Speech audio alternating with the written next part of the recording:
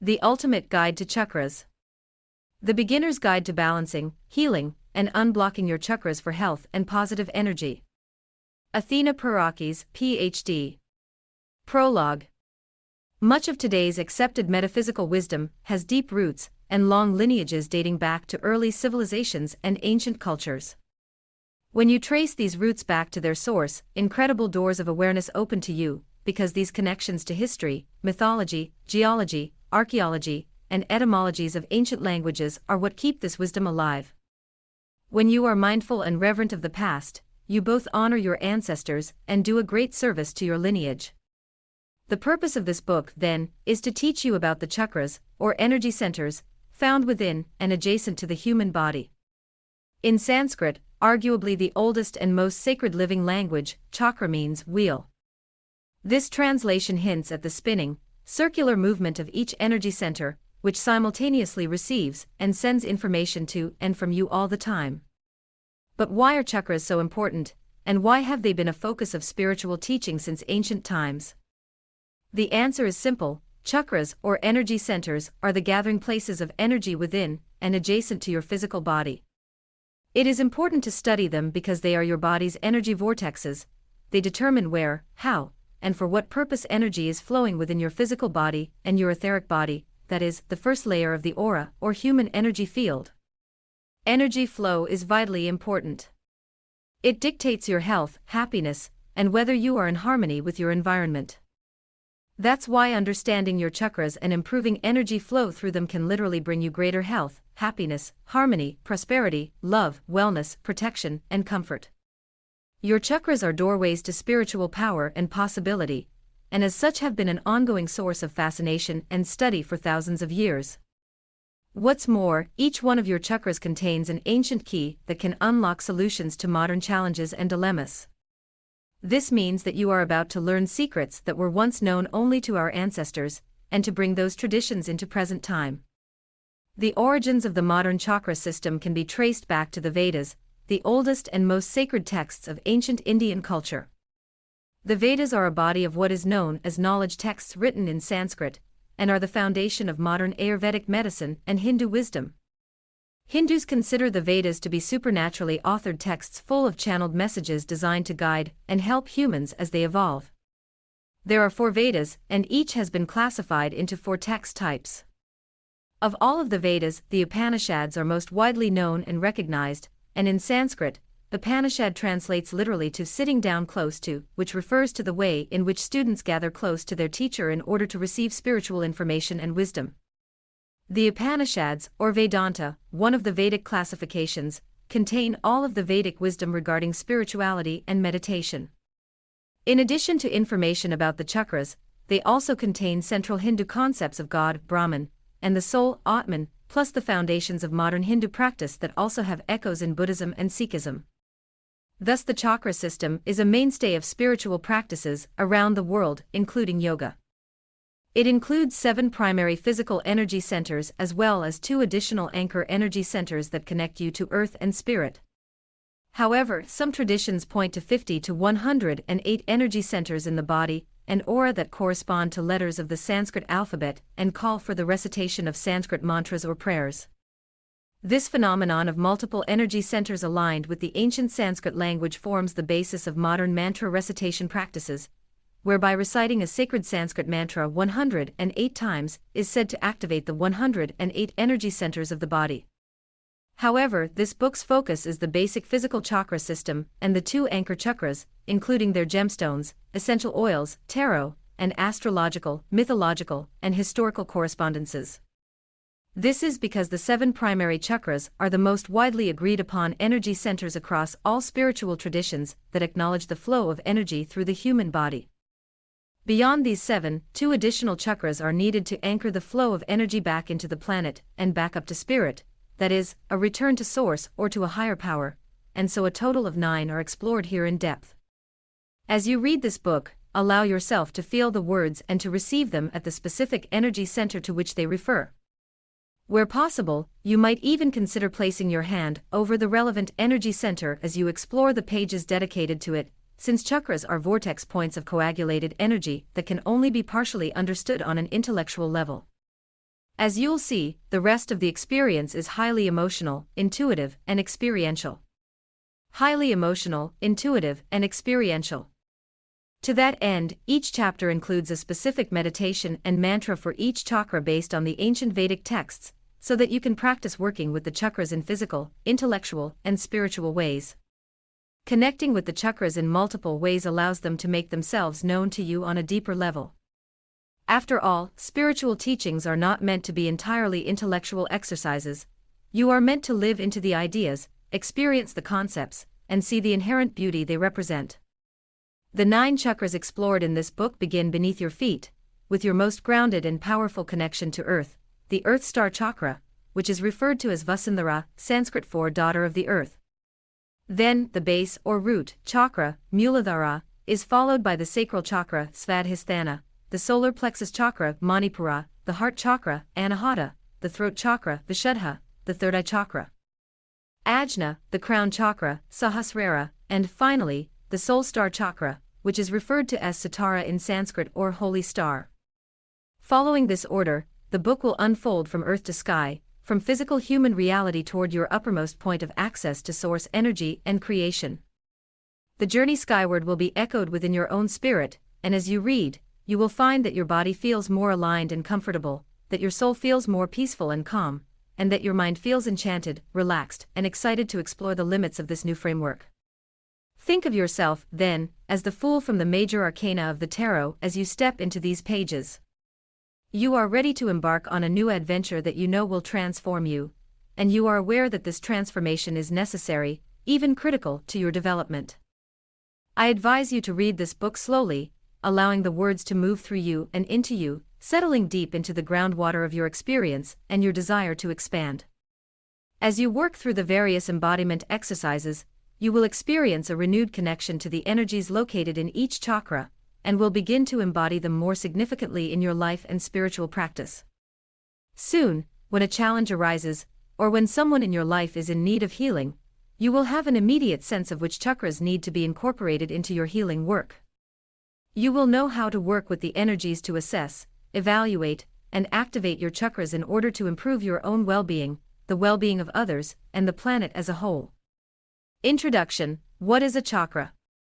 While chakras have become a popular metaphysical topic of discussion and subject of study, the concept of the chakras is nothing new. But first of all, what is a chakra?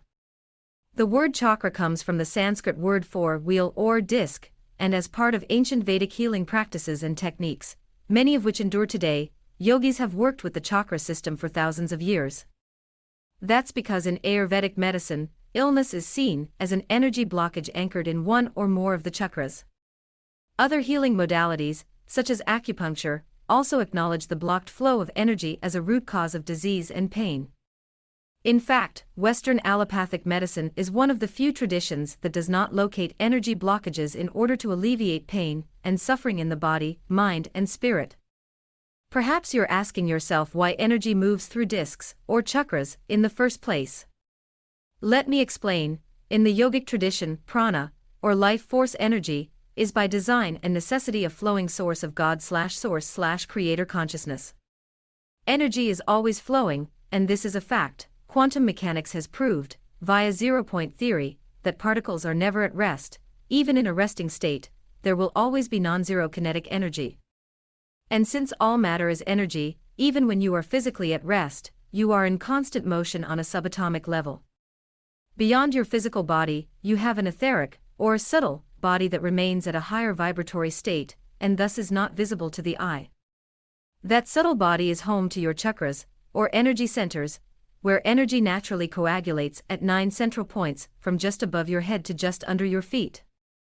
Most people are aware that their physical well-being is much more than a physical issue. So it's not hard to understand and appreciate the idea of energy centers that are open and functioning well, freely, and comfortably, as opposed to energy centers that are closed, constricted, and uncomfortable. Since pain is nothing more than data being processed over the wires of your central nervous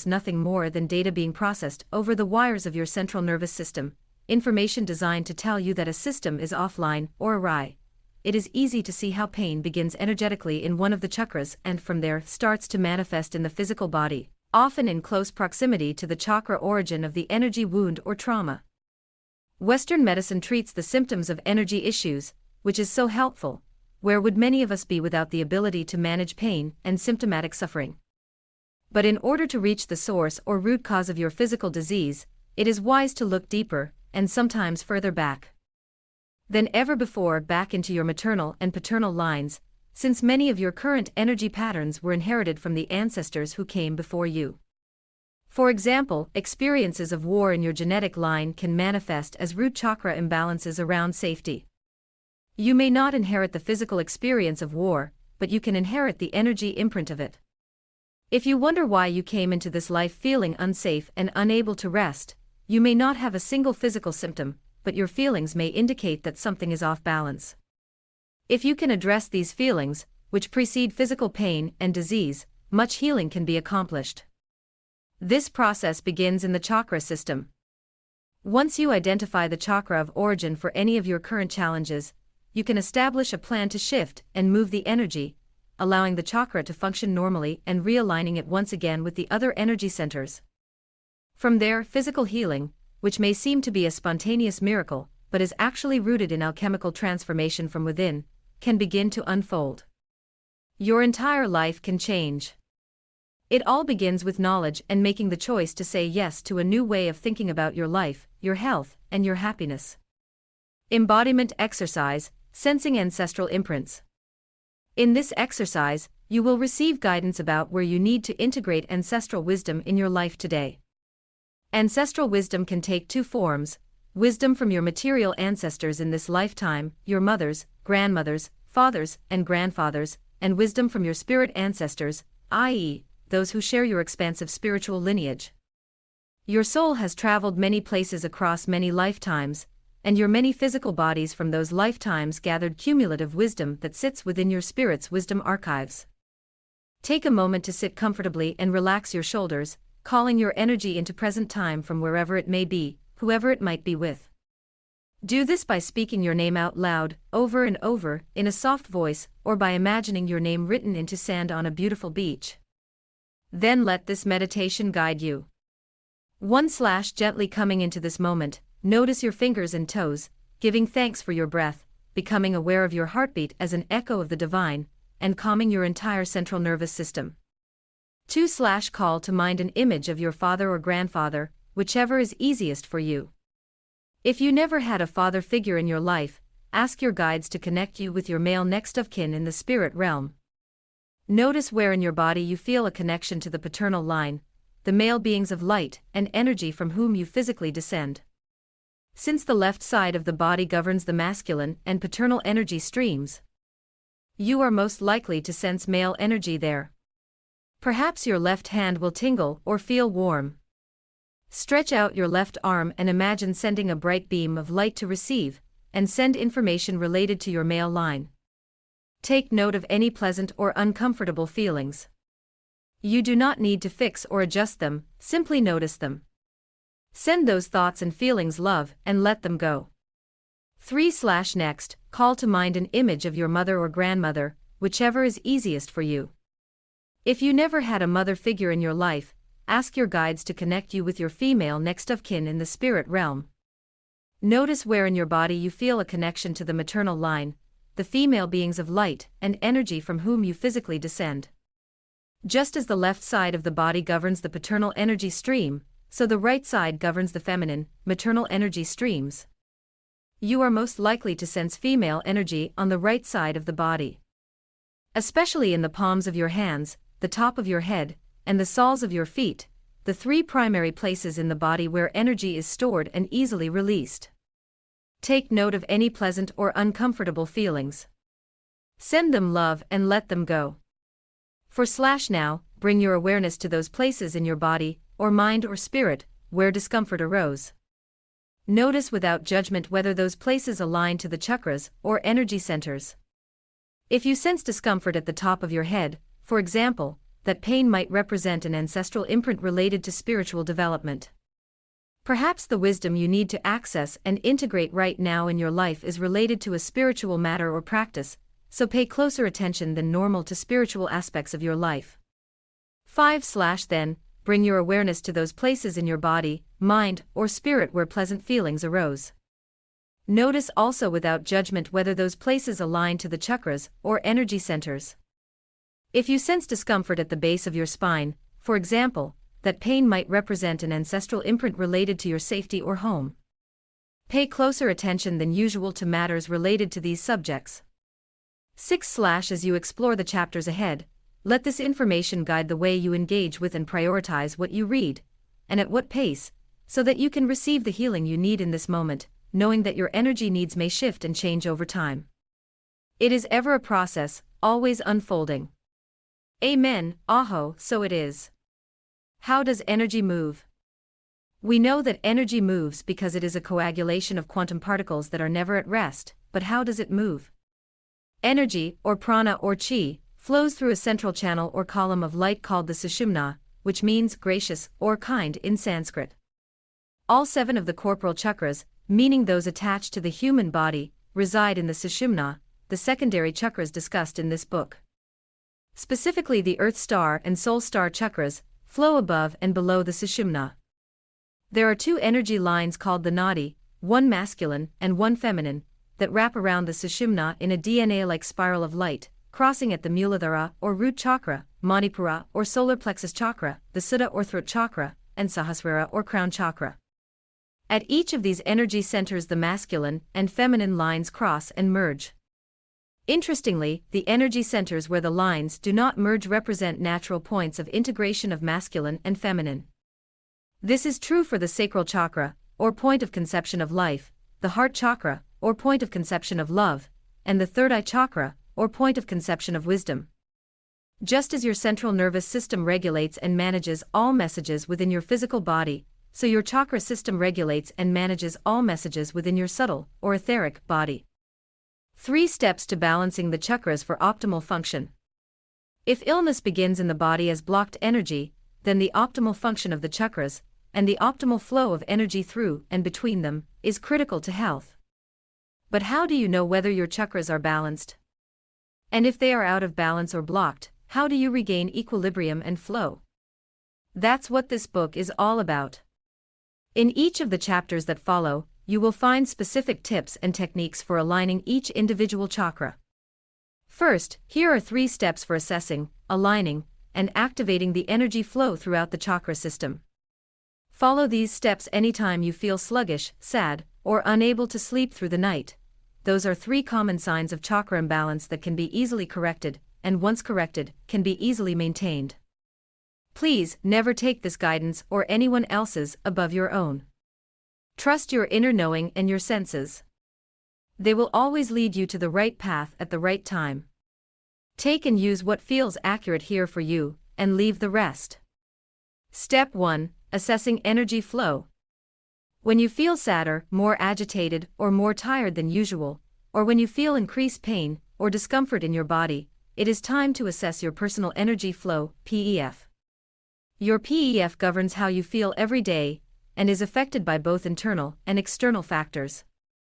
By simply reading this book, you are becoming consciously aware of your PEF, which is a critical first step in the assessment process. Once you know what flow feels like, your body can record a memory of this state of being, and can then regulate itself back to that state of flow, or balance, when energy waxes or wanes. Remember that the human body is a magnificently intelligent system. You can trust your body to heal itself in every moment. In fact, your body wants nothing more than to reach a state of homeostasis, or perfect balance. Just like every organ in your body works to reach and maintain homeostasis, because balance is the comfort zone of the universe, so, too, do your energy centers work together intelligently to create harmonious balance within your system. That's right, balance is your birthright. You move away from balance consciously by practicing extremes in your ways of eating, moving, and working with energies in your primary energy field. For instance, eating too much food, or not enough of it, can throw the physical system off balance since food is energy. Moving too much or not enough can also impact the way energy flows in your body. And too much stress, sorrow, tension, chatter, and noise can pull you off course energetically and separate you from your peace, from your center, and from your connection to Source. None of this happens overnight, though. These events unfold slowly. Over decades of not paying close enough attention to staying balanced. Embodiment exercise, chakra assessment. Just as your physical body benefits from a regular checkup, your chakras also benefit from regular assessment. There are many different ways to evaluate the condition of the chakras, but this exercise is one easy way to quickly and effectively evaluate the current condition of your energy centers, as well as receive guidance and wisdom about where your attention is needed now. Take a moment to call your energy into present time by speaking your name out loud, over and over in a soft voice, or by imagining your name written into sand on a beautiful beach. Invite your guides to be present with you. Call in the guardians of space and time to anchor the four corners and four cardinal elements as you begin a scan of your sacred energy centers. Begin in the east when you call upon guardian energies. You can do this by speaking the following words out loud or whispering them softly to yourself. Guardian keepers of the east, energies of air and flight, we welcome you. Please bring us a bright new beginning and new wisdom to help us integrate our work. Guardian keepers of the south, energies of fire and power, we welcome you. Please bring us a strong and courageous spirit to empower our work. Guardian keepers of the west, energies of water and flow, we welcome you. Please purify us and cleanse our hearts as we bring love to the world, and please open a container for prosperity to flow freely toward our work. Guardian keepers of the north, energies of earth and time, we welcome you. Please ground and protect us as we embody our work. We thank you for your presence. Amen, Aho, so it is. Then let this meditation guide you. First, notice every part of your body, giving thanks as you go. Thank the soles of your feet, and the earth below you, for rooting you into the present moment and reminding you of your inherent safety and sovereignty. Thank your legs and hips, your lower back and pelvic floor, for guiding you and inspiring you, and for bringing the force of creation and life through you. Thank your ovaries or testes, your life-giving capacity and birthing potential, your sensual self. Thank your digestive system and kidneys, thank your adrenal system, you lungs, your breath of life. Thank your heart and your esophagus, your throat, tongue, and teeth. Thank your voice and your truth. Thank your face and your cheeks, your seeing eyes and your knowing eye. Thank your ears and the top of your head, your hair, and the soft spot of knowing that connects you to your Creator. 2/Thank your body as a whole, just as it is. Allow all to be, just as it is, right here, right now, as it desires to be. There is nothing to change, nothing to fix. All is available for noticing, for scanning, for discerning. 3/Then, speak these words aloud, energy centers, reveal your needs. Speak your truths to me. Show me where my attention is needed so that I may invoke the healing potential of my own intelligent system. I trust in my own ability to restore, recover, and repair anything that needs it, in perfect time and alignment with my whole health. Amen, Aho, so it is. Notice what comes forward for you in this exercise, and pay attention to even the subtlest of signs. You might see something, sense something, smell something, feel something. All information is welcome. Then journal what you have noticed, and make a note of the date and time. Continue to record any thoughts, feelings, or emotions that arise in the next 48 hours. If you feel called to work with sound, crystals or gemstones, essential oils, herbs, light, massage, Reiki, or other healing methods or modalities, heed the call. If you are a practiced healer, do this in your usual way. In this way, you can use your intuition to pursue what your physical and etheric bodies need at this time. You will learn about the gemstone, essential oil, and herbal correspondences for each chakra in this book. When working with herbs, you can choose to use them in either their raw herbal or distilled essential oil form. Both are powerful. Choose the form you work with based on what is available locally to you where you live, and what resonates most deeply. For example, with dried herbs, you can make incenses and sacred bundles to burn. With essential oils, you can create perfumes and body products. We list herbs aligned to each chakra. The more time you spend observing your chakras and energy centers, coming into more profound awareness of the signs and messages around you, the more you will become familiar with changes in the subtle systems and be able to respond to them before they manifest in physical challenges or symptoms. This, ultimately, is what it means to be a healer. You might also consider the possibility that your intuition is always guiding you to attune yourself to the health and vitality of your chakras.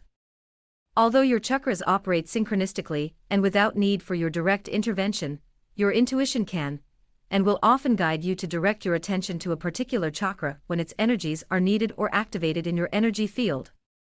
Step 2. Aligning energy flow.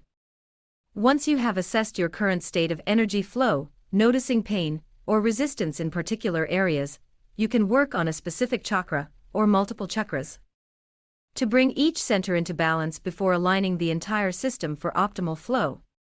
Aligning your system can be done using visualization, crystal therapy, essential oils via anointing rituals, or all three methods. Taking an integrated approach is best when healing and aligning chakras, so if you have access to gemstones and essential oils, by all means integrate them into your practice.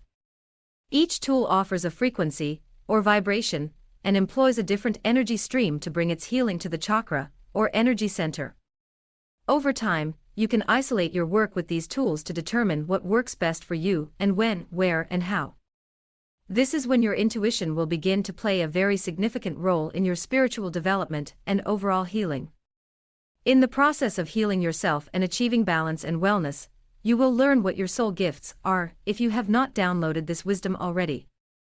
And in so doing, you will become the healer you were born to be in this lifetime. Embodiment exercise, weaving the thread of healing. In so many ways, healing is alignment. Healing requires all systems to hang in a sacred balance. In this exercise, you will experience alignment via the most beautiful connection among your chakras, gently tethering them to the earth below and the realms above with a golden thread of light and magic. Before you begin, take a moment to call your energy into present time by speaking your name out loud, over and over in a soft voice, or by imagining your name written into sand on a beautiful beach. Then, move into this meditation. 1/ To align the chakras, begin by visualizing a golden thread of light threaded through a beautiful golden needle of intention. What intention will you imprint upon your golden needle as you use it to weave the golden thread of light through your energy centers? You can choose healing, happiness, love, prosperity, balance, joy, peace, or whatever resonates with you. 2/ Once you have centered your focus on your intention for your needle, see the golden thread passing through the eye, and then wrap the golden thread of light around your Earth Star chakra, which pulsates just beneath your feet, as an anchor between you and the earth. Pull the thread up and gently wrap it around your root chakra, calling in your intention for grounding and protection. Then, pull the golden thread up and around your sacral chakra, calling in your intention for creativity and procreativity, sensuality, sexuality, and passion. Imagine a well of passion and desire pulsing within you, all of your desires and longings made manifest in a state of sacred intimacy and pleasure. 3/ From there, gently wrap the golden thread around the sacral chakra before threading it up toward your solar plexus chakra, as you set an intention for personal power and possibility. Imagine the deepest sense of self-esteem and self-worth enveloping you as you pull the thread up toward your heart chakra, winding it around your heart in alignment with your intention for love and divine union. 4/ As you weave the thread higher toward your throat chakra, you locate your center of truth, an anchor of integrity, the bridge between who you are and how you present in the world. Wrapping the golden thread around your throat chakra now, imagine easy access to your full and unencumbered truth, yielding to the voice of your highest self and the voices of your guides as they seek to bring you closer to who you truly are. 5/ Now, as you wind the golden thread toward the upper chakras, first around your third eye chakra, to access intuition and inner knowing, and then around your crown chakra, to deepen your connection to God/Source/Creator, you encounter a well of peace and a frequency of total alignment. Suddenly, all seems to be unfolding with grace, speaking to you of a wisdom that surpasses any human understanding. This frequency frees you to surrender your need to know, fix, or change anything about the present moment.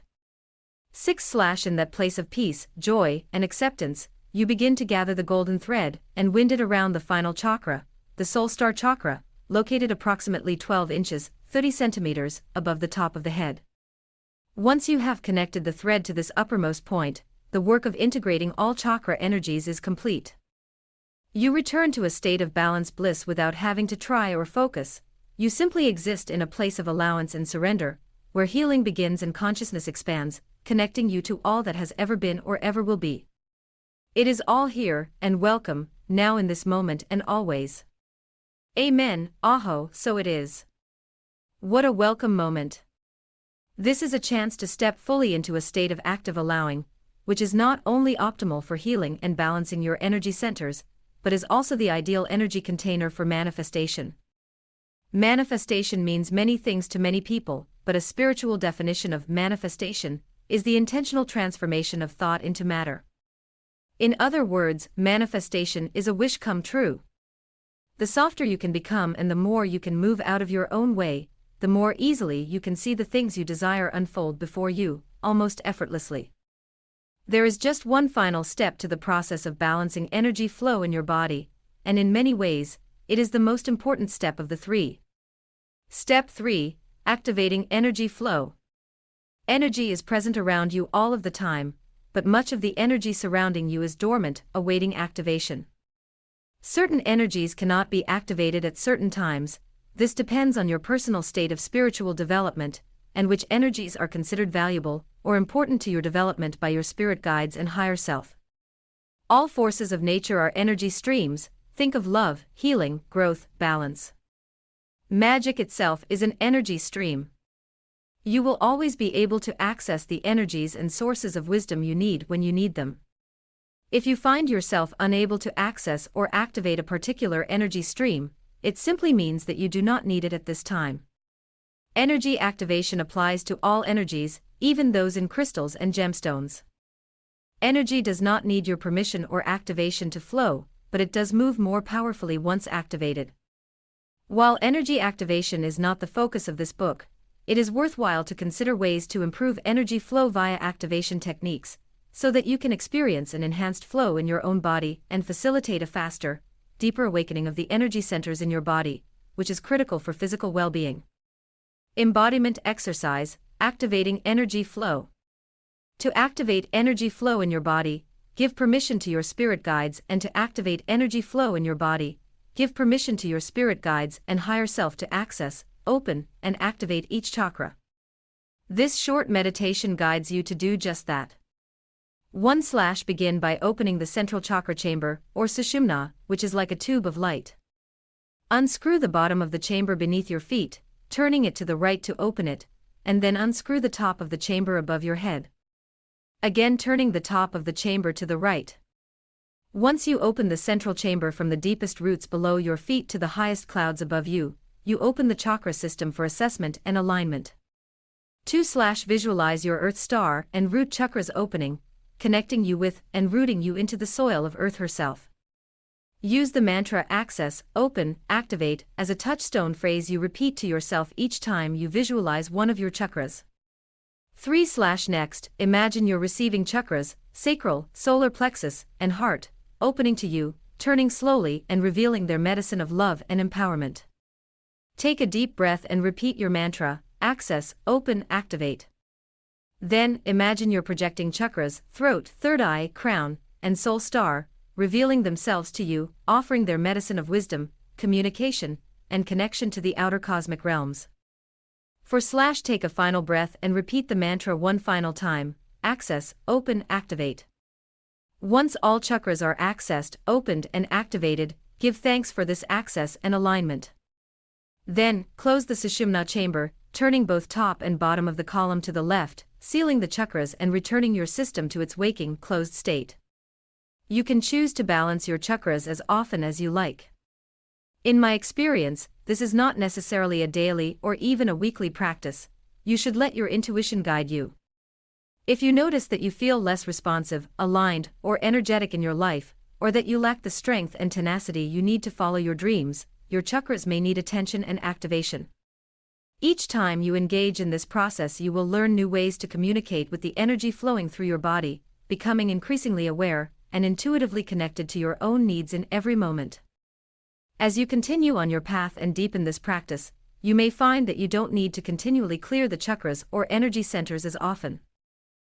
Don't need to continually clear the chakras or energy centers as often. That's because activating them consistently facilitates a self-clearing and self-managing process whereby the centers themselves, through their own intelligence and synergistic relationship with each other, can naturally restore their own balance without your explicit action or intervention. All systems in nature are guided by an inherently intuitive design, and as humans, we should avoid the presumption that the only way to fix or improve anything, including energy, is through our actions and intentions. In time, all energies needed for your physical, spiritual, and emotional well-being will become activated in your lifetimes. When you intervene, all you do is expedite what is already intended.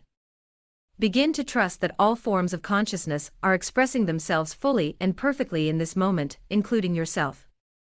Now that you have learned about the system of the chakras, including techniques for maintaining balance and flow among them, we'll turn to a deeper exploration of each individual energy center. Each is a microcosm of wisdom and meaning that regulates and aligns to specific energies in your physical and subtle bodies. In this 9-chakra model, the central chakras are the heart and the throat, Anahata and Vishuddha. The lower chakras, earth star to solar plexus, align to the divine feminine and are considered receptive chakras, where life force energy is received, channeled, processed, and grounded. The central chakras, heart and throat, align to cosmic love and truth frequencies, and represent the integration of masculine and feminine energies. The upper chakras, third eye to soul star, align to the divine masculine and are considered projective chakras, where life force energy is filtered, translated, and then transmitted. As you explore each chakra, allow it to make itself known to you. Learning about chakras should be an intellectual, energetic, and somatic experience. A world of healing and beauty awaits, and it is my hope that you will be blessed by this wisdom. In the chapters to come, through rich imagery and evocative descriptions, each chakra will reveal its piece of the great mystery to you. To that end, this book starts as all good stories and lessons do, at the beginning, in the ground beneath your feet. We'll begin with the Earth Star, your homing device and your beacon of safety. Chapter 1. Earth Star Chakra, Vasundhara. The Earth Star Chakra sits about 12 inches, 30 centimeters, below your feet. It is a spinning wheel of light that connects you to Mother Earth, as well as all of the bones of the ancestors, the gem and mineral people, the spirits living within our gemstone and mineral tools, the fairy folk, and the collective consciousness of all humankind. For all of these reasons, many people feel that the Earth Star Chakra is the most important of the central 9 energy centers. Connecting to the Earth Star, or Vasundhara, allows you to ground and root our collective energy more firmly into Gaia's mortal matrix. Mother Gaia is the mother of all life on planet Earth, the keeper of ancient and grounded feminine wisdom. The Sanskrit name Vasundhara literally translates to daughter of the earth. Thus, this energy center is your oldest spiritual home. The Earth Star is also the lower world of shamanism, the entry point to a labyrinth of time, rock, and stone that leads to the molten core of our planet. What follows is a guided journey to help you explore the many aspects of this sacred birthplace. Embodiment exercise, Earth Star Chakra induction. Call your energy gently into present time by speaking your name out loud, over and over in a soft voice, or by imagining your name written into sand on a beautiful beach. Your energy is the most powerful resonant tool you can use. Speaking it out loud or imagining it written brings your personal energy and focus into the present. Bring your attention to this moment. Here begins a journey to encounter the Earth Star Chakra, your closest energy connection to Mother Gaia herself, and the part of your energy field that resides closest to the gemstone and mineral kingdoms, as well as the sacred plant medicines that grow in Gaia's jungles. The Earth Star is represented by the Mother archetype, the essence of safety and compassion that wants nothing more for you than happiness, safety, and wellness. Let this meditation guide you. 1. Bring your attention to your feet, and notice the way your feet make easy, intimate contact with the earth. Curl your toes and then relax them, stretching them out, and then curling them in and down to push your energy into the ground. Roll your feet back and push your ankles down toward the ground, curling your toes up and back. Feel the muscles down the backs of your legs tighten as you hold this position. Then relax your feet and let them rest softly on the floor in front of you. 2. Now imagine that you are walking in a heavily wooded forest. On all sides of you are trees so tall you cannot see their tops. Their trunks are so large you cannot fit your arms around them. Breathe in the forest scent and let the clean, crisp, clear air fill your lungs. Notice how grounded you feel in this moment. It is almost effortless to find safety among the trees. 3/Return your attention to your feet, and imagine the vast strength and power of Mother Earth under them. Think of the centuries, the millennia, for which Gaia has existed, and how much change has taken place on her continents, in her cities, and across her countries. Try to access and pull up as much of that strength and power as you can. Bring up fire and heat from the core of the planet, bring up soil and bedrock and layers of limestone, bring up fistfuls of quartz and tourmaline, pull up fruit and vegetables to nourish and sustain you. Pull up tree roots, branches, and limbs to build a solid foundation for your growth and expansion. 4/Fill your lungs with the scent of ancient soil, soil that has been buried for hundreds, if not thousands of years. Once you feel that you can see, hear, and smell Gaia clearly, give thanks for the connection you have made with her. Stay in this space for as long as you feel called to do so. 5/Say, silently or aloud, Pachamama, see your children today as they gather strength from your deepest reserves and bless them as they call this energy into present time, into their daily lives to strengthen, solidify, and support them through change and transformation. Amen, Aho, so it is. 6/ With a breath of love and gratitude, release Pachamama's energy from your space by offering words of thanks to her, and sending her sweet blessings for her return to the spirit realm. The Earth Star Chakra is your primary power portal for grounding and stabilizing erratic energies. As the deepest of the lower chakras, it is an important access point for transformative work around releasing, purifying, or transmuting low frequencies. Here you have a sacred opportunity to let go of what is too heavy for you to carry, or what no longer serves your highest good. Imagine surrendering these heavy energies and pouring them into the soil under your feet. Take a moment to notice a new lightness of being in your physical body, and sense whether that lightness also extends to your etheric body. You might feel a warmth and tingling in your feet, which are your points of contact with the Earth Star realm. All healers understand the importance of opening and aligning the lower chakras. Without a solid and stable foundation in the lower chakras, empaths face psychic burnout. Time spent in the Earth Star realm prevents this, as it re-energizes and nourishes from within. The Earth Star Chakra is a cosmic buffer. It helps Gaia release cosmic stress from the planet and the immediate environment, distancing you from anything that your physical body cannot integrate or assimilate into healing light. When you allow your Earth Star Chakra to filter out heavy or unwanted energies, or energies that are not relevant or necessary for your training and development in this moment, you take advantage of a valuable resource that is available to everyone, all of the time. To do this, let go of what is too heavy to carry. Give it back to the Great Mother, whose arms are strong.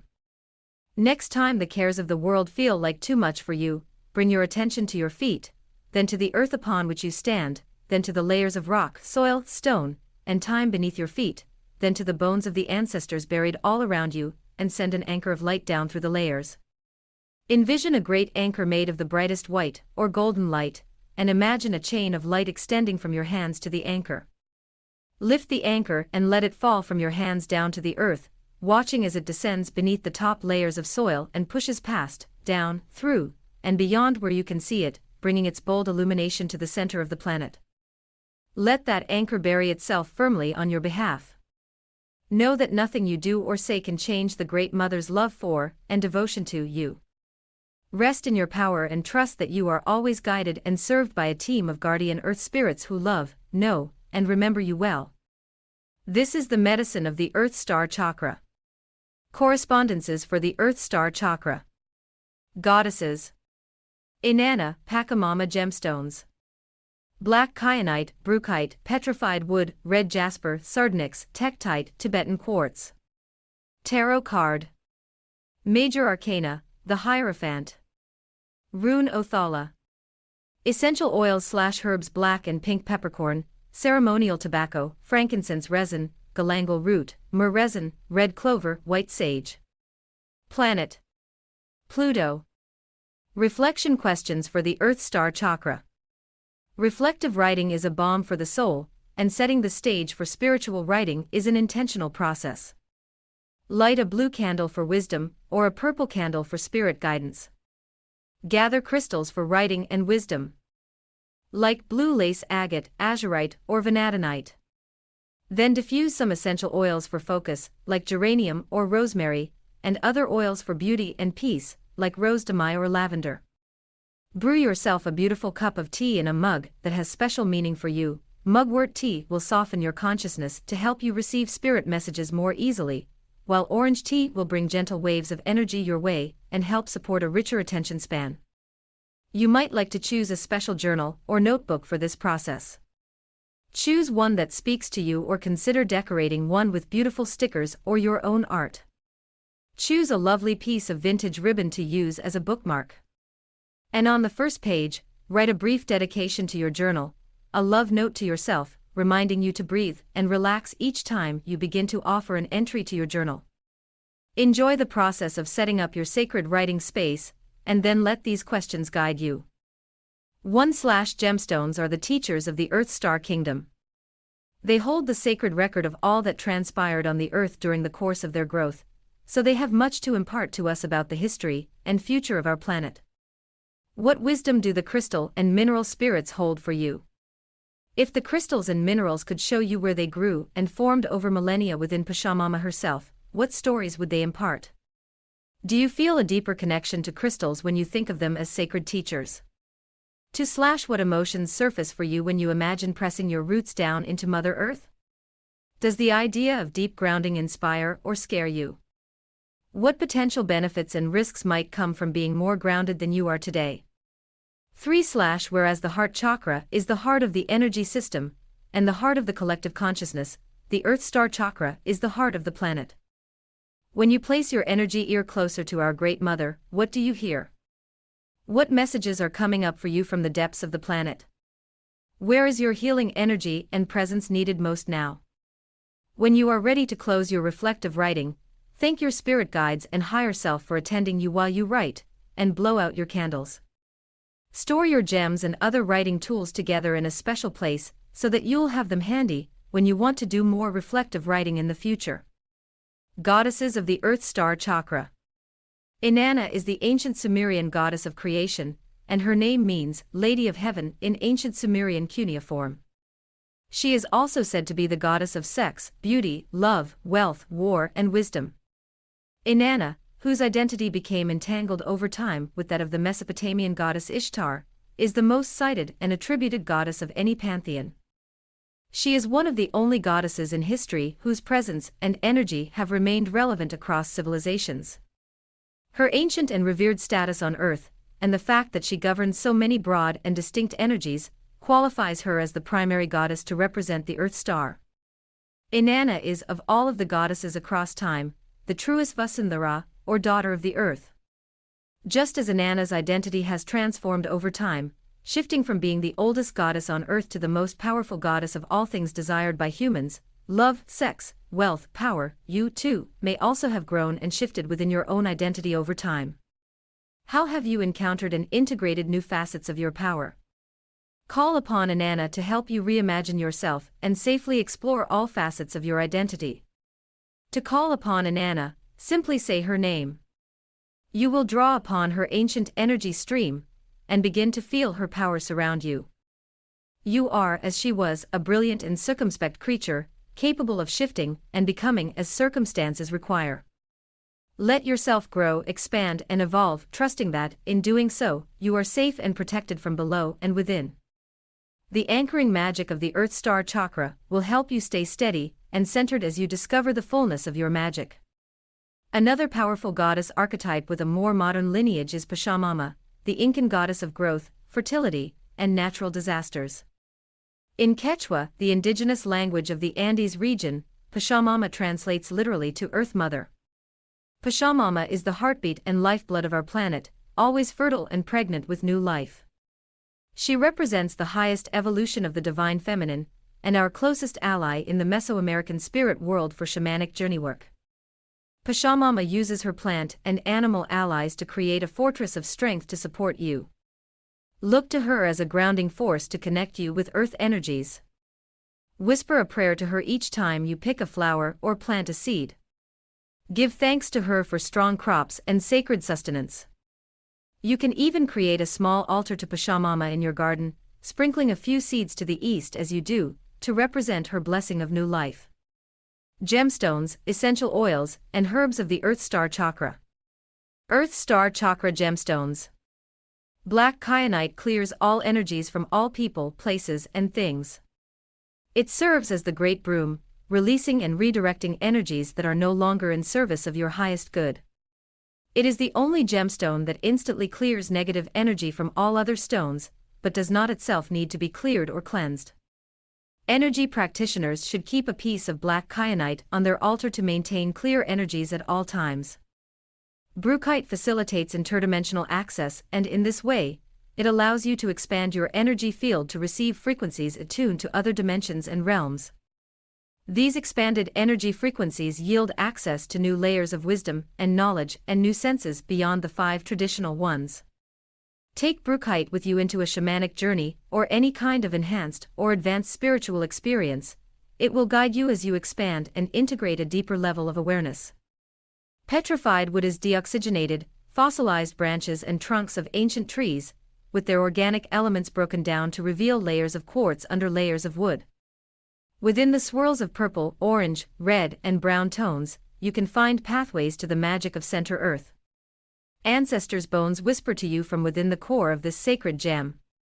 Working with this stone, holding it, keeping it with you in your home, will allow it to convey its ancient messages and whispers of inspiration from the distant past. Red jasper prepares you for battle, strengthening the blood and internal organs as well as your personal energy reserves and stamina. Native Americans often carried red jasper in times of battle or conflict to ensure resolve and courage. Sardonyx, the warrior stone of endurance and expanded capacity, reminds you that you are much stronger than you think. Hold this stone in meditation to connect to your inner warrior anytime you find yourself in a challenging situation. Tektite is an amazing connection talisman, especially between human souls. It is actually meteoric glass and, as such, contains the grounding of the Earth Star in union with the blessings and ascension energies of the Soul Star. Lovers who must be separated across long distances should hold 2 pieces of tektite together. Once separated, the 2 pieces will communicate telepathically with each other, transmitting wisdom and messages to the other. Tibetan quartz is the master healer of the Earth Star Chakra. It carries you right back to the arms of the Great Mother, Gaia, so that she can fortify and support you. Working with Tibetan quartz in meditation heals, soothes, and hydrates the physical body. To work with the Earth Star Chakra gemstones, consider creating an in-ground prayer altar. This is a burial space on land that is sacred to you, in a location where you can safely open a pocket in the earth about 10 to 12 inches, 25 to 30 centimeters, deep and about 4 to 5 inches, 10 to 13 centimeters wide. To create a prayer altar, first decide what you will be praying for.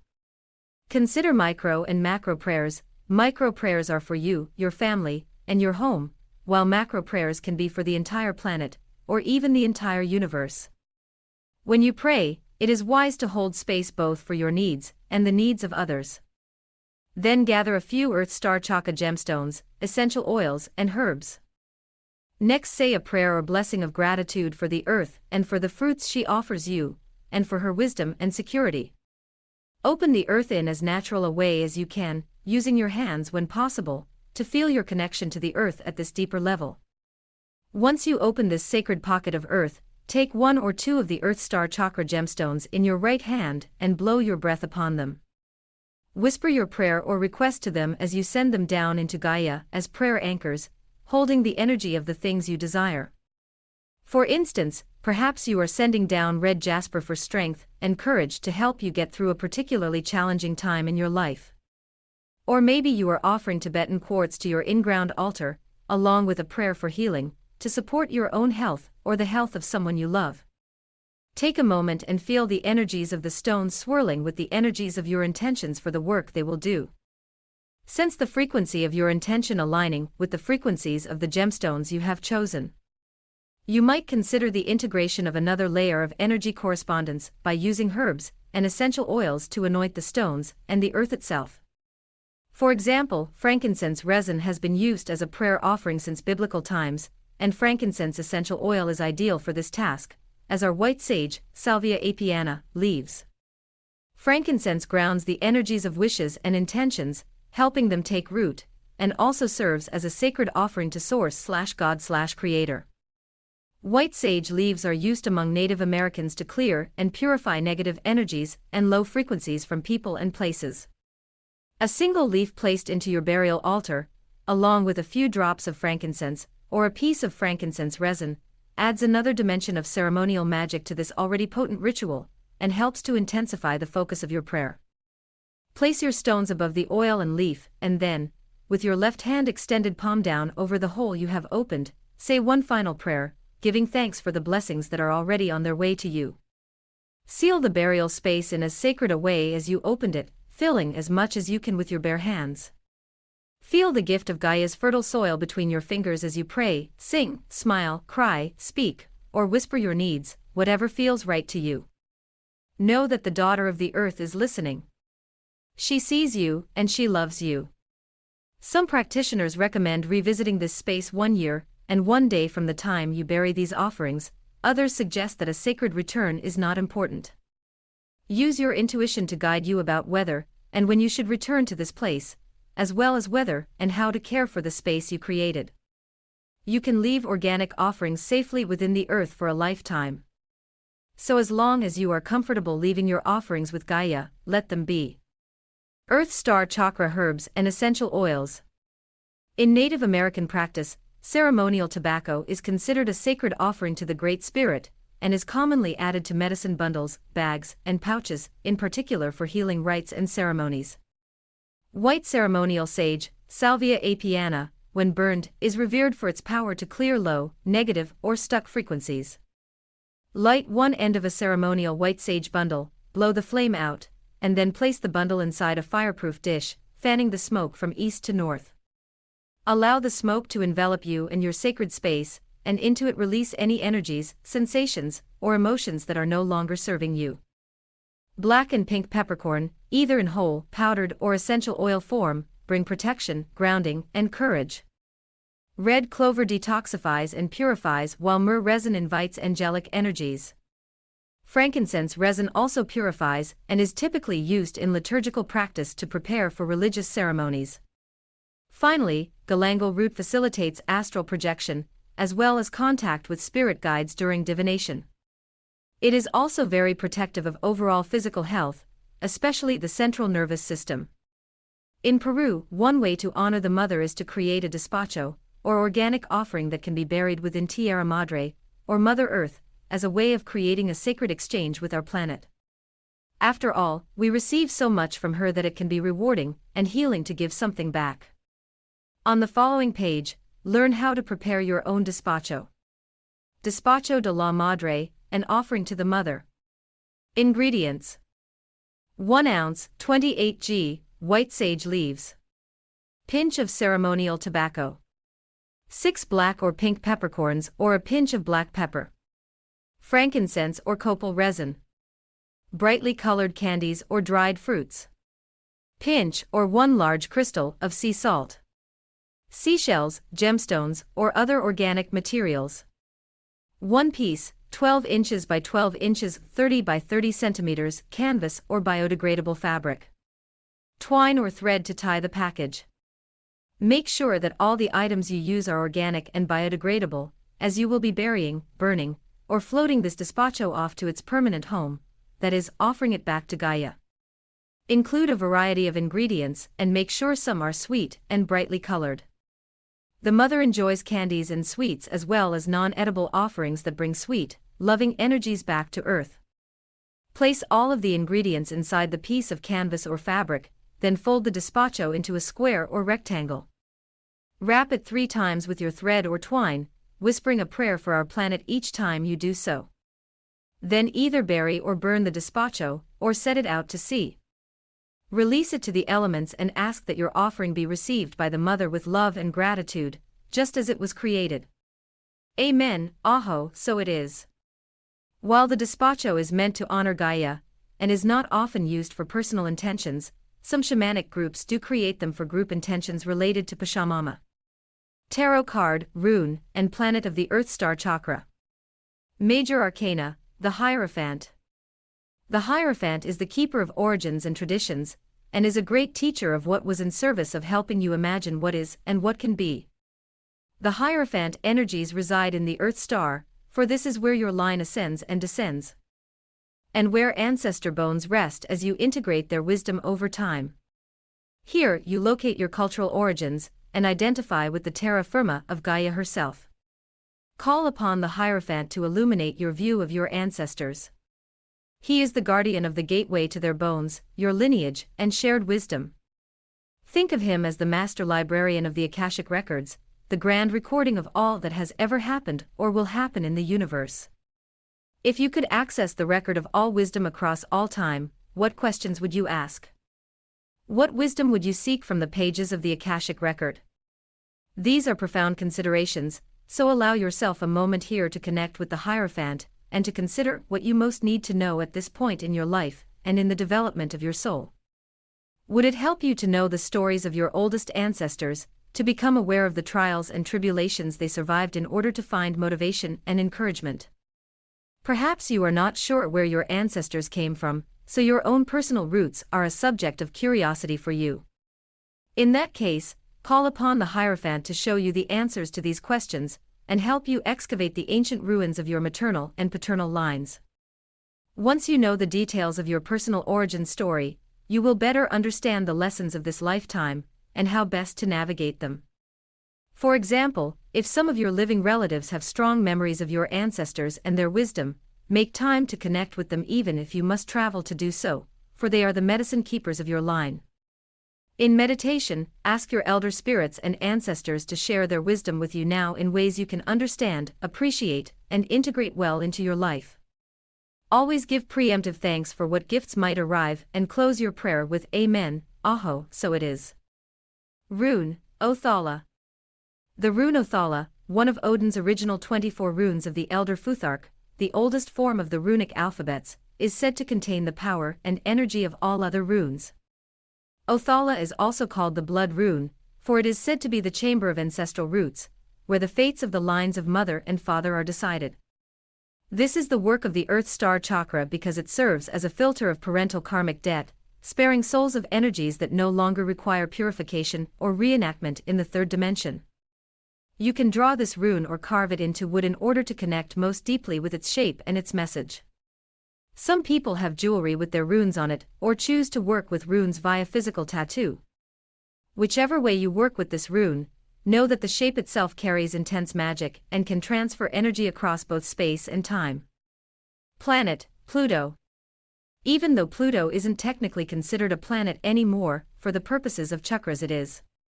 Pluto represents death, transformation, and all that is unseen. The patron planet of Hades, god of the underworld, in Greek mythology, Pluto illuminates karmic obligations in this lifetime, which are inherited from actions and decisions in lifetimes past. Consider the many ways in which transformation is arising as a theme for you.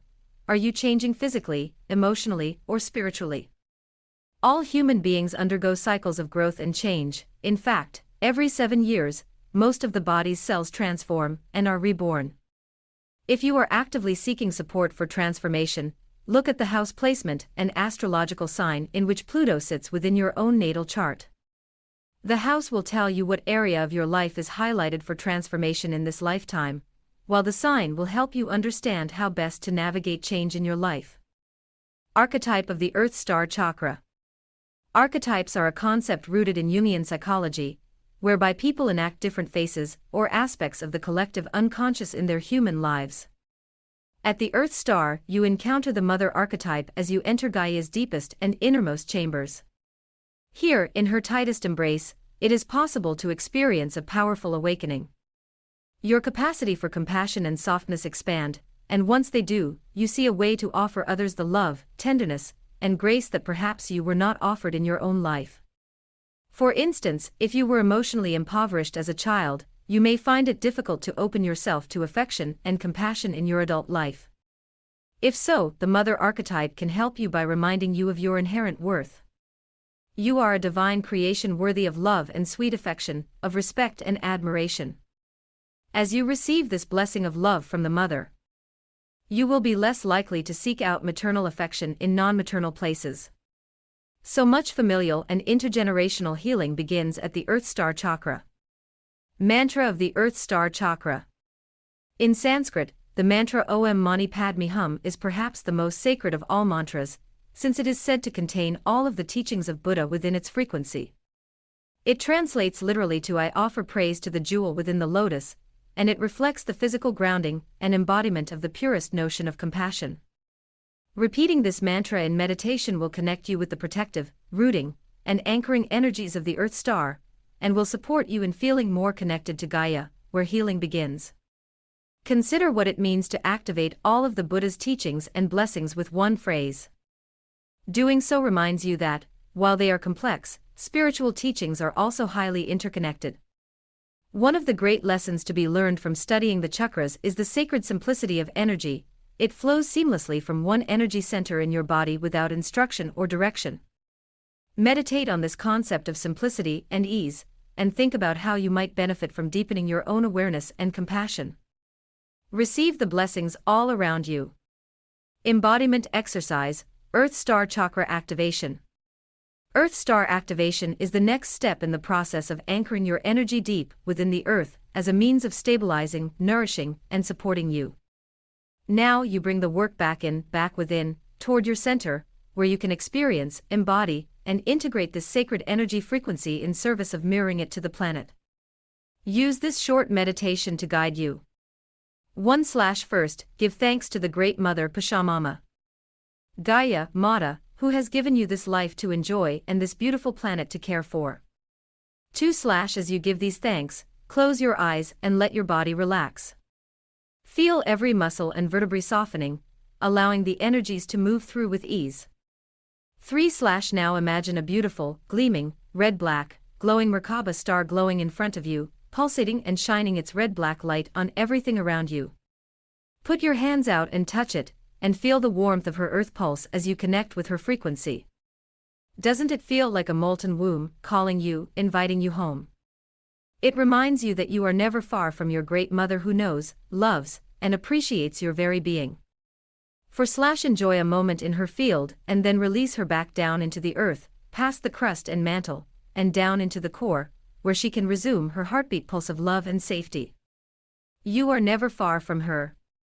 Amen, Aho, so it is. And on we go. Chapter 2.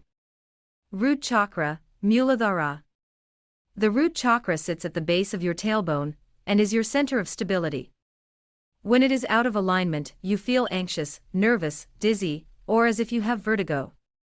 When this chakra is overactive, you feel unable to make progress in your life, on personal or professional levels, and you feel stagnant in your primary relationships. Both extremes feel deeply troubling to you, as if your very life depends on the adjustment. His is because the root chakra is your primary point of balance between the below and the above. An unbalanced or unattended root chakra can affect every aspect of your life, which is why many energy workers and Reiki practitioners take a bottoms-up approach to chakra work, beginning at the root, or even deeper, at the Earth Star, and working upward toward source channels at the third eye, crown, and soul star. When your root chakra is active, clear, and functioning well, you are free to move confidently in the world, knowing you are safe, supported, and seen. In Sanskrit, the name of this chakra, Muladhara, means support or root. This is where male sexual energy sits in the physical body, feminine sexual energy sits at the sacral chakra. Where the Earth Star chakra is a portal to the earthly kingdom of minerals, crystals, and subterranean channels of spirit animals and insects, the root chakra is a portal to our relationship with our own physical kingdom, the bodily resources and physical structures that keep us safe in the three-dimensional world we inhabit right now. The masculine energy of the root chakra isn't specifically male, it is a protective force field that can bring a deep sense of comfort to anyone, regardless of their sexual orientation or identification. When you learn to connect to the masculine energy stream, you find a steady companion for your journey, one who can ground, stabilize, and direct you toward the best outcome for your work and your life. In this chapter, you'll learn a great deal about grounding, a concept that's a little more complicated than many people think it is. Lack of grounding remains the number one challenge for empaths and energy workers. Many have yet to learn how to engage the lower and upper chakras all at once, so that while we channel and receive guidance, we can anchor that new wisdom, integrate it, and bring it into embodied form. When you are not grounded, it is difficult to manifest effectively or quickly. In energy terms, manifestation is the act of bringing thought into form, or bringing your desires into being. The very act of manifestation requires you to engage a deeper density of matter, calling in energies to create new form, which requires a powerful tethering of your energy to the earth. If you manifest from an ungrounded place, your creations will be temporal and fleeting. Imagine building a house without a solid foundation. You wouldn't even think about doing it, would you? Well, then, neither should you attempt to create or manifest from a place of ungrounded floating in the ethers. I often tell my students to lift up and root down, a mantra I offer as a reminder that we are equipped with both roots and wings. You are both the earth and the spirit. You inhabit both. And so you must create from both. Embodiment exercise, root chakra induction. An induction is designed to help welcome energies, so this exercise is designed to help you inhabit this chakra, or energy center, and fully experience its gifts. Take a moment and call your energy into present time. Try speaking your full name out loud to call your personal energy in. Bring your attention to this moment. There is nothing to change, fix, move, or shift right now. Your full attention is requested right here, right now. Then let this meditation guide you. 1. This meditation can be done either standing or lying down. Stretch out your arms, stretch out your legs, and lift your head. Notice how very tree-like your body is. Your arms are beautiful branches, adorned with lovely, leaf-like fingernails. Next, bring your attention to your legs. They are also strong branches, or, when held together, they are the strong trunk of your tree. Your neck is another branch, lifting your face to the sky so you can receive the beauty of the world, the life force energy of the air you breathe. When you realize how much you are nature in every way, you realize that there is no distance between you and the Mother, Pachamama, great and bountiful Gaia. 2. The mother figure is one of the most important archetypes, as the mother is not merely one figure or character in your life, instead, she comes in many forms and as many teachers. Some teach you of the loving, benevolent mother who keeps you safe, nourished, and fed. Others teach you of the dark mother who jeopardizes your well-being through her own selfish actions and desires.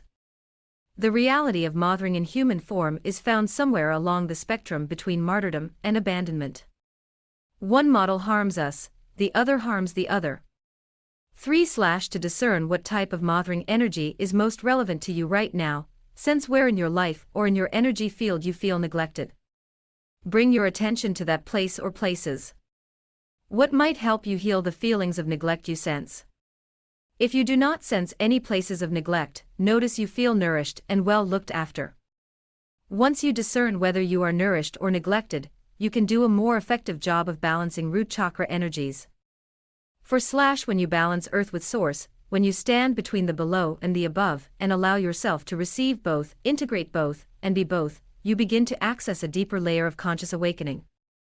Allow yourself the freedom to be curious about this moment and to notice where you balance the above and below within. Ask yourself where you feel most connected to source energies. How does your connection to each manifest? How do you create balance within your body and externally in your life? 5. Imagine it now. You are, quite literally, straddling these two worlds even as you read these words. You are the above and below in one magnificent form. Allow yourself to feel that power now, that connection. Feel your hips open and imagine the bright beam of white universal light that flows through all beings, flowing through and into the soles of your feet, from the core of the earth, through Gaia and the great earth star, up through the root and remaining chakras. Through the crown to the soul star and beyond, out to the farthest galaxies. 6. Then, see the very top of your head open to the skies, allowing that white beam of universal light energy to return from the farthest reaches of the universe back through the star systems and constellations, down through the Earth's atmosphere, and into your soul star and Earth star chakras, through the central column, down through the lower chakras and back, here. Here in the mother's womb, here in Gaia's uppermost realms, here where mortals walk, learn, grow, love, laugh, lose, and explore. Here where energy becomes matter. 7/Here you are. Here it is. Here you can rest, safe, connected, and able to release any energy no longer in your sacred service.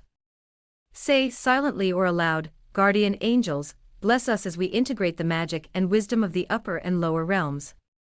Bring us peace as we stand between the worlds and expand our consciousness to reflect universal love and oneness. Amen, Aho, so it is. 8/. To conclude this induction, take a deep breath. On the exhale, imagine that you are dropping a huge golden anchor down into the earth below you. As you do, feel the grounding as it strengthens and supports you. Allow yourself to rest here, knowing you are safe, whole, and well. These are the gifts of the root chakra. May they serve you well, always. Reflection questions for the root chakra. Reflective writing allows you a safe and sacred channel for integration of whatever you are learning. Words and writing are so sacred that our ancestors believed every word we spoke or wrote was either a blessing or a curse. So mind your words, but do use them. The more you write, the more you soften to the process of allowing words to come to you unbidden, and the more likely you are to begin to channel spirit wisdom through your words. In this way, another type of psychic gift becomes available to you. For now, as you ponder the energy of the root chakra, let these questions guide you. You can burn an incense of the root chakra herbs, anoint with root chakra essential oils, or hold your root chakra gemstones while you write, if that feels comfortable for you. 1/ The root chakra is the seat of karmic memories, a record of what your ancestors did, thought, and experienced in their lives, and it is the location of the imprints of your ancestors around major issues and energies. When you think about stored memories you experience on a regular basis, what words, phrases, symbols, or ideas come to mind? Keep in mind that stored memories often surface as repeated patterns of behaviors and beliefs. As you begin to question your own internal assumptions, you might uncover some patterns that no longer serve you. Assessing what you take for granted, especially long-held beliefs and entrenched behaviors like smoking, for example, will help you bring your behaviors and beliefs into alignment with your intentions for health, wellness, prosperity, and peace in your life. Where might you be incubating old or outdated models of working with energies of love, money, work, or happiness that could be limiting you today? If you can access those energies, what messages do they have for you? 2/ How safe do you feel in your life and why? What or who makes you feel safe and secure? Safety is rooted in the base or root chakra, so it's important to understand your relationship to safety, comfort, and protection. 3/ How do you incorporate nature into your physical routine or sacred spaces? When you want to deepen your connection to root chakra energy, it is important to access nature's energy field, either by spending time in nature or by bringing nature indoors in the form of home decor, sacred items you collect on magical hikes through enchanted forests, or gifts that nature leaves for you on your doorstep. For instance, working and decorating with the medicine of peacock feathers and those of other magical birds is one way to bring the magic of nature into your life on a daily basis. The peacock is particularly associated with the root chakra. In Greek mythology, Hera, queen of the gods and wife to Zeus, had a protector named Argus who had 1,000 eyes so that he never lost sight of her. When Argus was killed, Hera placed his 1,000 eyes on the tail of her favorite bird, the peacock. And so the peacock became Hera's totem creature, protecting her in the same way that Argus had. Think about this story.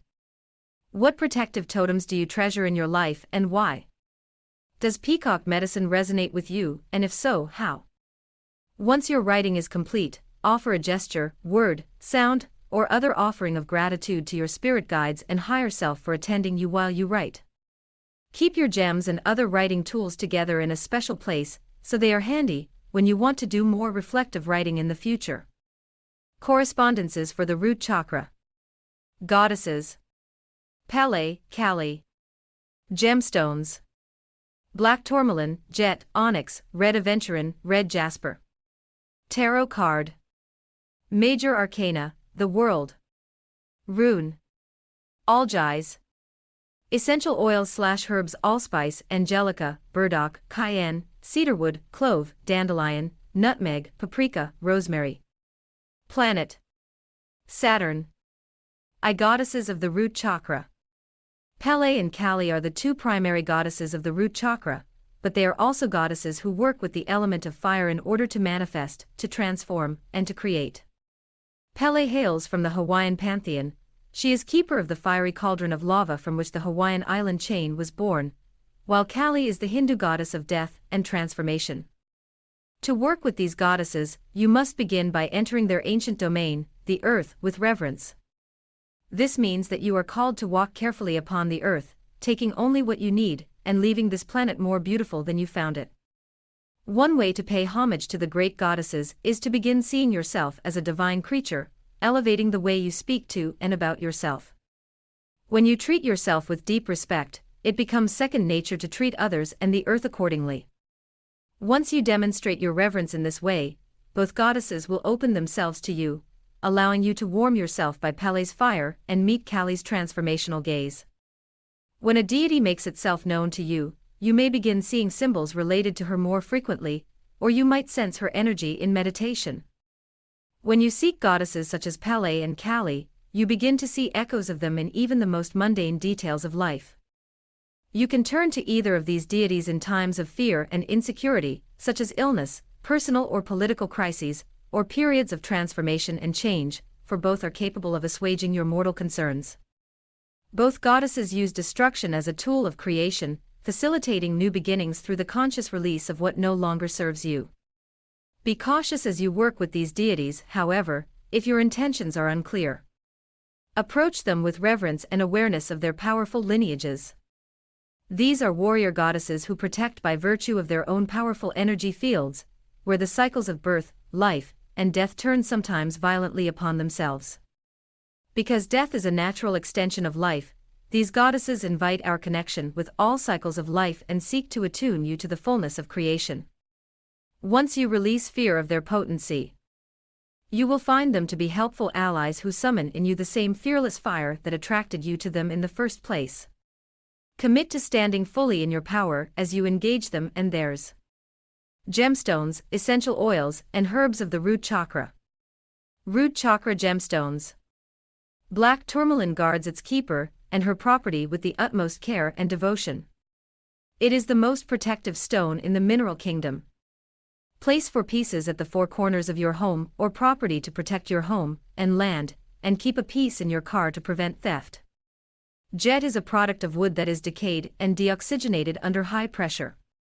Although it is light in weight, jet packs a heavy punch when it comes to protection, removing curses or hexes, and filtering dark magic that stems from previous ages or lifetimes. Our ancestors believed that carrying a piece of jet would help protect them from disease, including the plague. Onyx helps empaths as a working tool by absorbing and transmuting low vibrations within people or places. It is believed to make the bearer physically strong and invincible, and to attract good luck and a strong harvest. Red Aventurine purifies and detoxifies energy frequencies to help clear stored trauma, promoting a deeper connection to source energy. It helps facilitate strong circulation in the body, releasing stored toxins and improving blood flow. Red jasper is a stone of strength in battle, and reminds the bearer of her personal strength and fortitude to resist challenges. Native Americans believed that red jasper strengthened warriors who were heading into battle. Its red color represented the blood they would not have to shed due to the stone's protective properties. To work with the root chakra gemstones, consider making a safe surroundings medicine bundle to help ground and stabilize you. To begin, find a piece of fabric that has a special meaning for you, perhaps a piece of an old t-shirt you loved, or a piece of your child's clothing, or an abandoned but much-loved blanket. Ideally, this piece of fabric should be about 4 square inches, 26 square centimeters, so that it can hold 2 to 3 tumbled stones as well as any herbs you may wish to add.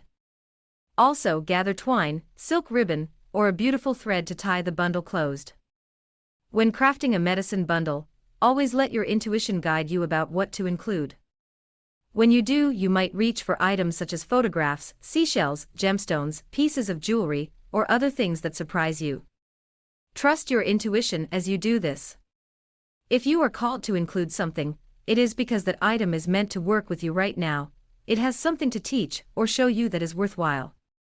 You might not know why at the moment, but down the road, in hindsight, it will likely make more sense than it does now. Once you have gathered your medicine bundle items, place them in the center of your fabric square. Be sure that all of the ingredients are safely captured within the bundle. Be mindful as you add each piece, whispering prayers of intention for peace and protection as you go. Once all the items are safely inside, pick up each of the 4 corners of the fabric square. Bring them to the center, and then fold the bundle in on itself to make a rectangle or square envelope. Wrap the bundle with the twine, ribbon, or thread 3 times before tying a bow. In magic, the number 3 represents the triple goddess, the 3 primary phases of the moon, the 3 faces of God, Father, Son, Holy Spirit, and much more. When you have tied the bow, blow your breath of life across the bundle and give thanks for its medicine. Carry it with you or keep it on your altar. Some people keep their medicine bundles with them for years, if not decades, while others bury their bundles. Burn them or release them into the ocean. Listen to your spirit guides for counsel about how best to work with this sacred tool, and trust your intuition. It is most traditional to bury a medicine bundle once it is complete, as long as all of the ingredients are biodegradable. May it serve you and protect you well. Dandelion is connected to the underworld and is said to facilitate easy communication with the dead. Root chakra herbs and essential oils. Burdock brings prosperity and strength, but also cleanses the aura of negative thoughts and vibrations, and is especially helpful with negative inner monologues. Clove brings protection and attracts what you seek.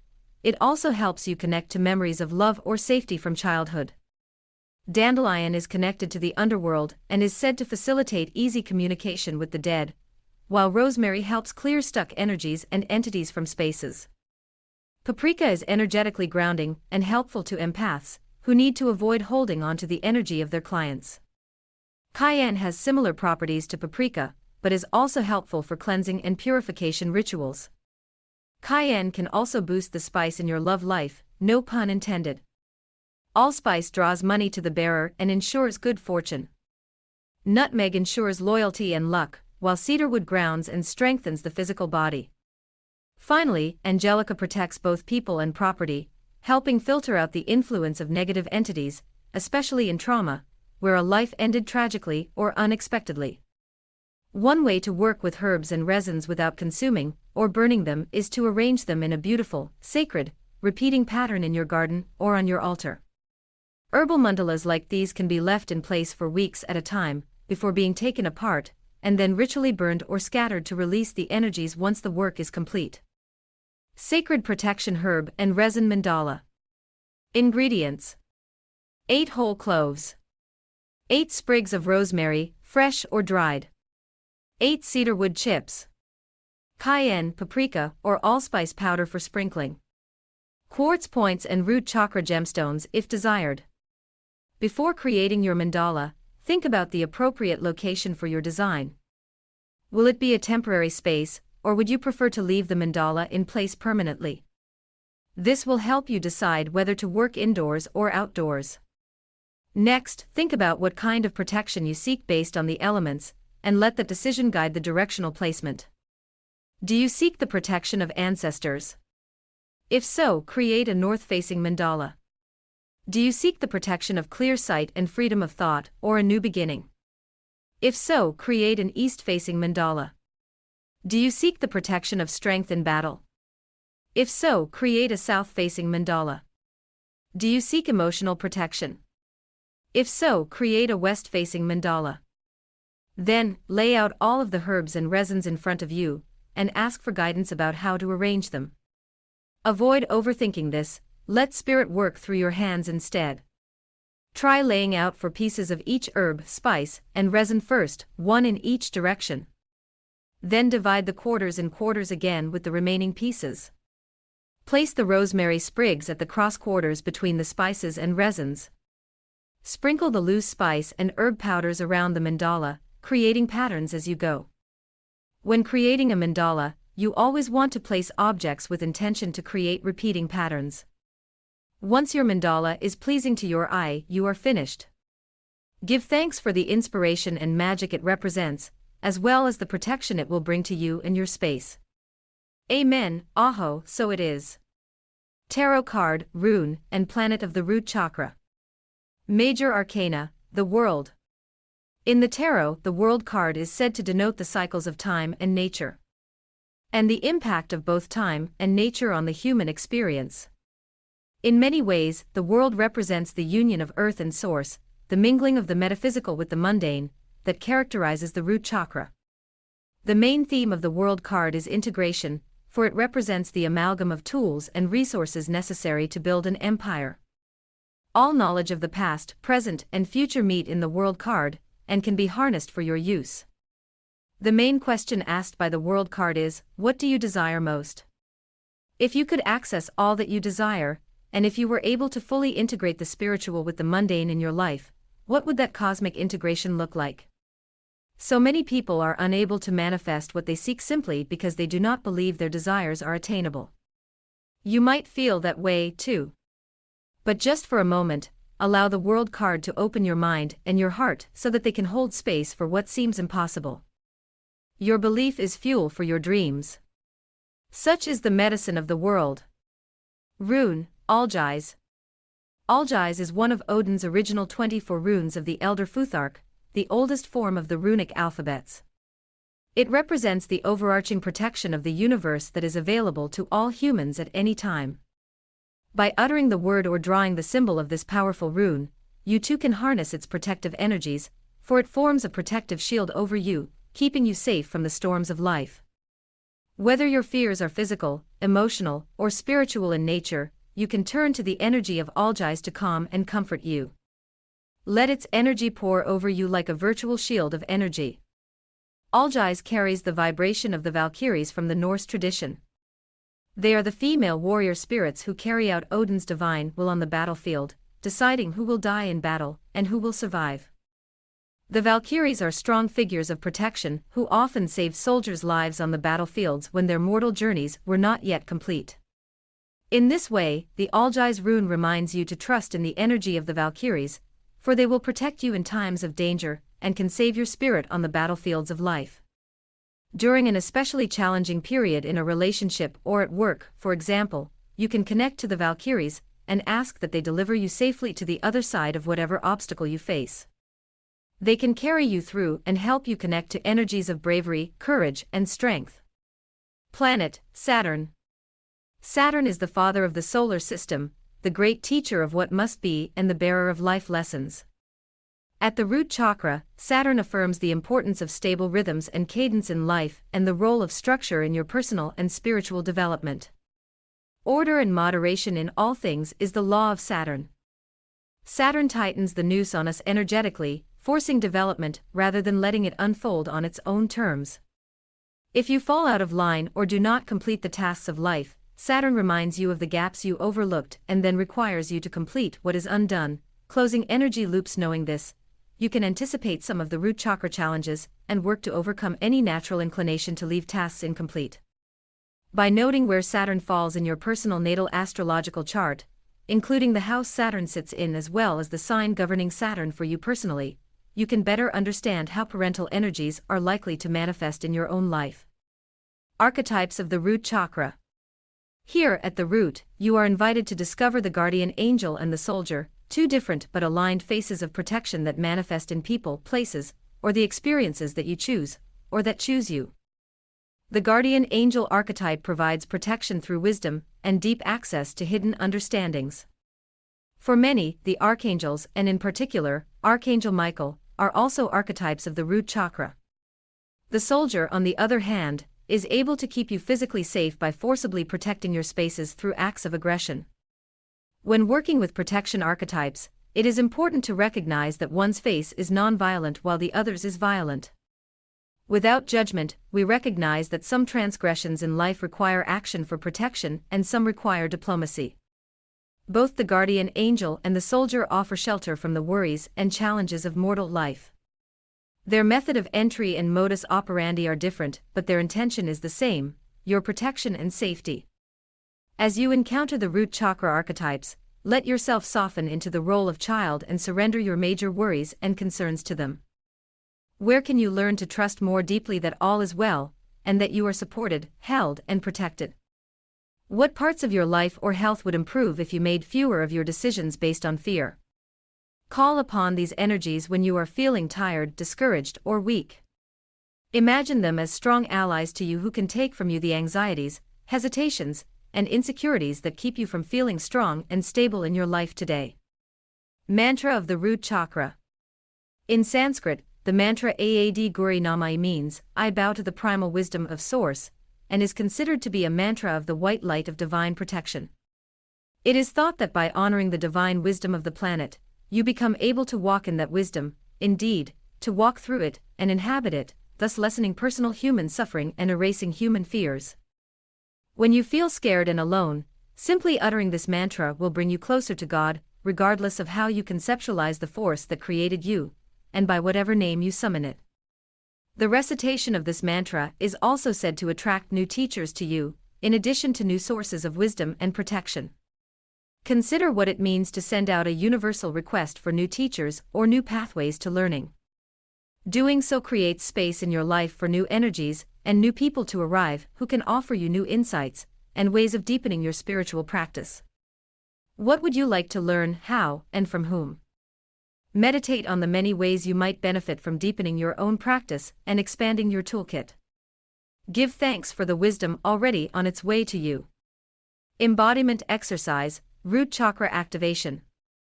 Root chakra activation is one way of accessing a deeper level of connection to the earth to help stabilize your energy centers and strengthen your energy reserves. Then you can begin the sacred task of integrating the wisdom of this protective energy center, this pulsing center of swirling red light that is like a beacon of safety and wellness. Use this short meditation to guide you. 1/1 Know that when you rest in the space of the root chakra, you are home. There is no need to seek peace outside yourself. Give thanks to the protection goddesses and your spirit guides who guard you daily. Give thanks also to Archangel Michael, who comes to guide you toward the light of love and protection in your life. Say thank you, thank you, thank you.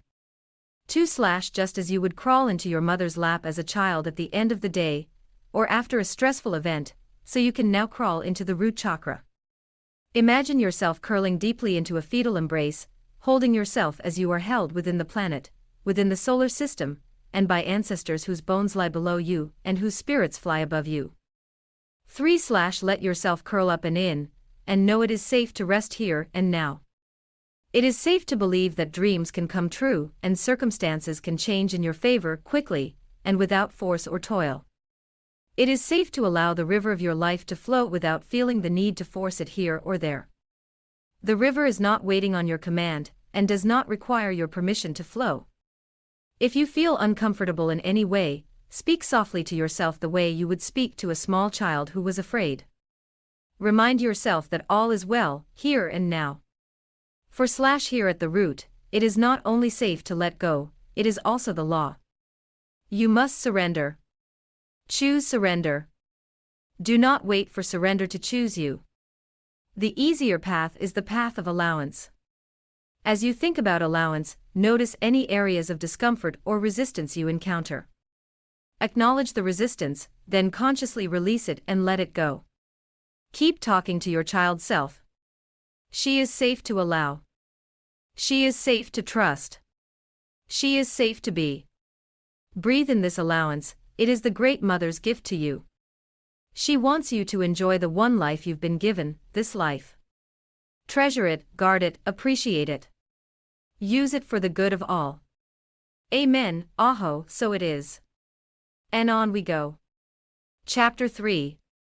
Sacral Chakra, Svadhisthana. The sacral chakra sits between the reproductive organs, in the center of your lower abdomen, and represents the life force of creative potential.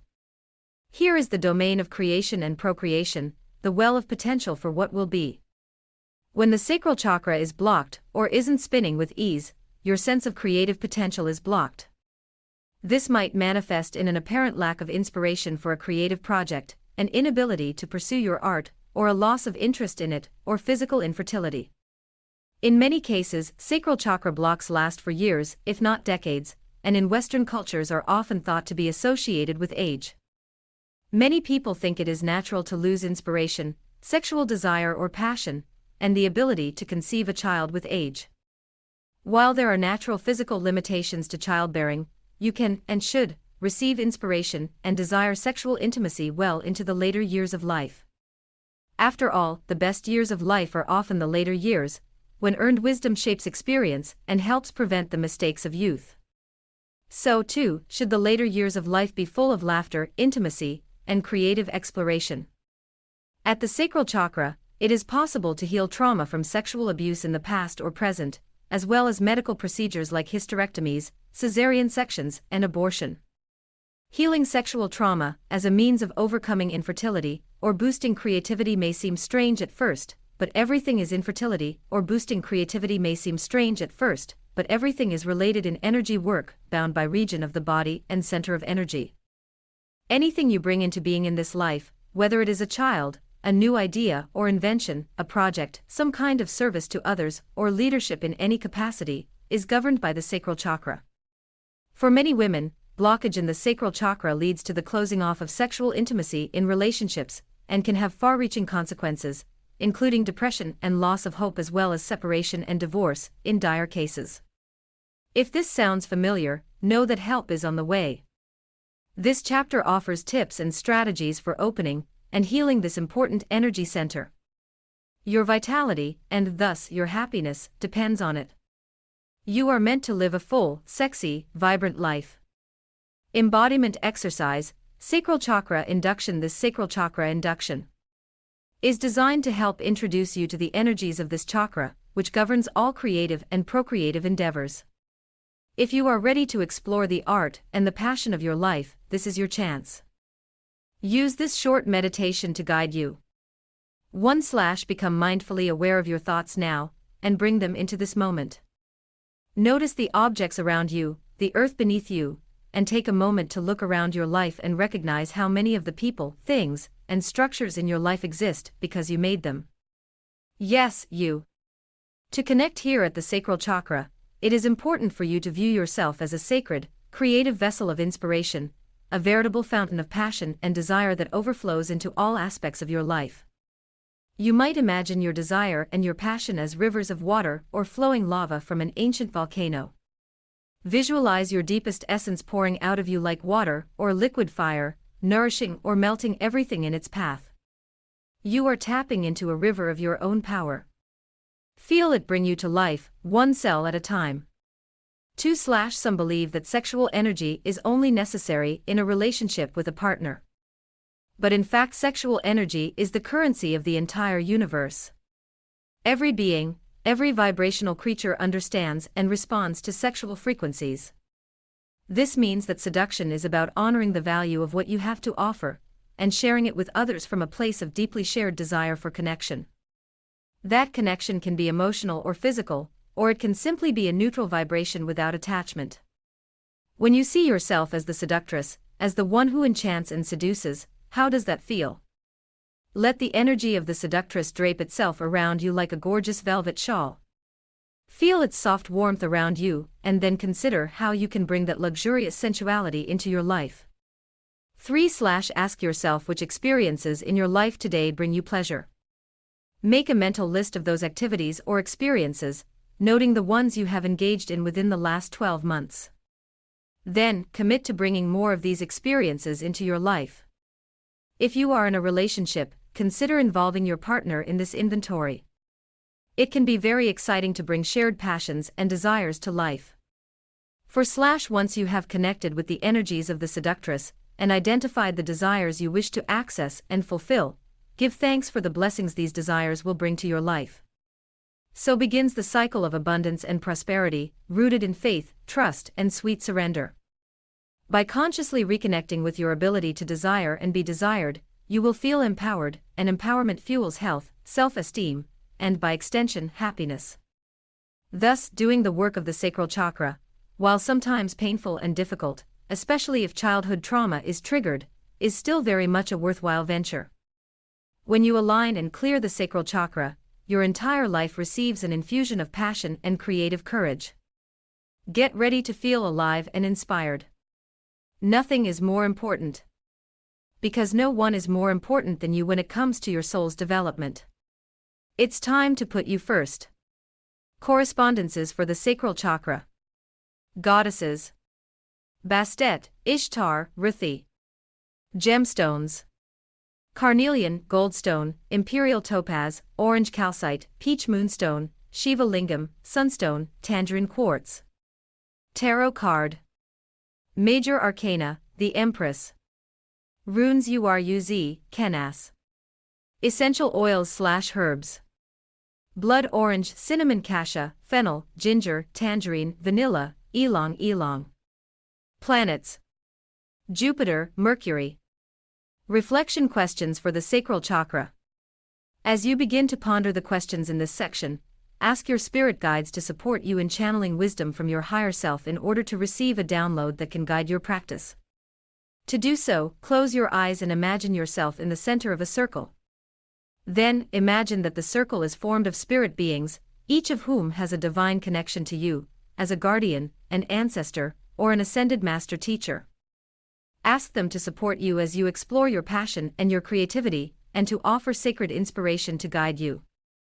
If you are unsure what your passions might be, ask your spirit guides to show you through signs and symbols. Gather a few tools to accompany you as you journal and reflect. Reach for carnelian and blue lace agate, which will raise a powerful creative vibration. Or brew a cup of sacral chakra tea by infusing damiana, ginger, and fennel in hot water for 5 minutes, inhaling the spicy aroma before you sip and enjoy the warming herbs. When you are ready, let these questions guide you. 1/How has your sexual desire and physical passion changed in the past year? How are you relating on a physical level to your partner, or to yourself if you are not currently in a relationship? 2/ When you consider the archetype of the seductress or enchantress, notice the emotions that emerge for you. Remember that in ancient times, the concept of sacred sexuality was alive and well. Sex was considered to be one way to raise a powerful energetic frequency that could then be channeled in different directions to manifest will. To which areas of your life could you direct the flow of your sexual energy in order to manifest what you desire? Where do you need to loosen up and let go in your life, feeling less concerned about what others think and becoming more mindful of your own desires? 3/ What does intimacy mean to you? What intimacy do you enjoy in your life right now, and in what parts of your life do you desire deeper intimacy with others? If you could instantly manifest your desires for intimacy right here and right now, what would that look like? When you are ready to close your reflective writing, thank your spirit guides and higher self for attending you while you write, and blow out your candles. Store any gems you've used and other writing tools together in a special place, so that you'll have them handy when you want to do more reflective writing in the future. Goddesses of the sacral chakra. Bastet, Ishtar, and Ruthi come forward as the goddesses of the sacral chakra, and have much to teach about the sensual power of passion and desire. Ruthi is the Hindu goddess of love, lust, and physical desire, as well as sexual intercourse and the physical union of divine masculine and divine feminine.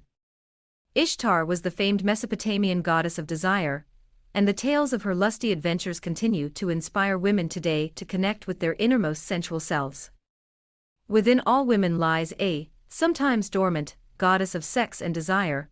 The key is to liberate and summon her, welcoming her energy into all aspects of your life and honoring it as sacred. Bastet, daughter of sun god Ra in the Egyptian pantheon, is the supreme goddess of pleasure. A feline goddess who is depicted with a cat's head, she governs sensuality and pleasure of every kind. Simply setting the intention to work with these goddesses and to bring more of their subtle, seductive, and feline qualities into being will help you to access their energies in your own daily life. You can also call upon them by name, followed by the words, "Be with me now." A feline goddess who is depicted with a cat's head, Bastet, governs sensuality and pleasure of every kind.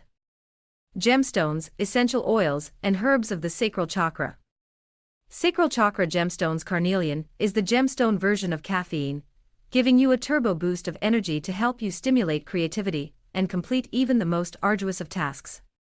If you need to move more confidently in the world, use carnelian as your secret empowerment weapon. Goldstone contains natural copper, and thus supports healthy circulation.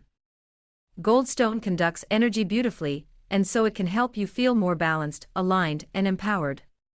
Hold it during intercourse to improve blood flow and strengthen the intensity of orgasms. Imperial topaz, one of the rarest of all topaz colors, is a deep orange talisman of strength and power. Its fiery orange glow is linked to its reputation as an aphrodisiac. Orange calcite is said to help with erectile dysfunction and sexual performance issues.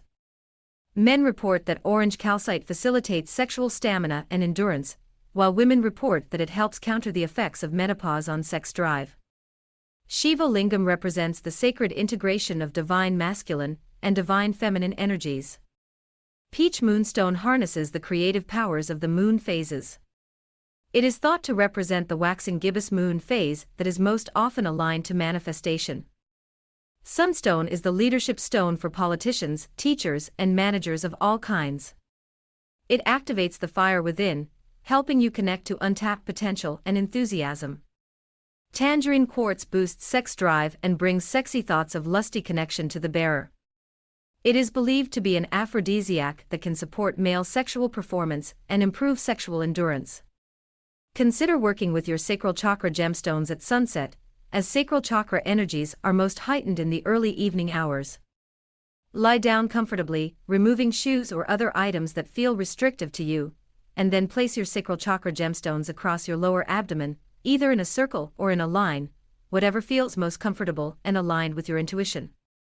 Next, stretch your arms out to your sides and imagine a bright orange ray of light beaming down to you from the sun, warm and potent like the sun itself. It casts its orange ray of heavenly creative light across the stones you have placed, charging and infusing them with universal wisdom about passion and connection. Give thanks for this burst of light wisdom and commit to embodying it every day as you walk your path. And so it is. Sacral chakra herbs and essential oils. Ginger helps create a stronger flow of chi through the reproductive organs to stimulate sexual passion and interest.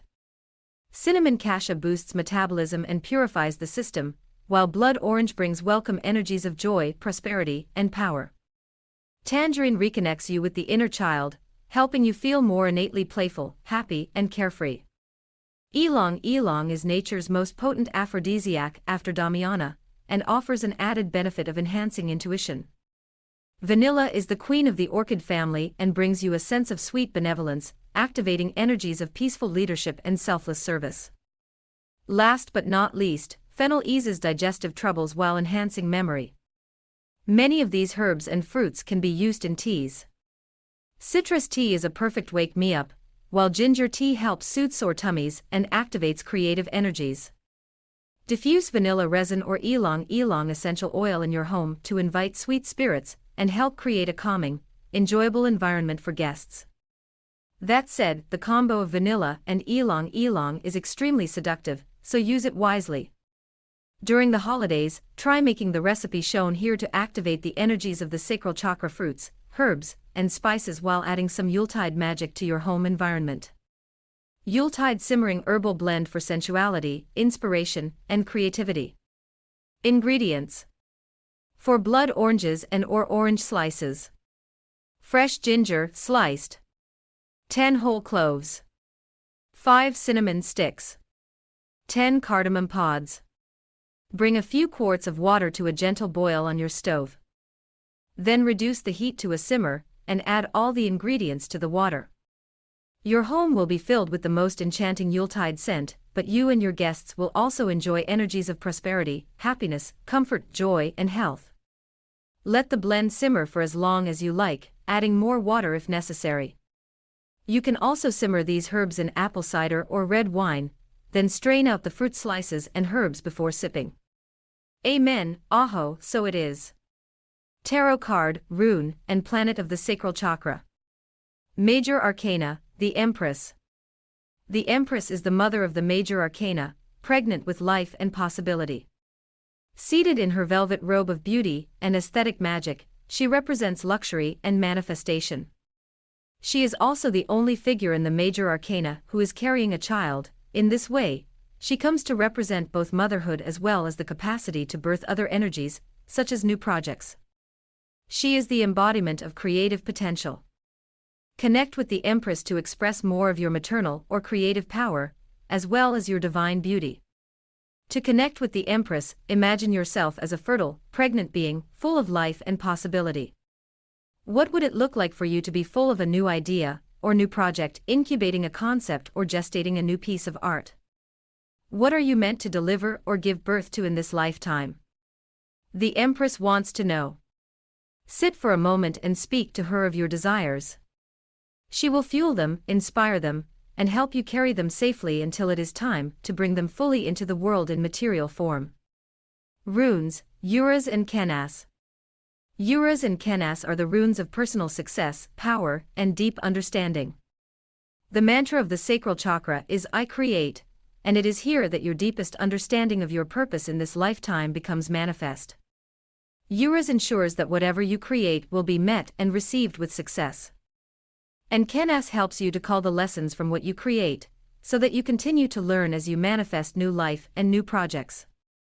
When you are in the initial stages of a new project or new idea, call upon Uras and Kenas to support you and inspire you from within. Both of these runes facilitate success with any new beginning. Planets, Jupiter and Mercury. Jupiter is the planet of manifestation and creation, so it makes sense that it's one of the planets of the sacral chakra.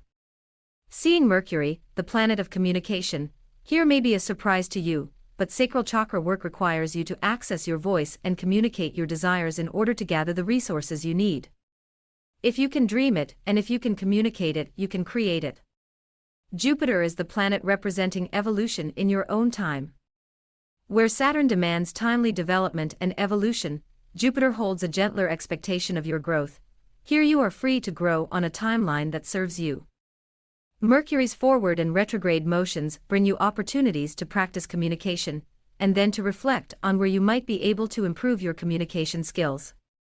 With both planets, learning is not only allowed but encouraged, and reflection becomes a natural part of the learning process. After all, the sacral chakra sits on the threshold of the lower and central chakras, the gateway to a higher level of conscious awareness. Archetype of the sacral chakra. The temptress and the saint emerge as the archetypes of sacral chakra energies. The temptress is the part of you that feels her deepest desires in a visceral way and longs to share that physical passion with a partner who can meet her halfway. She also serves to strengthen your confidence and mirror your beauty to you. The temptress is not just a seductress in the realm of sex or physical expressions of desire, she also represents the broader temptation to all kinds of pleasures, worldly and otherworldly. The saint is a figure on the other side of the desire spectrum who hides her desires, sacrificing them to the needs and desires of the greater good. Sometimes the saint emerges out of need or circumstance, when life demands that your needs come second or third or ninth to those of others around you. However, the saint is a reminder of the dangers of not honoring your own needs as sacred, for the saint cannot manifest or create without channeling her passion. The temptress, then, emerges to inspire you, while the saint in some ways is a reminder never to let go of your needs, even if you must prioritize others at certain times in your life. You matter too. You stand between saint and temptress, giver and receiver of pleasure. Mantra of the sacral chakra. Samba Sadashiva is a Sanskrit mantra written in homage to the Lord Shiva in the Hindu tradition. He is the divine partner to Shakti, with whom he represents the whole of creation. Shiva represents what must be erased or destroyed in order to create. Think of the things, people, places, or experiences that have had to melt away from, or transform in, your life for you to ascend to new levels of spiritual development. Think of what you have had to release with grace in order to welcome what is new. Even though it is always difficult to suffer a loss of any kind, especially when what you lose is dear to you in some way, remember to move as quickly as possible to a place of gratitude, for without loss you would not know the power of receiving. When you let go of what no longer serves you, you create new space for growth, permitting the universe to fill with all the things you desire now. You have already let go of so much that has weighed you down. Give yourself a sweet hug and reflect on the processes that have led you to this moment. Then, let yourself feel the building excitement of what lies ahead in your life. You have only begun to tap your creative potential. Embodiment exercise, sacral chakra activation.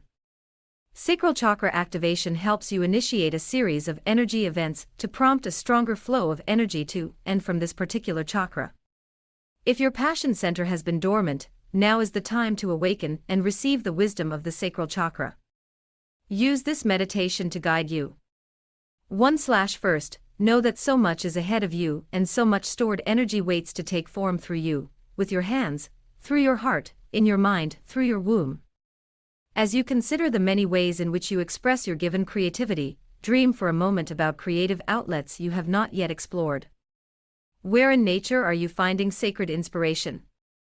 Perhaps it is the changing color of Gaia's leaves this season, the swath of colors at this evening sunset, or the stark simplicity of a smooth, gray sea on a rainy day that will inspire you to consider new ways of connecting to the beauty around you. 2/Move back into the present moment. Allow yourself the gift of feeling your physical desires. Summon your inner temptress and bring her seductive, mysterious, irresistible fire to your awareness. Then imagine summoning the energy of the fire element for courage, stamina, and strength. Feel the power of the ancient divine feminine rise within you. It is the essence of queens, rulers, priestesses, and wise women of all kinds from all places across all time. They seek connection with you, and they seek to create through you. You become an open channel for their cosmic wisdom. In this way, you not only channel the divine feminine, you become the divine feminine. Your womb gestates art, beauty, and life. 3/Now allow yourself a moment to enjoy what you have seen and experienced. You are so divinely beautiful and vibrating with possibility. Give thanks to your spirit guides, guardian angels, and ancestors who are also celebrating your passion and potential. Know that you are the product of many centuries and generations of love. Amen, Aho, so it is. May you always know the depths of your own beauty, your own passion, and your own creativity.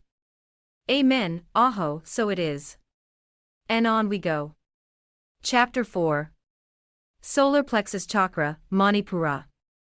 The solar plexus chakra sits 2 finger widths above your belly button, in what is called the powerhouse of the energy field, your energy center of power and confidence. When this chakra is well balanced and aligned with the rest of the chakras, you feel empowered, confident, and capable. It is the key to manifesting what you create at the sacral chakra. Think of the solar plexus chakra as the key that unlocks the door you built in Chapter 3. In this chapter, you will step through that door and reap the rewards of your work. Here is much fulfillment to be had at the solar plexus chakra. But there are cautionary tales to tell as well. An imbalanced solar plexus chakra can lead you to feel either powerless or omnipotent, both of which are states of confusion and potential danger. As the saying goes, all things in moderation. In order to use your power wisely in life, for the greatest good of all beings, you must temper power with humility. Humility is the medicine the solar plexus chakra offers. Embodiment exercise, solar plexus chakra induction. The solar plexus induction is designed to welcome you to your deepest sense of personal power. For some of you, it may have been decades since you honored or recognized yourself as a powerful being. That's okay. As you bring your attention to this moment and prepare to engage the energies of the solar plexus chakra and your own personal power, consider how the sun is, in many ways, a mirror of the solar plexus chakra. Solar energy emits a beautiful, warm, comforting, golden light that is also the light of inspiration, manifestation, and offers you a deep sense of strength and power. Use this short meditation to guide you.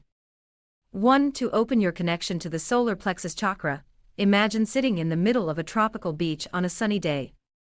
Feel the air swirling around you, warming you from within and without. Notice a gentle breeze moving through, just enough to keep you comfortable. Feel the sand under you, surrounding and comforting you. 2. Now imagine the sun above you, sitting in center sky, beaming down upon you. Each ray is a source of power for you, a place where you can expand and become. Receive those rays, let them flow down upon you from above, on the top of your head, your shoulders, your arms, and your hands. Close your eyes and be nourished by this connection with the sun. All forces of light are now with you in this moment. They are here to strengthen you and remind you of your own power and competence. You have the skills and wisdom you need to move forward powerfully in your life, make good choices and decisions, and manifest what you seek. 3. By consciously connecting with your own personal power at the solar plexus chakra, you also empower those around you to explore their potency as well. In this way, as each person finds her power in this life, so the entire collective becomes empowered to rise. Sense how your own inner sense of royalty, your own inner sense of sovereignty, becomes active now. You are so ready for the next chapter of your life to unfold. Feel that excitement and step boldly through the door before you. This is your time. Everything has been guiding you here. 4. When you feel fully prepared to walk through this door of possibility, invite any ancestors or spirit guides who wish to accompany you. Feel their presence as they surround you.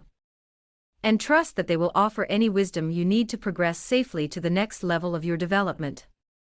Close your induction with the universal blessing, Amen, Aho, so it is. Reflection questions for the solar plexus chakra. Power in our society and in many of our mental models is typically associated with the divine masculine, and is thought to be a more natural energy stream for men to access than women. However, the original civilizations of our planet were matriarchies, in which women found power in formal positions of authority and leadership. Though we live in Western society, many of us remember on a soul level what another, more fluid, form of leadership looks and feels like. Are you ready to tap into your well of personal power?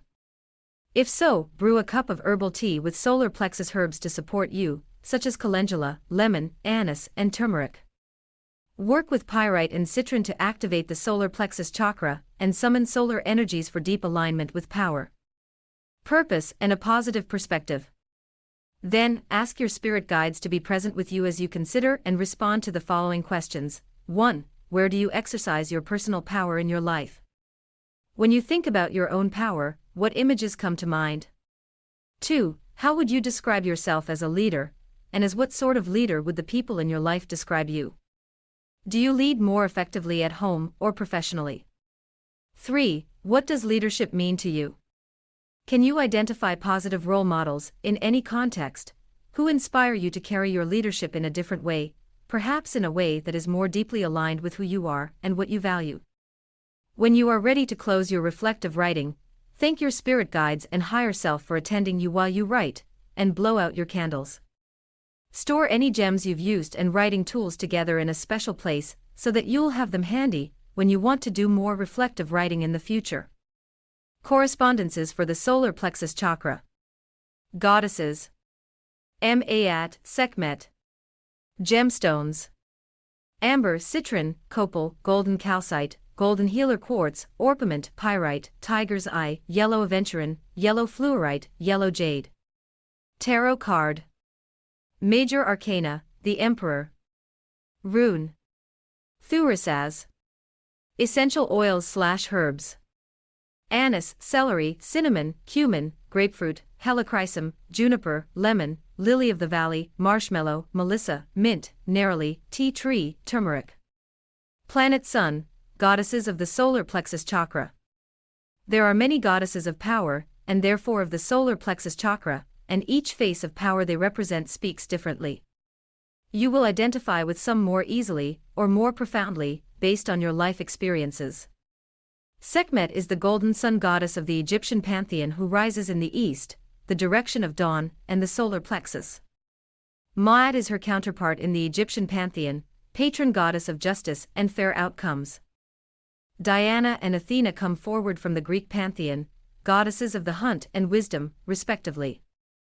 These two goddesses harness the elements in service of your empowerment. Their focus is your perfect balance of elements and energies. When you need more energy, they can summon fire to give you a burst of southern directional energy for focus, will, and strength.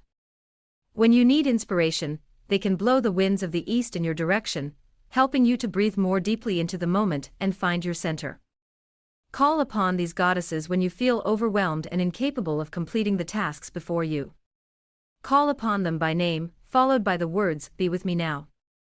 Then take a deep breath and imagine that every molecule of oxygen is filled with love, power, and purpose.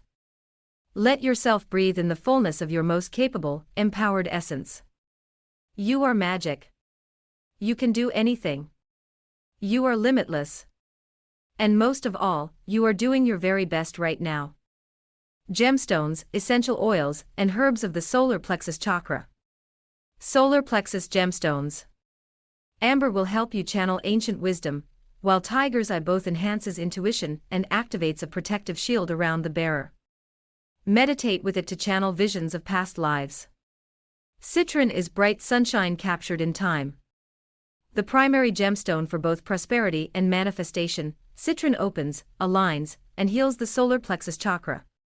In China, citron is called the merchant's stone, and is kept in cash registers and cash drawers because it's said to attract wealth to the bearer. Golden healer quartz empowers you to locate the internal causes of your own illness and suffering, and also provides you with tools for self-healing. It is also said to magnify prosperity and bring financial abundance. Orpiment is a mineral of instantaneous manifestation, said to more easily manifest thoughts and energies into physical form, accelerating spiritual and physical development. Pyrite is the gemstone of confidence and inner strength, while golden calcite helps you integrate external wisdom. Outside of the United States, pyrite is a well-known talisman of wealth. Gem-grade crystals command top dollar from many collectors.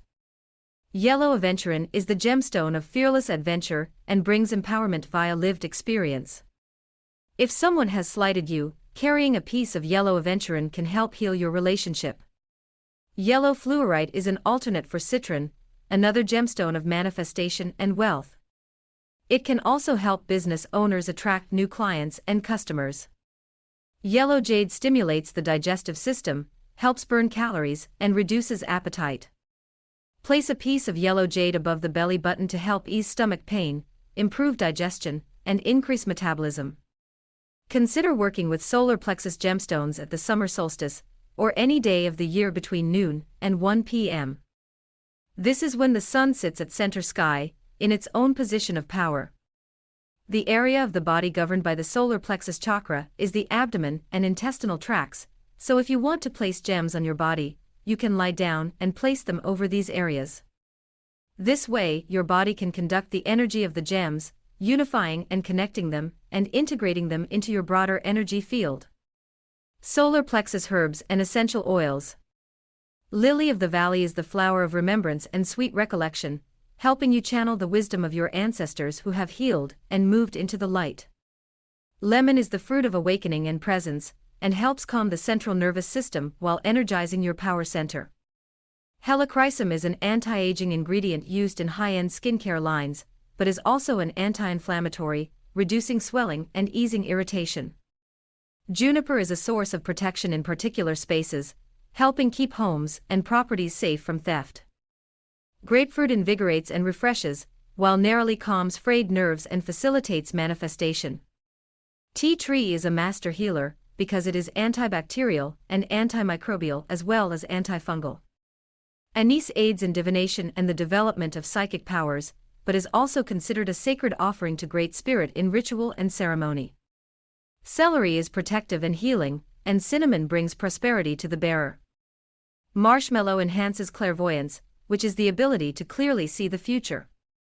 Mint is for luck and wealth, while Melissa is useful for love and success magic, and turmeric is the world's most powerful antioxidant, the exact color of the solar plexus chakra. Cumin is both protective and healing, connecting you with energies of creative expansion. Copal, though a resin and not an herb, should be burned when you feel the need for transformation within or in your spaces. Copal has been used in rites of purification and transformation since biblical times. The herbs and resin of the solar plexus chakra can be incorporated into a potent incense blend that, when burned at the full moon, can enhance both personal power and manifestation potential. It smells amazing, too. Full moon incense blend for power and manifestation. Ingredients: 1 ounce 28 g copal resin ground into powder. 1 ounce 28 g mint leaves crushed. 1 ounce 28 g cinnamon bark chips. 1 ounce 28 g basil leaves crushed. 3 drops each of anise, neroli, and cedar essential oils. Combine all ingredients with a mortar and pestle, grinding until your desired consistency has been reached. Copal clears the space while mint and cinnamon summon energy streams for prosperity. Anise comes through to bless you and seal the energies, while narrowly brings blessings and strength. Cedar solidifies your intentions and offers grounding to anchor them. When you burn this full moon incense, you are stepping in the footsteps of your ancestors. Enjoy the experience of connecting to their power, and allow them space to infuse their power into you, blessing you as you carry on their lineage and work in this lifetime. Amen. Aho, so it is. Tarot card, rune, and planet of the solar plexus chakra. Major Arcana, the Emperor. In the major arcana of the tarot, the Emperor is the creator and maintainer of sacred structures, both energy-related and within society. In this way, he controls the many ways in which leadership is exercised socially, personally, energetically, and spiritually. While some find the Emperor an imposing figure of control and authority, you might expand your vision of him to include power and possibility. He is a powerful teacher of masculine forms of manifestation and empowerment, a direct line to your own powerful lineage. Imagine if you were able to access all of your power right now, including power you feel you have lost to relationships and life circumstances. What would it mean to reclaim your deepest sense of power and control? What can you learn from the Emperor's fearless approach to power and leadership? Rune, Thurisaz. This is one of the most potent of all the runes because it reflects the strength of Thor's mighty hammer, with all its creative and destructive capacities. Thurisaz reminds you that your own power is vast and great. Be respectful of its bounds, and be humble in the face of the power of others around you. Thurisaz reminds you that it is important to find diplomatic solutions to complex problems, reserving Thor's mighty hammer for extreme cases. How might you bring more compassion to the major challenges of your life, asks Thurisaz, and how might your personal power expand if you could temper it with respect and love for all? Is there a way to align what is best for you with what is best for the whole? When you find yourself in a circumstance where you feel called upon to use strong or excessive force to communicate your opinion or perspective, call upon the energy of this rune to temper your instincts. Save the iron fist for occasions when there are no other options. Even in ancient times of war and conflict, the wise beings in every culture always advised and pursued peace first. Planet, Sunday. The Sun is the main planet corresponding to the solar plexus chakra. This is because, out of all the planets, the Sun has the most direct, linear, and potent energy. The Sun's warmth and strength make it an ideal planetary ally for the work of empowering the soul, helping you access wisdom of objectivity, directness, clarity, decisiveness, and willpower. Archetype of the solar plexus chakra. In the realm of the solar plexus chakra, the Father, the King, and the Queen are our guides. Each one offers a different perspective on what it means to lead, to love, and to live from a place of empowered wisdom. The Father teaches us how to love with boundaries, separating the heart from the mind in order to provide limits and structure. The King reminds us that steady and fair rule is more important than reckless decision-making and power plays. The Queen reinforces the role of compassion and leadership, prioritizing the needs of the people and the greater good of the kingdom. Together they comprise a unified, integrated vision of leadership that is both fair and kind. This balance leads toward a future in which all people can feel unified, empowered, and blessed. Mantra of the solar plexus chakra. In Sanskrit, Om Gum Ganapatayi Namah is a mantra recited in honor of Lord Ganesha, the Hindu god of obstacle removal and success. Its literal translation is, I bow to Ganesha, who is capable of removing all obstacles. Recite this mantra when you feel incapable of overcoming the obstacles in front of you, and you will feel Ganesha's power supporting you, and his desire to manifest your success.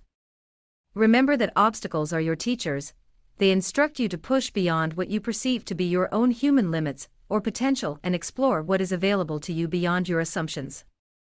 When you encounter an obstacle, observe it, and then dialogue with Ganesha for strategies to circumvent or overcome whatever stands between you and your desires.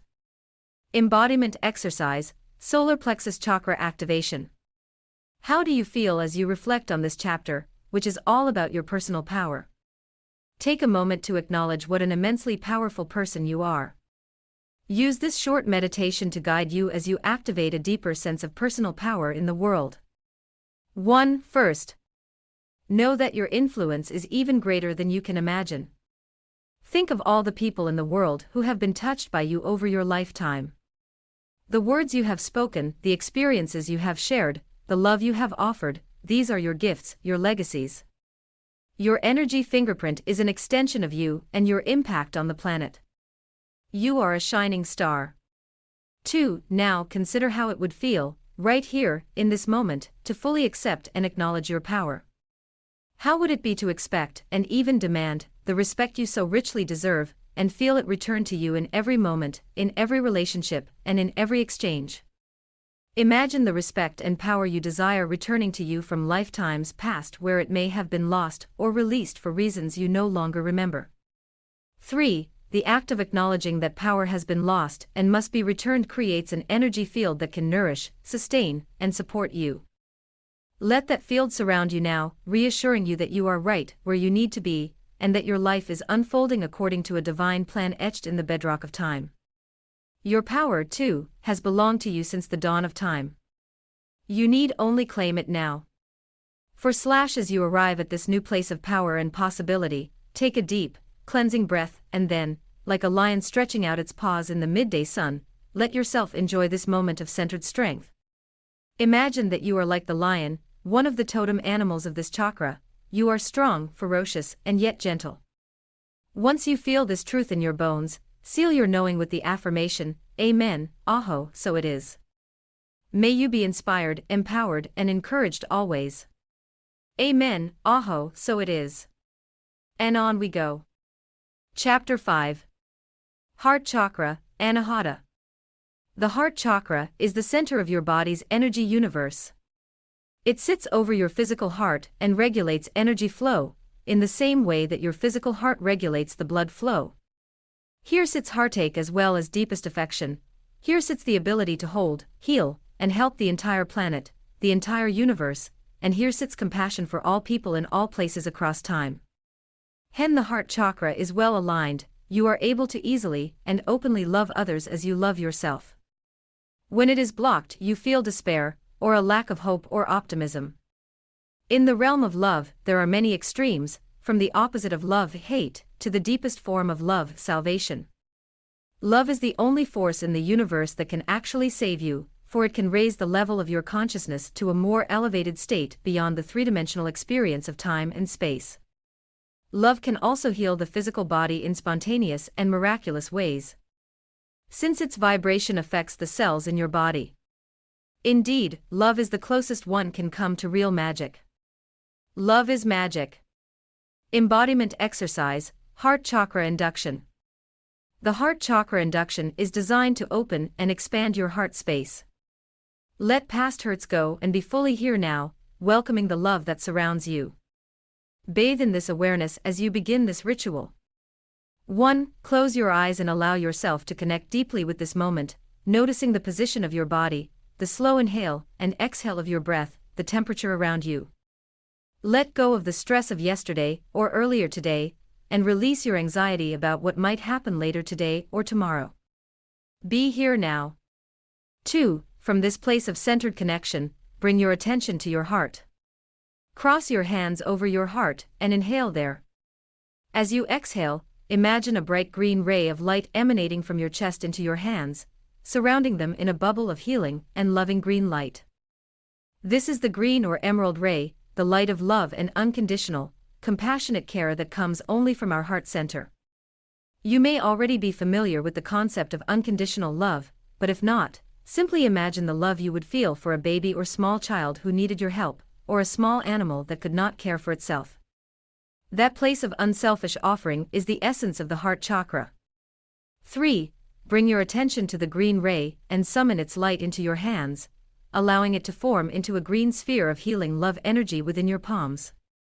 As your hands warm, know that you are holding within them the very energy of love itself, a powerful tool to be held and used with great care and reverence. Where will you send this green ray? To someone you know and love, or to the far corners of the earth to bless those you have never met? Imagine the possibilities of wielding a beam of healing light energy. In some ways, holding this power is unimaginable, and yet, you already do and always have. By imagining energy, you gather, mold, manifest, and direct it with ease. 4. Take your hands now and stretch them out before you, sending the green ray of light and love to every place it is needed. Ask your guides to send the ray on your behalf where it is needed, trusting that they are aware of spaces in need where you have never been, souls in need you have never met. Let the love energy flow through you without restriction, serving as a good channel for its passage. May you be blessed as a conduit of love, always. 5. Fold your hands in prayer, and then bring your folded hands to your heart space. Give thanks for love within and without, love above, love below. Then close your induction with the universal blessing, Amen, Aho, so it is. Reflection questions for the heart chakra. In Greek, there are many words for love. In fact, in most languages, there are more words for love than there are in English, which can leave us English speakers bereft of language to express our deepest feelings. The 4 main types of love expressed in the Greek language are eros, or romantic love, philia, or brotherly love, storge, or maternal love, and agape, or love for all. Consider these definitions of love, and how they might expand your current ideas and definitions of love as you answer the questions that follow. Brew a cup of rose tea infused with lavender for deep heart-centered peace. Hold a piece of rose quartz, the stone of love, or morganite, which reminds you of your worthiness of love. Then light a pink or green candle, both of which are the colors of the heart chakra, as you channel your responses to these prompts. 1. How has your definition of love changed over the past few years or months, if at all? Does love look different to you today than it has before, and how are you being asked to love differently or more than in the past? 2. Where does love live in your body right now? Ask yourself where in your body you feel most loved and appreciated, and then consider where in your body you need more or deeper love right now. For example, if you are an artist, perhaps you feel that your love is most appreciated in your hands, your creative channels. Or as a mother, especially a mother of a newborn, perhaps you feel most appreciated in your breasts, as channels of milk, a liquid life force. Whichever way you have experienced and received love, consider how you can offer more love to yourself where it is needed today. 3. Some people in your life may offer you eros, while others bring more philia. Then there is agape, or general love of humankind. Who are the people in your life that bring each kind of love to you? Take a moment to appreciate them now. Also, be mindful not to expect a different kind of love from people than they are able to offer you, for such is the root of disappointment and sorrow. When you are ready to close your reflective writing, thank your spirit guides and higher self for attending you while you write, and blow out your candles. Store any gems you've used and other writing tools together in a special place, so that you'll have them handy when you want to do more reflective writing in the future. Correspondences for the heart chakra. Goddesses. Aine, Hera, Ishtar, Kuan Yin. Gemstones. Chrysoprase, girasol, idocrase, manganocalcite, pink tourmaline, rhodochrosite, rose quartz, ruby. Tarot card. Major arcana, the lovers. Runes. Ingwas, kenas. Essential oils/herbs. Bergamot, black spruce, cacao, cardamom, cilantro, hawthorn berries, jasmine, lavender, marjoram, palmarosa, parsley, rose, thyme. Planet. Venus. Goddesses of the heart chakra. In the same way that there are many names for love around the world, so, too, are there many gods and goddesses of love, each reflecting a different face of this multifaceted energy stream. Ain is the Irish/Celtic goddess of wealth, love, and sovereignty or personal integrity. As goddess of both the sun and the moon, she was able to regulate time, as well as beginnings and endings, to help attract new love or to ease suffering when love was lost. Ishtar, earlier known as Inanna, was the first true goddess of love from the Akkadian, previously Sumerian, civilization. She revealed the creative and destructive powers of love. As wife to Zeus, the father of the gods in the Greek pantheon, Hera represents another face of love, that of the loyal and dutiful wife, queen of the home domain. Finally, Kuan Yin offers us yet another perspective on love as pure compassion. She is the bodhisattva of divine feminine mercy and grace. Each of these goddesses in one way or another is associated with the element of water, which is also the element of the direction of west on the Lakota medicine wheel. Kuan Yin, for instance, holds a chalice of healing waters that she pours upon the world. Reflect on the power of water to heal, refresh, and renew you. Imagine standing beneath Kuan Yin's chalice of healing water, allowing it to imagine standing beneath Kuan Yin's chalice of healing water, allowing it to flow over and through you. Receive the water from her compassionate stream, and commit to carrying its energy into your daily life, pouring it onto others as you have been blessed to receive. Gemstones, essential oils, and herbs of the heart chakra. Heart chakra gemstones. Pink tourmaline opens the energy stream of unconditional love unlike any other gemstone, while light pink mangano calcite nurses a broken heart back to health. Pink tourmaline reminds you that it is safe to love with an open heart, while mangano calcite heals trauma that has occurred in the heart space before. Rose quartz is the primary stone of love, magnifying love both within you and in your home or sacred space. It is known as the mother of all love stones, for it activates universal and unconditional love. Girasol is a lighter and more translucent form of rose quartz, and brings renewal energies to love in your life. Carry it to bring the light of the sun to love in your life. Rhodochrosite is the rose of the heart chakra gemstone family, the blooming flower of kindness, love, and possibility. Rhodochrosite brings renewed hope in love. Rhodo means rose in Greek.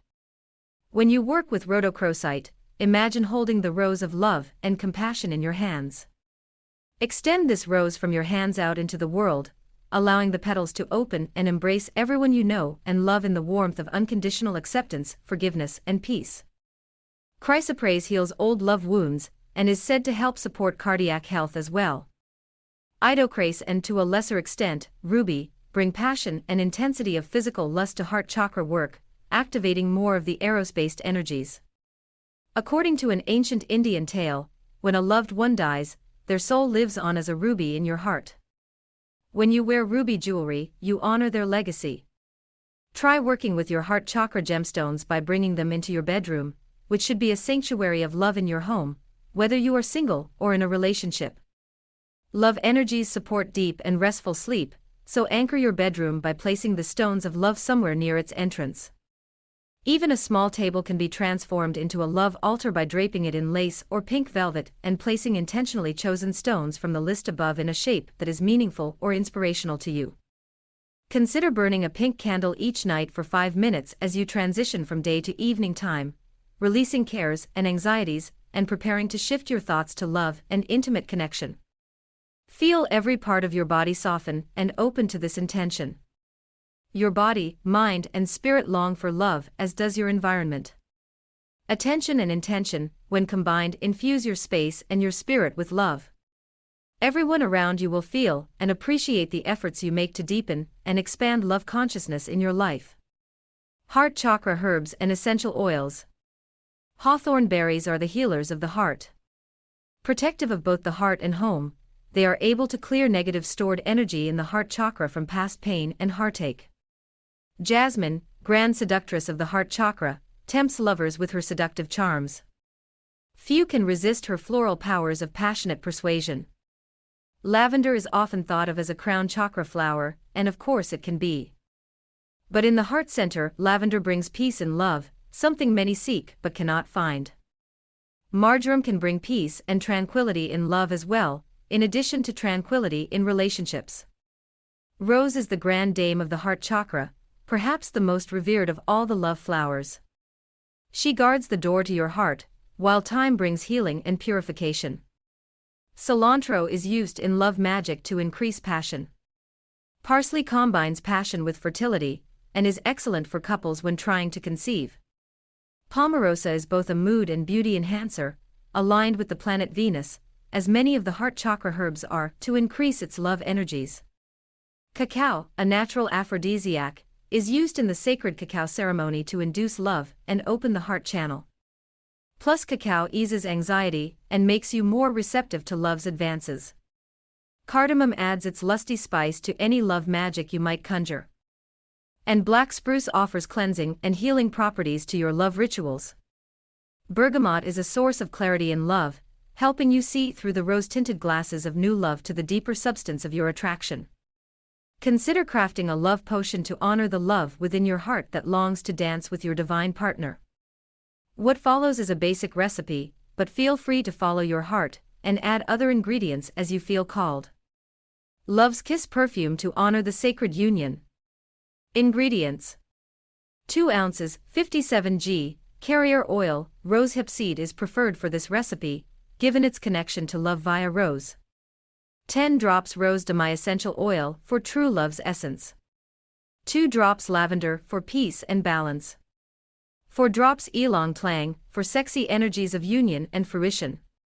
2 drops patchouli, if desired, to ground your energies together in the dance of love. 2 chip stones, 1 each of rose quartz for love and emerald for fidelity.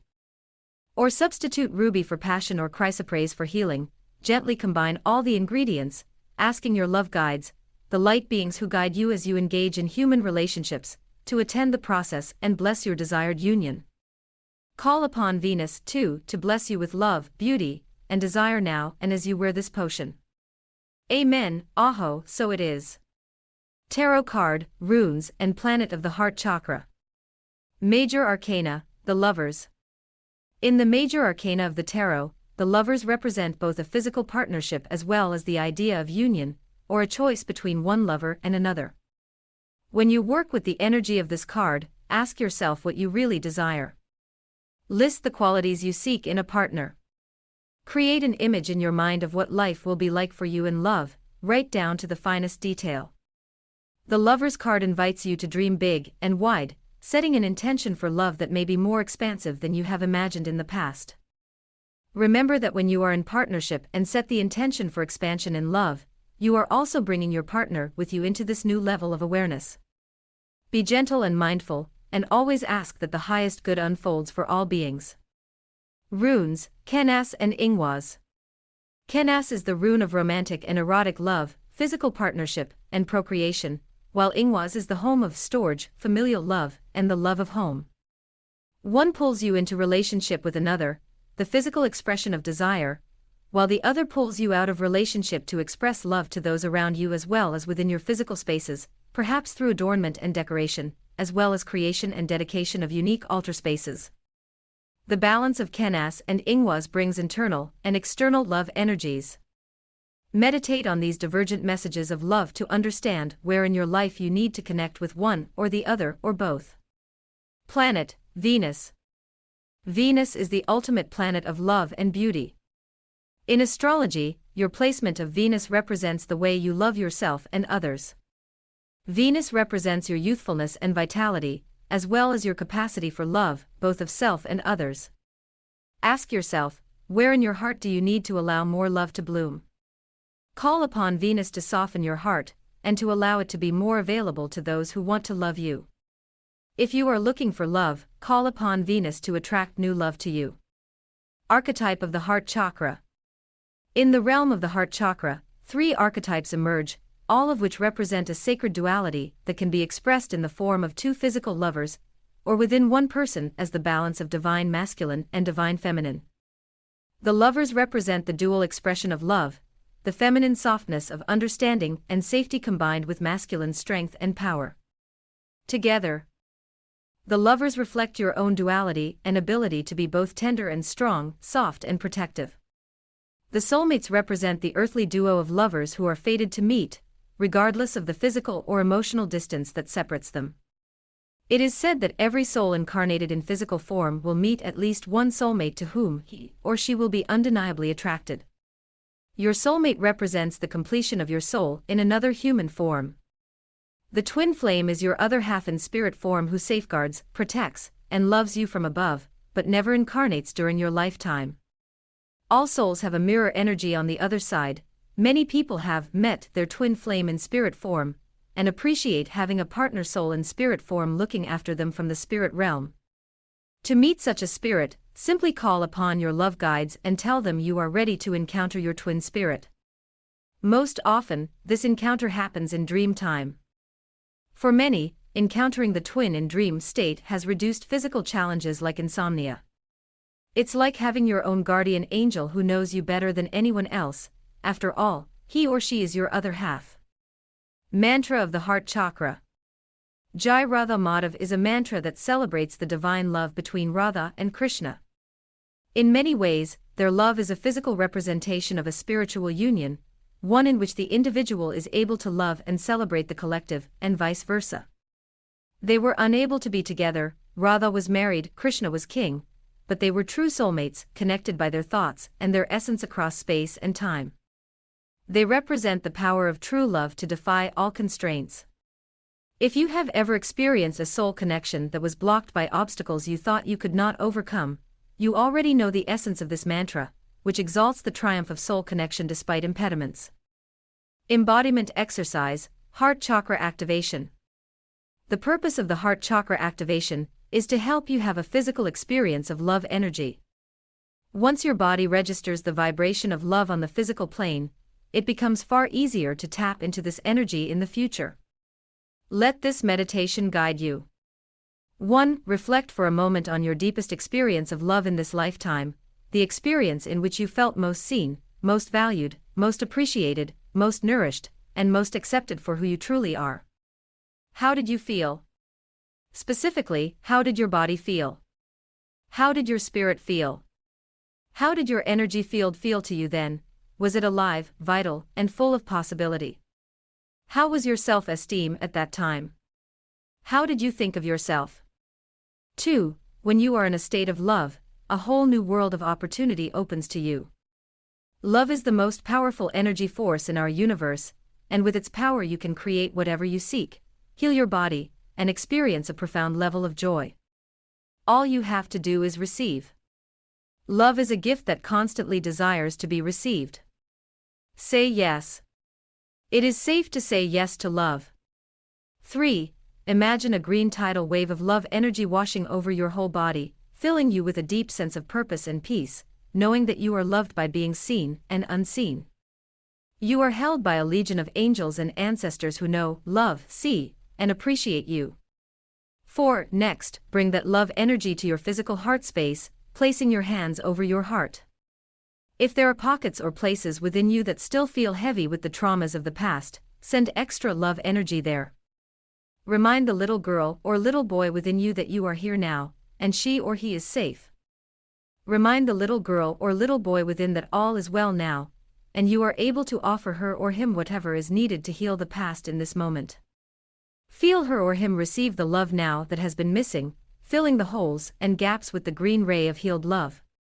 5. From this place of healed wholeness, you can emerge now, renewed and ready to seek and speak your truth. Take a deep breath here, accepting and allowing love and truth to rest within your spirit. On the exhale, let go of any hesitation or anxiety.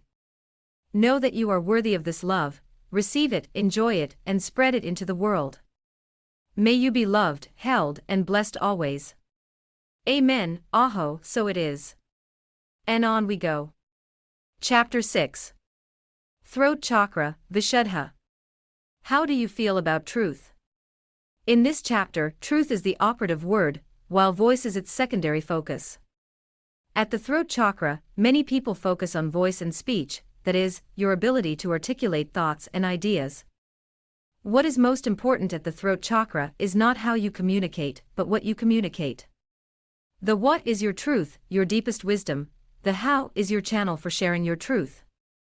Both the what and how of truth sit here at the throat chakra, which is located at the center of your physical throat, or your Adam's apple. How do you define truth? Some say truth is a personal quest to understand the values and beliefs that guide your life choices and decisions. Others suggest that there is a collective truth, a unified wisdom all can aspire to and seek to integrate. Let the intersection of these two approaches inspire you to explore individual and collective truths, using your gift of discernment to understand how to integrate what you see, learn, and experience into your life. Embodiment exercise, throat chakra induction. The throat chakra holds the sum total of your lived experiences with voice, expression, and truth. Many people find that exploring this chakra is complicated because they were silenced or repressed in childhood. Think of the myth of the perfect child who only speaks when spoken to. You may not have lived this experience, but those who did now have an opportunity to heal the silenced child within whose voice was not welcomed, sought, or appreciated. Perhaps your experience with truth and voice is different. Perhaps your voice has always been sought and appreciated, or perhaps you were encouraged to speak your truth as a child, but now, as an adult, you feel silent, at work, socially, or within your family. Whatever your experience, you can use this meditation to guide your exploration of the throat chakra. 1. First, bring your attention to the present moment and take a deep breath. Now bring your attention to your throat and swallow as deeply and intentionally as you can. When you swallow, you regenerate the energies around your throat chakra. Anytime you feel lost for words or unable to articulate your needs, swallow and soften your neck. 2. Ask yourself, what is my deepest truth? Allow yourself a moment to answer. Yes, it's a big, even overwhelming, question, but it is one you can use to move more fully into your soul's intended purpose. Understanding and articulating your personal truth is the first step in acknowledging what you need to feel more fully alive. 3. As an answer comes to you, simply sit with it. Feel into it. Inhabit and experience it in your body. Once you understand your deepest personal truths, other truths will open from there. For example, if your deepest personal truth is that energy is real, then other truths emerge. If energy is real, magic is real. If magic is real, anything is possible. If anything is possible, you are limitless. If you are limitless, your wildest dreams can come true. 4. Dream free, dear one. Know that you are treasured beyond measure, and trust that you are expressing yourself in service of the highest truth of all beings. Let the peace of your inner truth surround you. 5. When you feel connected to truth on every level, ask your ancestors and spirit guides to be with you as you integrate what you have seen. Welcome their presence as they surround you. They are here to help you love and honor yourself more deeply than ever before. When you feel fully wrapped in this blanket of support and wisdom, close your induction with the universal blessing, Amen, Aho, so it is. May you be comforted by the presence of your inner truth, always. Reflection questions for the throat chakra. Ancient Romans coined a famous phrase, in vino veritas, or in wine, truth. They believed that a person's truth emerges primarily when inebriated, or when she or he is allowed to expand his or her awareness beyond the present moment, beyond the veil and filter of time, space, convention, and expectation. But you don't need to consume alcohol in order to do this. Ask yourself, if you could drink a glass of virtual wine right now, what truths would spill from your lips? If you felt free to express yourself without fear of repercussion, what would you say, and to whom? Consider working with Amazonite, which is often referred to as the primary gem of the throat chakra. Hold it in your right hand, which is your feminine, receptive hand, and feel its energy rise and flow through your body. Brew yourself a hot cup of geranium and lemongrass tea, or steep mulling herbs, such as cloves, cinnamon, and orange, with a rich Cabernet, and sip slowly as you meditate upon the following questions. 1. Letting go of fear and hesitation as you consider your response. Who in your life most needs to hear your truth? Keep in mind that the person who most needs to hear your truth is often you. The person who most needs to hear your truth may also be deceased. That is no obstacle. Speak your truth anyway. The dead can hear you. 2. Are you keeping secrets in your life, and if so, from whom? When you think about secrets, how do you feel? Anxious, heavy, and weighed down, perhaps. If you carry such secrets, where in your life can you release them or set them down? 3. Who in your life most honors your truth, your most authentic and honest self? How does the honoring of your truth make you feel? Who might benefit if you could pay this gift forward? When you are ready to close your reflective writing, thank your spirit guides and higher self for attending you while you write, and blow out your candles.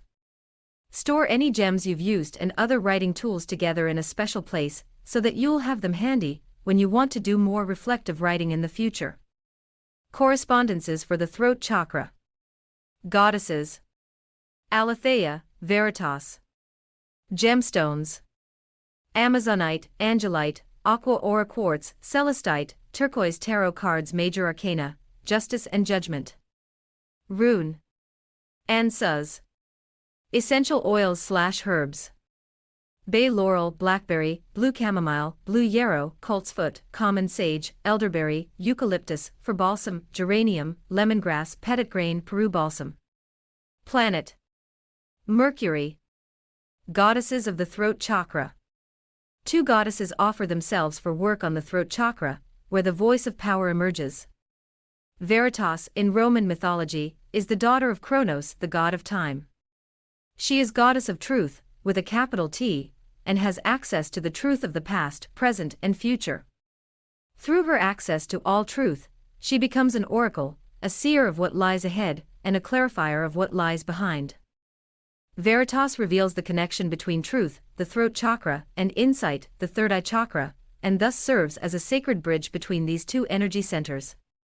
Aletheia is the ancient Greek goddess of truth and remembrance, and is Veritas's counterpart in the Greek pantheon. In Greek, Aletheia literally means not hiding, or not hidden, reflecting the parts of ourselves that need liberation. However, where Veritas sees the literal, Aletheia is capable of seeing the figurative. In her realm, shades of gray exist between the extremes of black and white.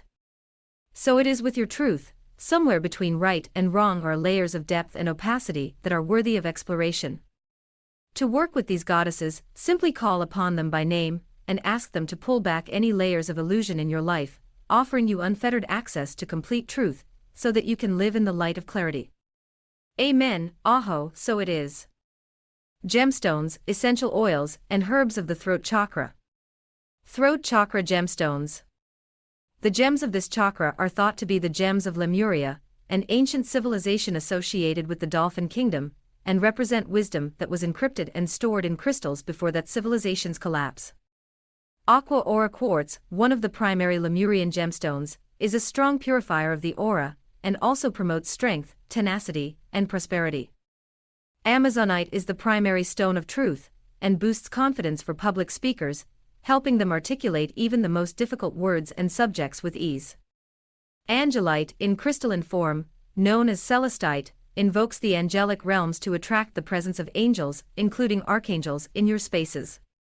Carry this gem with you or sleep near it in order to feel more connected to your own personal angels and guides. Turquoise has been revered for centuries among Native Americans who consider it a potent purifier and healer, as well as a stone that strengthens and protects warriors in battle. In ancient Persia, it was revered as a source of good fortune. Connect with your throat chakra gemstones during times of fear or confusion. Here's how to do this: lie down in a comfortable position and hold 1 to 3 of your favorite light blue throat chakra stones in your right hand, the receiving hand, through which energy enters your body. Some people feel their left hand is their receiving hand. Go with what feels right for you. Set the intention to receive peace, wisdom, and truth, which are the gifts of the throat chakra. Then transfer the stones to your left, or projecting hand, so that you can send this energy out into the world as a blessing for all. Imagine beaming a bright blue ray of truth and light out into the world for all to see, receive, and enjoy. Then, place one of the throat chakra stones on the center of your throat, and allow yourself to receive the blue ray of truth through its vibrational healing pattern. Finally, become mindful of your saliva, the vehicle of your life force energy anchored in the throat chakra. Swallow deeply from this place of illuminated truth, connecting to your own center of spoken wisdom. Trust this wisdom, it is your deepest knowing, inherited over time and tested by experience, both yours and your ancestors. May it serve you well. Throat chakra herbs and essential oils. Coltsfoot brings love and psychic visions, while blackberry offers protection and prosperity to the bearer. Elderberry protects the bearer from physical harm and is a master healer. Common sage is best for healing and grounding, and lemongrass heals a broken heart. Bay laurel brings psychic power, and eucalyptus is cleansing, uplifting, and healing on all levels. Petitgrain is calming and helps ensure a good night's rest when blended with lavender and blue chamomile. Water element energy to clear stuck energy and repairs the aura, while Peru balsam helps deepen meditation and aligns your chakra system. For balsam grounds you deeply in the forests of grandfather trees, easing worries and concerns and helping you to be fully present in the moment. A beautiful way to work with these herbs and essential oils is to make an incense or perfume called the Peace of Truth. Have you noticed how peace arrives when you are centered in your personal truth, your attention anchored in the present moment? It is so easy to worry about the past or future instead of allowing yourself to connect with the joy of right here, right now. In these moments, remember how futile worry is. Nothing you worry about can be changed by your worry, and in fact, the things you fear can manifest if you send too much energy their way. So, simply be here, now. This simple but very effective recipe shows you how to craft an incense blend to help you make a scent association with this concept of mindful presence. The Peace of Truth Incense Blend. Ingredients: 1 ounce 28 g dried eucalyptus leaves crushed. 1 ounce 28 g bay laurel leaves crushed. 1 ounce 28 g sandalwood powder. 3 drops each of petitgrain, Peru balsam, and for balsam essential oils or absolutes. Combine all the ingredients with a mortar and pestle until your desired consistency is reached. Whisper prayers of peace into your blend as you grind, and blow your breath, your sacred life force, into the ingredients. When you are finished, add a small chipped stone of a resonant gemstone or mineral, and then store the mixture in a tightly sealed jar until ready to burn on a charcoal disc. Whenever you burn this blend, receive the peace of its ingredients with gratitude. Allow them to uplift and bless you. Amen. Aho, so it is. Tarot cards, rune, and planet of the throat chakra. Major arcana, justice and judgment. In tarot, justice and judgment are two very different cards, one is mundane, the other spiritual in nature. Justice represents outcomes, decisions, and matters of judgment in the mortal realm. In the major arcana, it is reflective of legal process, at times, as well as one's own personal inclination or temptation to judge others. The judgment card reflects a higher calling to truth, and a higher order of accountability than we find on the mortal level. Their judgment reflects the possibility of rebirth through reflection and redemption. Both are accountings of right and wrong, but their scope is by nature different. One calls you to look down and out, across your life and your decisions. Where can your personal judgment be enhanced or improved? The other asks you to look up and across, to the span of the universe, to listen for signs and heed the call of your soul. Your transformation is at hand, and at its core is your truth. Truth may either inspire your rebirth or facilitate it. Either way, these cards are both strong signs that your soul is in a state of evolution. Rune, Ansuz. Ansuz is the rune of clear communication and transmission of information, as well as the rune of truth, although the way Ansuz expresses truth is through wisdom.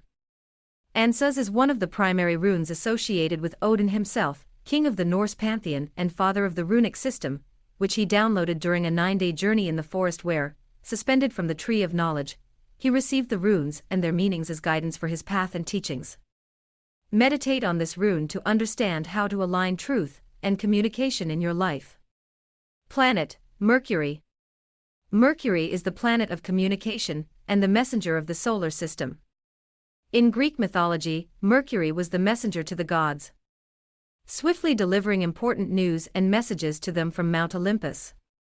When Mercury is direct, communication on Earth is swift and easy, with fewer chances for miscommunication. However, when Mercury reverses its forward movement and turns retrograde, which happens twice each year, be mindful of chances for miscommunication.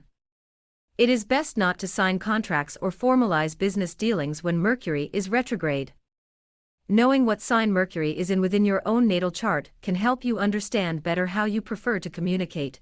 Natal chart can help you understand better how you prefer to communicate, which in turn can help you articulate and speak your truth more effectively.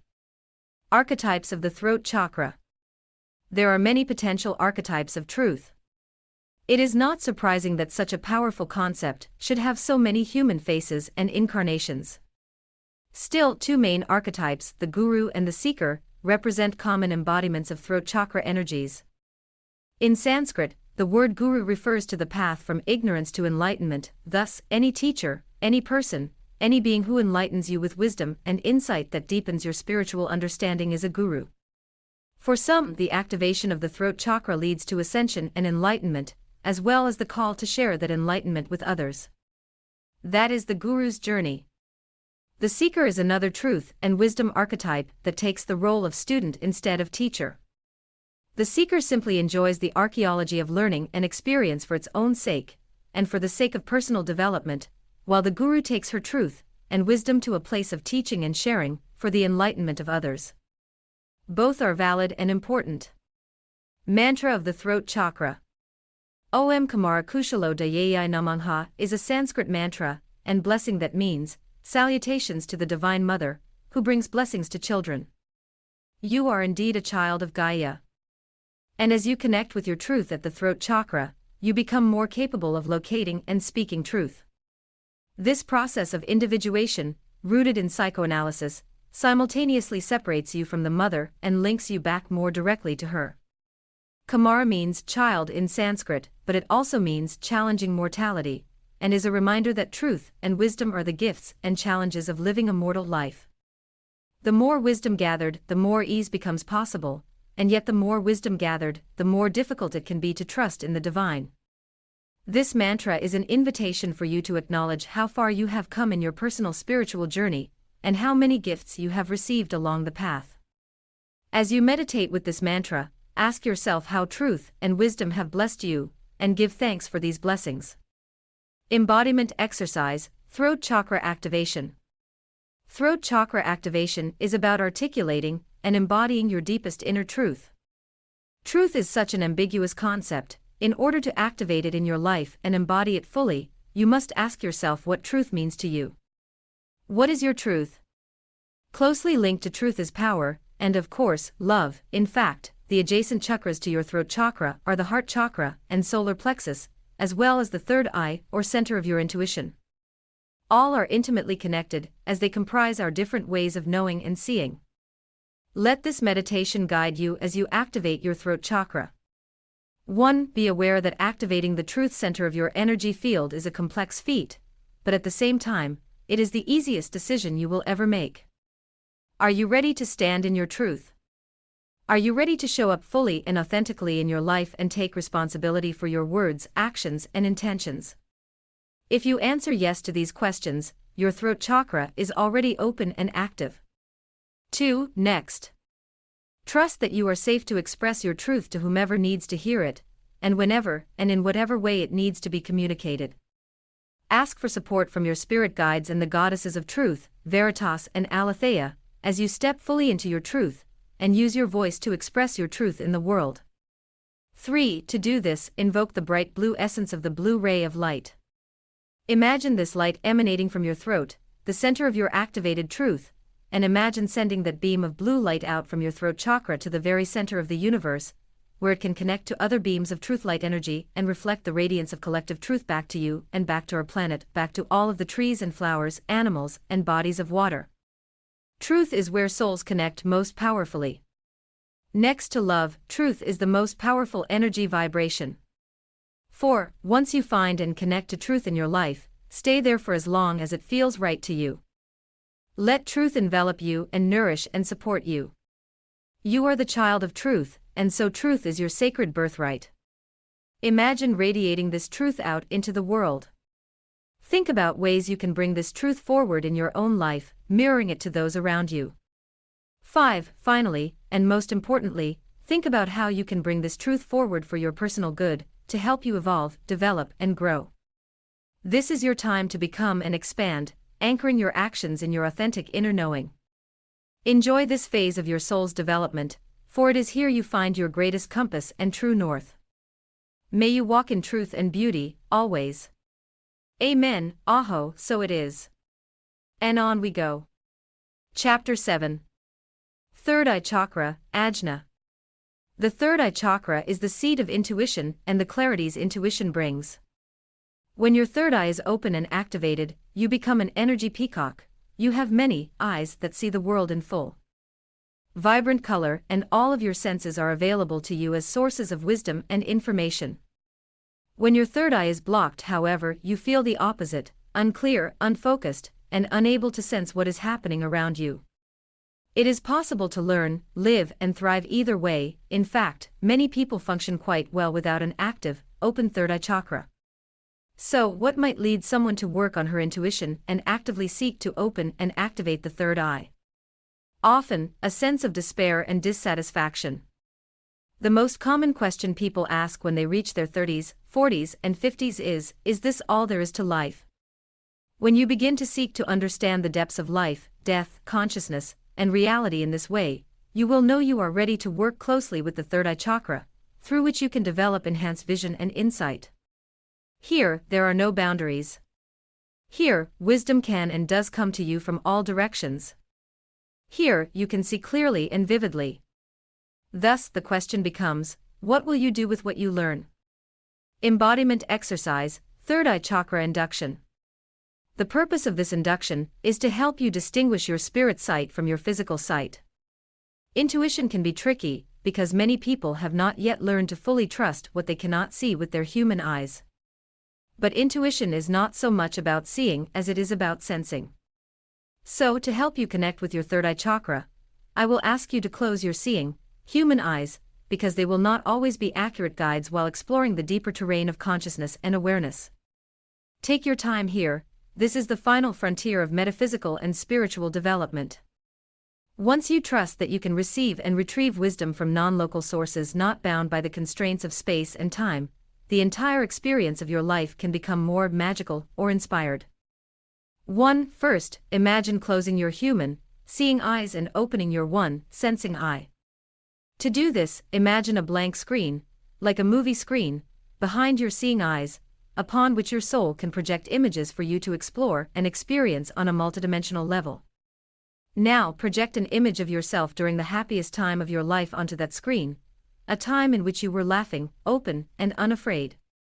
2. Then, clear the image from your mental screen, and project an image of yourself during the most confident time in your life, a time in which you were glowing, radiant, and empowered. How did you feel in that moment? Can you recall where you were or what you were wearing? Finer details like these help you crystallize your vision during visualization exercises. 3. Now clear that image and project an image of yourself today.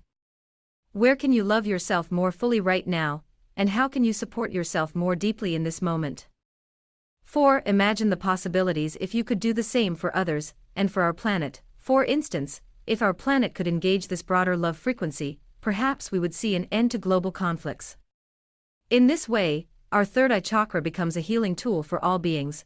Once we can see ourselves clearly, we can see others clearly, too. May your vision be of service to you and the entire collective. And may you and others be healed by what you see with all of your eyes, always. 5. When you feel connected to your deepest inner knowing and inner channel to the divine, and when you feel that your vision has been fully activated, close your induction with the universal blessing. Amen. Aho, so it is. Reflection questions for the third eye chakra. As you ponder the English name for this chakra, the third eye, consider how having another channel for sight could assist you in your life as a healer, as an empath, and then as a sister, a partner, a child, a parent. After all, you possess it in order to be of service to others. As you consider these reflection questions, anoint yourself with an essential oil or perfume blend to activate this additional point of sight. Cypress, mugwort, and blue lotus essential oils are powerful tools to enhance your physical and etheric sight. Diffuse one or all of them, or blend them into a sacred perfume to activate the awareness each tree, herb, and flower offers. You could also drink a tea infused with mugwort and blue lotus to soften your central nervous system and enhance your clairvoyance, or clear sight, as you ponder and respond to the following questions. 1. Where in your life does your inner vision feel the most accurate? Have you been able to accurately anticipate events and situations before, even if doing so made you uncomfortable or uneasy? If so, what was the outcome? 2. Where in your life could you use additional insight right now? Imagine a deep indigo light of energy, the sacred indigo ray, surrounding your head from the space between your eyes around to the back of your head. See it opening and expanding your ability to see in all directions, before and after you, ahead of and behind you. Give yourself the gift of time to explore what you see. Without judgment, write down key words, phrases, and sentences that describe what comes through. 3. When you think of yourself as a sacred counselor or visionary, how do you feel? What gifts do you have around sight or vision that could help you or someone you know or love? What gifts of perception or sight do you have that could help someone you have never met, and how can you communicate your vision to those who have no access to it? How will you explain what you see? When you are ready to close your reflective writing, thank your spirit guides and higher self for attending you while you write, and blow out your candles. Store any gems you've used and other writing tools together in a special place, so that you'll have them handy when you want to do more reflective writing in the future. Correspondences for the third eye chakra. Goddesses: Pythia, Circe, Hecate. Gemstones: azurite, blue aventurine, labradorite, lapis lazuli, sodalite, tanzanite. Tarot card. Major arcana: the High Priestess. Rune: Laguz. Essential oils/herbs: betel leaf, blue lotus, cypress, eyebright, juniper, mandrake root, mugwort, apopanax, poppy. Planet: Moon.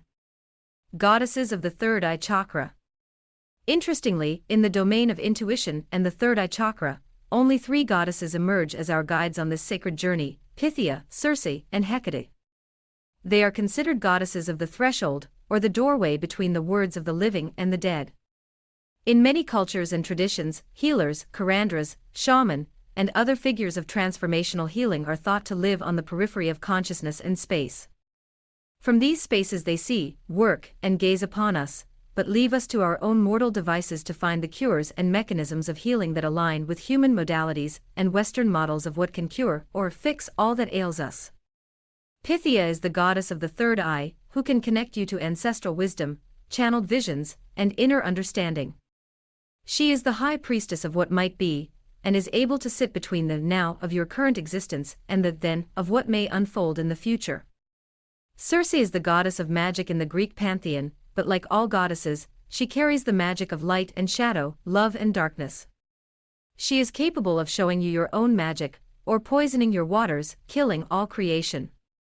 Hecate is the Greek goddess of transformation. She is the goddess of all crossroads, between life and death, between the past and the future, between your goddess self and your human self. The goddesses of intuition show you the many ways you can work with energy, and then it is up to you to find ways to channel their energy productively. Ask yourself today how you can work more powerfully and intentionally with sight, creation, vision, and manifestation. Seek the companionship of these goddesses who have navigated this complex terrain before you with ease and grace. Seek their counsel with care and diligence, for they have much to teach you. To call upon them, say aloud, Oracle goddesses and goddesses of third sight, illuminate me with your wisdom and your visions. I give thanks for your guidance. Amen, Aho, so it is. Gemstones, essential oils, and herbs of the third eye chakra. Third eye chakra gemstones. Azurite is the most powerful of all of the third eye gemstones, facilitating psychic visions for famed prophets and seers such as Edgar Cayce, who considered it a stone of psychic mastery. Blue aventurine heightens intuitive capacity and brings visions of future events, while tanzanite is a healing gem thought to contain teachings in other dimensions. Blue aventurine foretells what will be, while tanzanite reminds you of what has been. Both can be used to improve your experience of the present moment, and to guide clients toward their personal highest good. Labradorite holds the energy of new possibilities. It contains flashes of rainbow light that ignite the imagination, and help you kindle your inner fire. Work with labradorite at the new moon, or whenever you set intentions for new beginnings, to envision your deepest passions and ignite your inner desires. Lapis lazuli brings confidence and self-esteem to the bearer. In ancient Egypt, it was considered the queen's stone of power. Cleopatra herself quarantined its use and dedicated its power to her own empire-building purposes. She believed it brought her immortality, intuition, and victory. Sodalite, often referred to as the dreamcatcher stone, is believed to prevent nightmares and night terrors. It actively helps you release fears of what might be to help you stay present and focused in the moment. To work with these gems of vision and new beginnings, consider setting up a sacred space or altar for intuition somewhere in your home. This can be done very simply, with just a few crystals and a deep blue or indigo candle. Placing items on your altar that represent the four elements keeps your sacred space balanced and aligned, which will increase the sense of peace and balance you experience when you spend time there. A chalice of water, an abalone shell, or a vase of fresh flowers invokes the magic of the water element, which enhances intuition and foresight, and adds color and beauty, too. Your chosen gemstones represent the grounding and stabilizing earth element on your altar, while a feather or smudge bundle represents air. The fire element is best represented by a candle in a color aligned to the purpose for the altar. Once you have your elemental tools in place, begin a routine or practice of sitting before this space for a few minutes each day, saying a brief prayer and calling upon your spirit guides to be with you.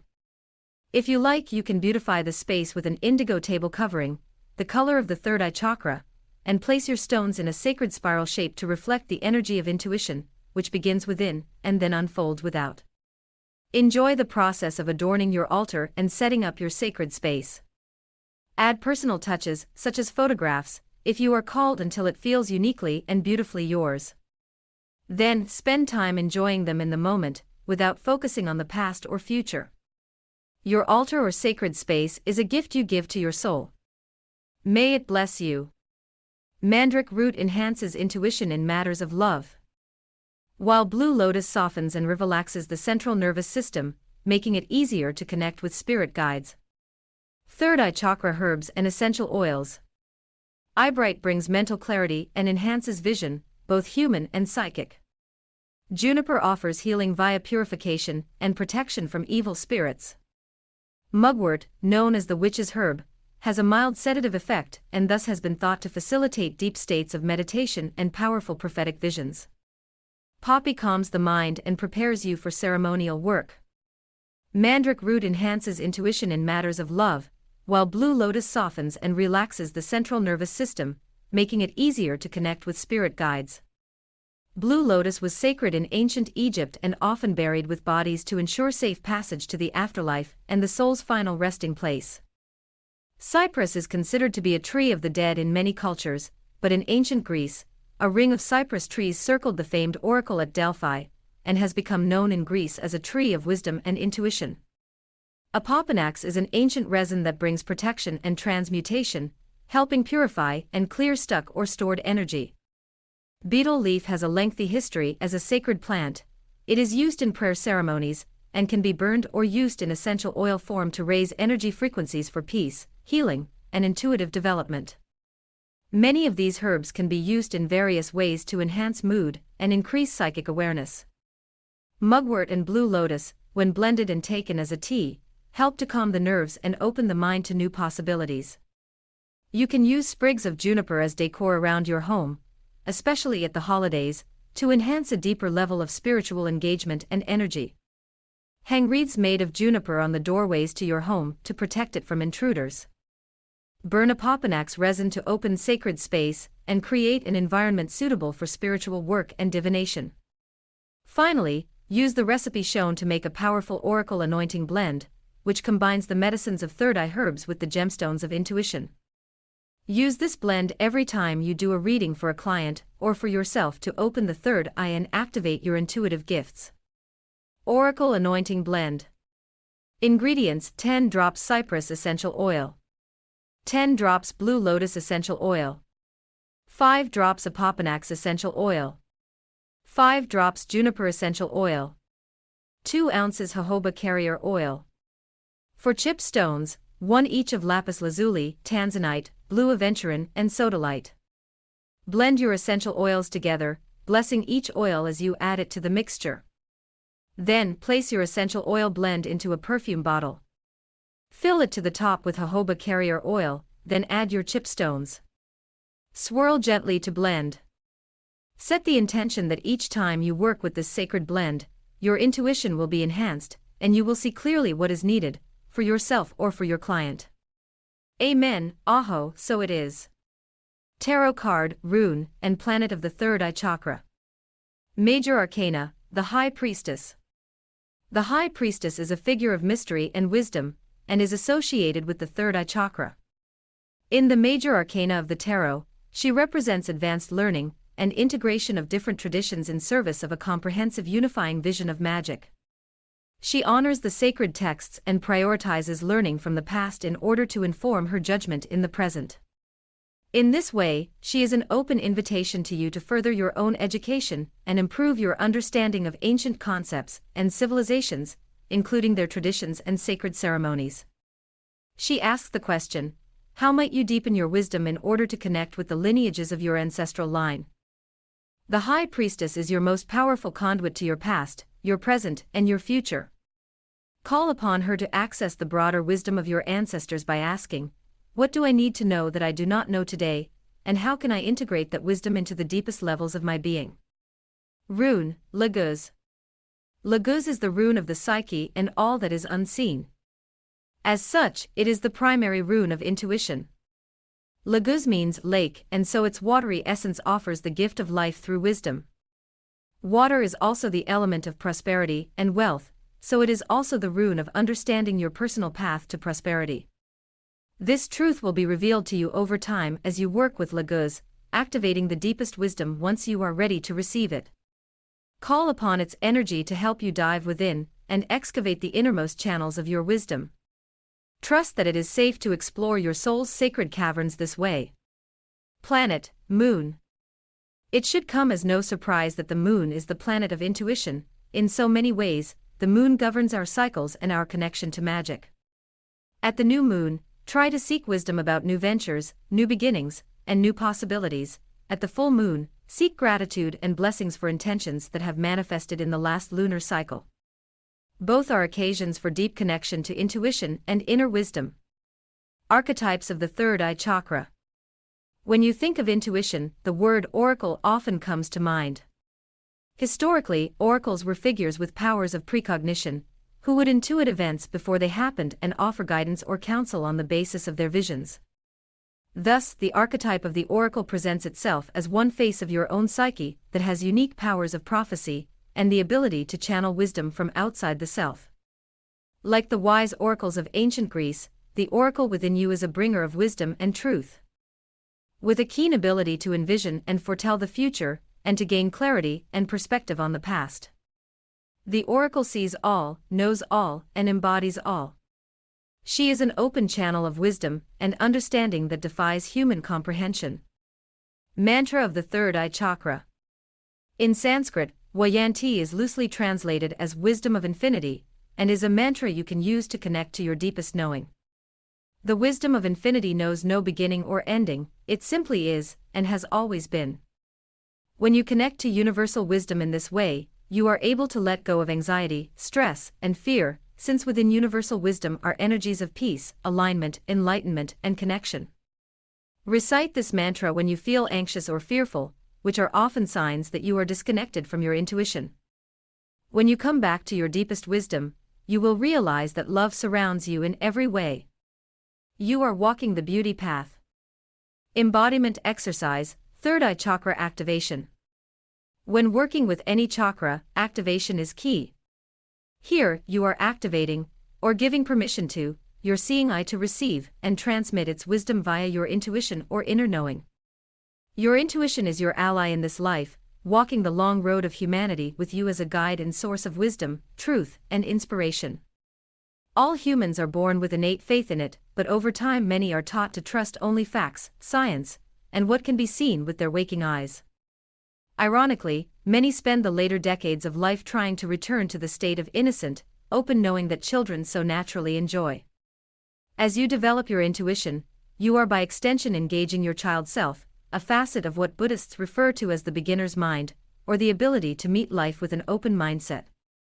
You are silencing the, sometimes very loud, voice of the inner critic and inner skeptic, your adult self. To allow the voice of your inner child and inner oracle to speak from a place of trust and accelerated awareness. Let this meditation guide you. 1. Close your eyes and imagine yourself as a child, when you were open to new ideas and embraced a freedom of thought that made anything possible. Feel a sense of natural curiosity and warm safety envelop you as you return to that place of trust and understanding. What did you know to be true back then?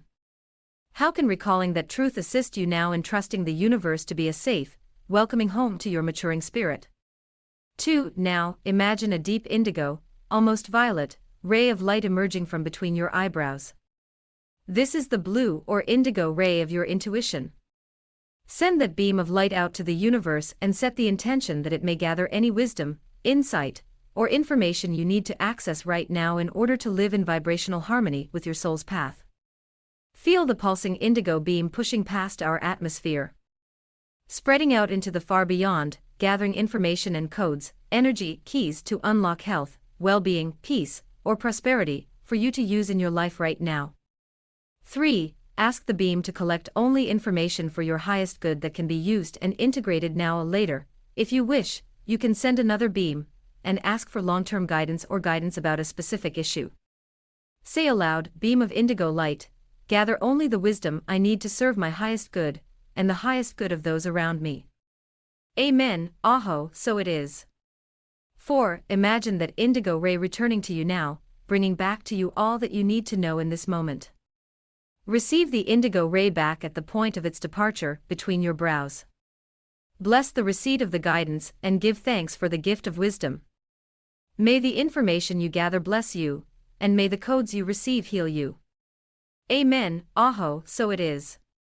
And on we go. Chapter 8. Crown Chakra, Sahasrara. The crown chakra, your crown of holy connection to the divine, sits at the top of your head, a bright violet disk of light that emanates what we call the violet ray of compassionate and protective light. When your crown chakra is open and functioning well, you feel intimately aware of your connection to God/Source/Creator energy.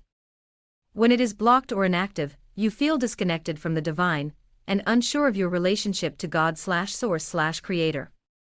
How most empaths and psychics find it easy to keep an open and clear crown chakra through supportive exercises, such as daily meditation and recitation of mantras, many others struggle to find the divine. It can be difficult to break free of the monotony and routines of everyday life in order to plug into a higher power. And yet we are spiritual beings having a human experience, not the other way around. Thus, the spirit part of us will always long for a way back to Source. And wearing the call of your spirit is a powerful gesture. When you say yes to your soul's development, you also say yes to the collective evolution on the entire planet. You are one powerful piece of the broader matrix of energy that surrounds you. Your words, actions, thoughts, and decisions affect everyone around you. The crown chakra, your energy sanctuary, is the center of our comprehension of this interconnectedness. When we lose our spiritual way, this comprehension of this interconnectedness. When we lose our spiritual way, this is the place we return to remember who we are. Here at the crown chakra, you learn that life is not meant to be a constant struggle. There should be flow and ease. You will find both here, waiting for you. Embodiment exercise, crown chakra induction. The crown chakra is literally your crown of divine wisdom and contact with the divine. Here you are working with the first layer of spirit guides and angelic beings who serve as intermediaries between this realm and theirs. When you want to activate and channel their wisdom, you can use this meditation to guide your exploration of the crown chakra and its many inspirational gifts. 1. Think of the crown chakra as a literal crown of amethyst crystals and purple roses, lit from within by the violet ray of light.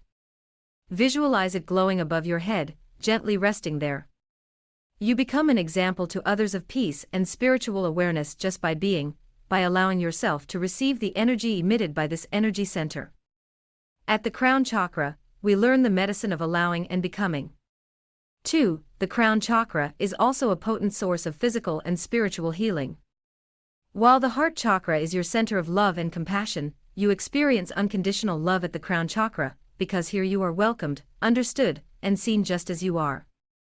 Here you are revered and held as a child of all creation.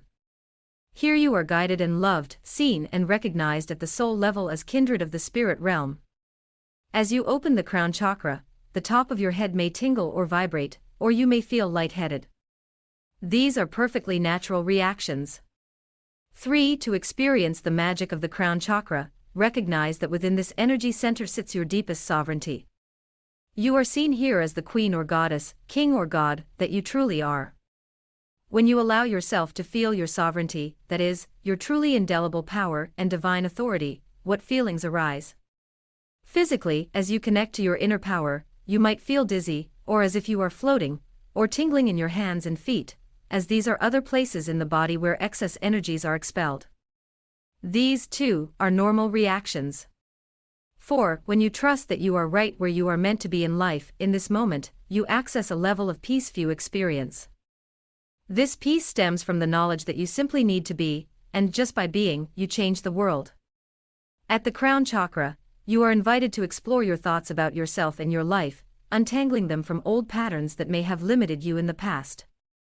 Rise now to the occasion of your soul and find your power. When you feel ready to receive this freedom, extend your arms out to your sides and allow yourself to feel the flow of energy from root to crown, extended from your feet to the very top of your head, and out, side to side, from your left fingertips to your right ones. 5. Once you feel the surge of energy, which could be experienced as warmth, tingling, coldness, or lightheadedness, relax your arms and bring your attention to the top of your head. Imagine a ring of light surrounding your head, a beacon of truth and wisdom surrounding you now and always. Give thanks for this sacred connection to the divine, and then close this induction with the universal blessing.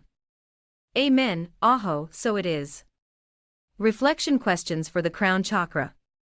Gather a few tools to support you as you consider the meaning of the crown chakra as the seat of your spiritual power, sovereignty, and connection to God/source/creator energy. Choose a lavender or violet candle, scented with the same essential oils. They are aligned with the crown chakra. You might reach for scapolite, a particularly powerful ally. As the stone of success and integration of wisdom, it will assist you as you reflect upon the wisdom of the crown chakra. Call on your spirit guides to assist and inspire you as you consider and respond to the following questions. 1. What is your favorite way to connect with God/source/creator energy right now? When you want to feel more in touch with the divine, what do you do and where do you go? Is there a person or place who can instantly reconnect you with your sense of divinity? Perhaps there is a piece of music that helps you connect more deeply. 2. Self-respect is a natural outcome when your crown chakra is open, clear, and active. How would you describe your own level of self-respect right now? Where in your life could you enhance your self-respect or encourage others to treat you with more respect? Remember that you are a child of the divine. What does this concept mean to you? 3. Faith resides at the crown chakra as well. Where in your life do you experience profound faith, and where has your faith been tested? When you lose faith, how do you regain it? When you are ready to close your reflective writing, thank your spirit guides and higher self for attending you while you write, and blow out your candles. Store any gems you've used and other writing tools together in a special place, so that you'll have them handy when you want to do more reflective writing in the future. Correspondences for the crown chakra. Goddesses. Shakti, Kuan Yin. Gemstones. Amethyst, auralite 23, charoite, lepidolite, purple fluorite, scapolite, selenite, stitchtite, sugilite, super 7. Tarot card. Major arcana, the Hermit. Rune. Wonjo essential oils/herbs. Frangipani, Gotu cola, lavender, palo santo, pink lotus, spikenard, St. John's wort. Planet. Jupiter. Goddesses of the crown chakra.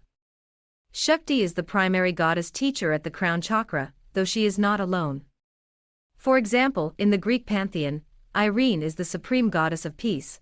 You can call upon her to boost your faith and help calm you when you feel anxious or afraid. Shakti, though, embodies all the traits of all the goddesses from every pantheon. She is, in many ways, the most powerful goddess explored in this book. All energies are her energies, and all traditions fall within her domain. In this way, her energy reflects the inclusive energy of this chakra. The crown chakra is your last physical anchor of spiritual energy. After it leaves the crown, your energy passes out of the range of your physical body. Shakti ensures proper flow of energy from the third eye through the crown, and on to the soul star chakra. She filters out any energies that do not serve you and welcomes new energies of peace, serenity, and creative inspiration. When you lose your way, Shakti will guide you back. Much like the crown chakra itself, Shakti offers a higher calling to a deeper level of awareness. As a bridge between the physical and the spiritual, the crown chakra supports you as you balance your human and spiritual needs. Call upon Shakti to support you in reconnecting with the divine feminine in all its aspects. That means reclaiming your spiritual sovereignty as well as your sexual, creative, emotional, and intellectual sovereignty. After all, the mind and brain are also ruled by the crown chakra, and as you think, so you become. Let Shakti guide you as you become your fullest self. Kuan Yin is the secondary goddess of the crown chakra, but perhaps an even more central figure than Shakti because she represents embodied compassion. As a bodhisattva, or figure of enlightenment, she is the Chinese goddess of divine mercy. Kuan Yin uses water to bless and purify, and is often represented as pouring the healing waters of life from her chalice. Her willow branch, another important symbol of her healing capacity, is used to direct healing energies. Keep a chalice of water on your altar to represent Kuan Yin's merciful and feminine flow, and place a small piece of willow on your altar to represent her ability to direct healing energy toward those most in need. Willow also represents our human capacity to grow, evolve, and become more aligned to the energies of ascended masters like Kuan Yin. Shakti and Kuan Yin are both universal figures of creation and compassion who, together, represent the most powerful aspects of divine feminine love. Gemstones, essential oils, and herbs of the crown chakra. Crown chakra gemstones. Amethyst is the most widely accepted gemstone of the crown chakra, and for good reason. It purifies, detoxifies, and brings both balance and peace to the bearer. Auralite 23 and Super 7 are the master healers of the crown chakra gemstones, actively reducing inflammation and helping your body self-heal from emotional and physical trauma. Lepidolite is mechanized lithium, and so it brings powerful peace and relaxation. It relaxes the central nervous column, allowing a flood of soft, flowing energies to move through all energy centers. Purple fluorite clarifies your dharma, or soul work, and attracts new opportunities and ways for you to manifest your purpose. Scapolite is the gemstone of successful outcomes, and helps you organize your thoughts to facilitate clarity. Selenite carries a powerful vibration of peace. It clears energy from people, places, and things, but usually does not need to be cleared itself. Thus, it is a powerful ritual tool, and can be used to prepare sacred space for ceremonial work. Stitchtite promotes the creation and maintenance of strong personal boundaries in relationships, and charoite, the warrior's stone, offers courage to the bearer. Sugilite is a cleanser and detoxifier of the physical body. It raises personal vibration to counteract illness of any kind. To work with your crown chakra gems, consider a form of body gridding called the crown of gems. Body gridding is the use of gemstones in physical layouts either on or near the body, and it helps unify the energies of the stones in order to calibrate a person's energies. For example, if you are ill, you might place healing gemstones on or near the afflicted part of the body. By surrounding the top of your head or crown chakra with crown chakra gemstones, you increase the energy frequency of this energy center and facilitate spiritual healing and well-being. Here's how to do this. 1. Once you are in a comfortable position, preferably lying down without a pillow under your head, place 5 to 10 crown chakra gemstones of your choice around the top of your head. Work from left to right, starting at the left ear, placing the stones over the top of your head, and continuing all the way to your other ear. You can use 5 to 10 different stones, or groupings of the same or similar stones, depending on what your intuition calls for.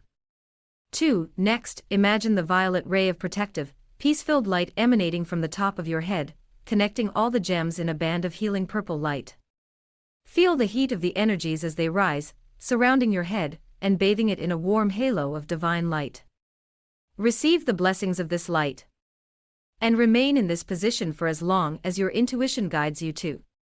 3. When you are ready, open your eyes, sit up, and gently bring your attention back to present time. Pink lotus is considered the supreme lotus and brings transformation and enlightenment. Crown chakra herbs and essential oils. Gotu kola deepens your gifts of perception by opening the mind and expanding awareness. Shaman and medicine people in a variety of cultures take it as a preparatory tea or tincture ahead of serious ceremonial work. Lavender brings calm and peace and invites a sense of complete well-being when consumed as tea or made into a sweet, fragrant syrup. Pink lotus is considered the supreme lotus and brings transformation and enlightenment.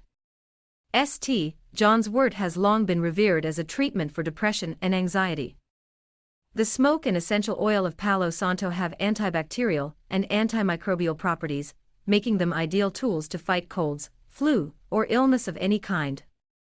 Spikenard is the workhorse of the crown chakra herbs and essential oils, because it offers so many healing and therapeutic benefits. It has antibacterial, antimicrobial, antifungal, and anti-aging benefits. Spikenard also calms the central nervous system, aligns all 9 of the chakras, and balances hormones. Frangipani, commonly known as plumeria, is a fragrant, magical flower from the South Pacific that thrives in any tropical environment.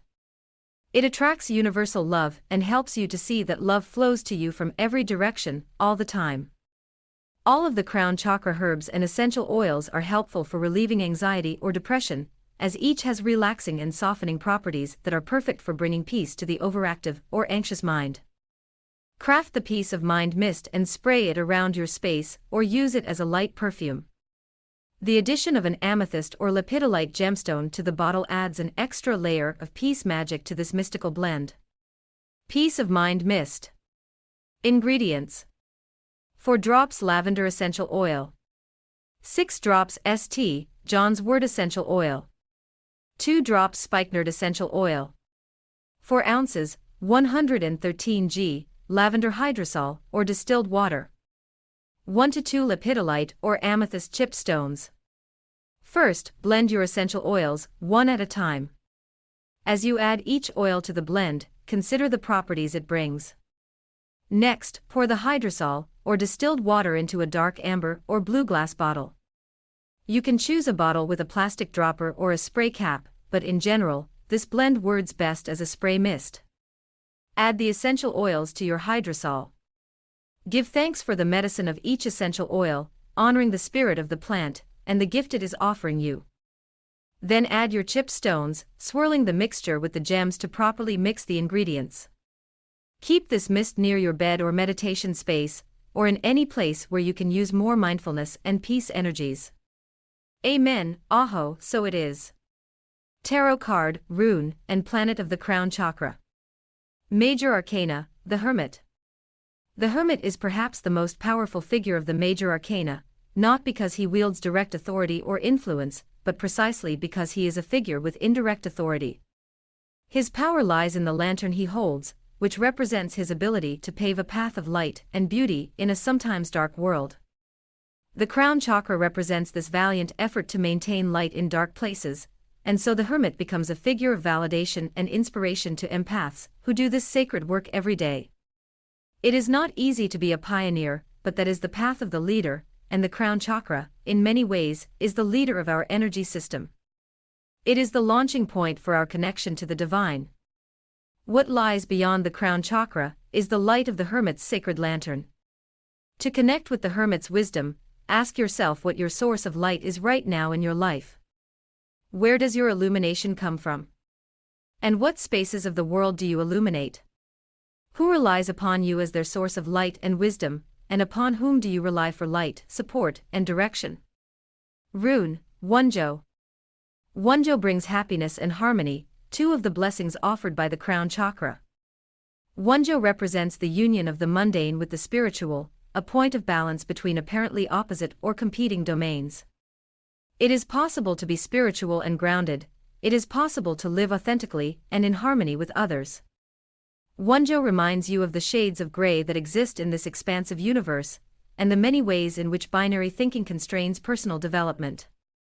To activate the wisdom of Wonjo in your life, ask yourself where you need to experience deeper happiness and harmony in your life. It might be easier for you to identify places and spaces in your life that are disharmonious. If so, start there. Allow yourself to answer from a place of transparency and love, and then explore ways you can bring more of whatever you seek into existence. Planet, Jupiter. Jupiter is the largest planet in our solar system, and it carries powerful energies too. It represents expansion, growth, possibility, abundance, and trust in a higher power. Jupiter is associated with both Thor and Zeus, the kings of the Norse and Greek pantheons, respectively. Jupiter is the ruling planet of Sagittarius, which is the sun sign associated with freedom through faith. The life lesson of Sagittarius, aligned with Jupiter's meaning, is to trust that a force greater than you has your best interests at heart. While many fear the perceived constraints and prescriptions of organized religion, the true purpose of spirituality is to expand and enhance the experience of life and reinforce the oneness of creation, the connection between and among all living things. Without a connection to each other, it becomes easy to lose faith. If the crown chakra is a sacred invitation back to faith and alignment with the rest of the universe, Jupiter is its messenger. Archetypes of the crown chakra. 2 primary archetypes guide our understanding and embodiment of the crown chakra: the channel and the empath. The channel is your inner access point to divine wisdom. It is also your highest level of embodiment of source energy. When the channel archetype is active, you feel as if you are standing in a wide open space with easy access to wisdom, insight, and information. Knowledge about your life and your surroundings is easy to access, understand, and interpret, and you feel free from secrets or limitations. Know that the channel is always an accessible energy stream for you. If you desire more clarity and wisdom, simply call upon this archetype and ask to be shown what it feels and looks like to be the open channel of source energy. Ask to step into this new reality and feel the liberation of open access to all you need to know. A related archetype is the empath. This archetype derives its name from the Greek empatheia, or state of emotion, and the ancient Greek root word pathos, which means feeling. The empath archetype is an archetype of healing, but it is also the archetype of codependency in extreme cases. Empaths feel their environments intensely, and must be careful not to entangle their experiences with those of clients. Both of these archetypes, the channel and the empath, should use their gifts with care and be mindful of their energy environments. Techniques for shielding and bubbling up the aura can be very helpful for these particular archetypes. The channel and the empath should use their gifts with care and be mindful of their energy environments. Techniques for shielding and bubbling up the aura can be very helpful for these particular archetypes. Mantra of the crown chakra. There is a difference between the literal meaning of the Sanskrit mantra Om Namah Shivaya, I bow to Shiva, and its figurative meaning, which is so potent it almost defies description. Names of deities are believed to carry their energy and essence, and Shiva, of course, is one of the most powerful deities of any civilization across history. One of the 3 deities in the great trinity of the Hindu tradition, Shiva is both creator and destroyer. So when you wish to speak something into creation, ask for what you seek, and then seal your intention with the mantra Om Namah Shivaya. Having done so, you will seal your intention with a blessing capable of moving major obstacles and facilitating a vibrational flow that can manifest thoughts in physical form. Words are powerful, and Shiva is our reminder that as you speak, so events unfold. Mind your words and use them with care. Each can be a blessing. Embodiment exercise, bubble and zipper meditations. The meditation exercises that follow are very helpful if you feel that your energy is too open and others have too much access to your energy field.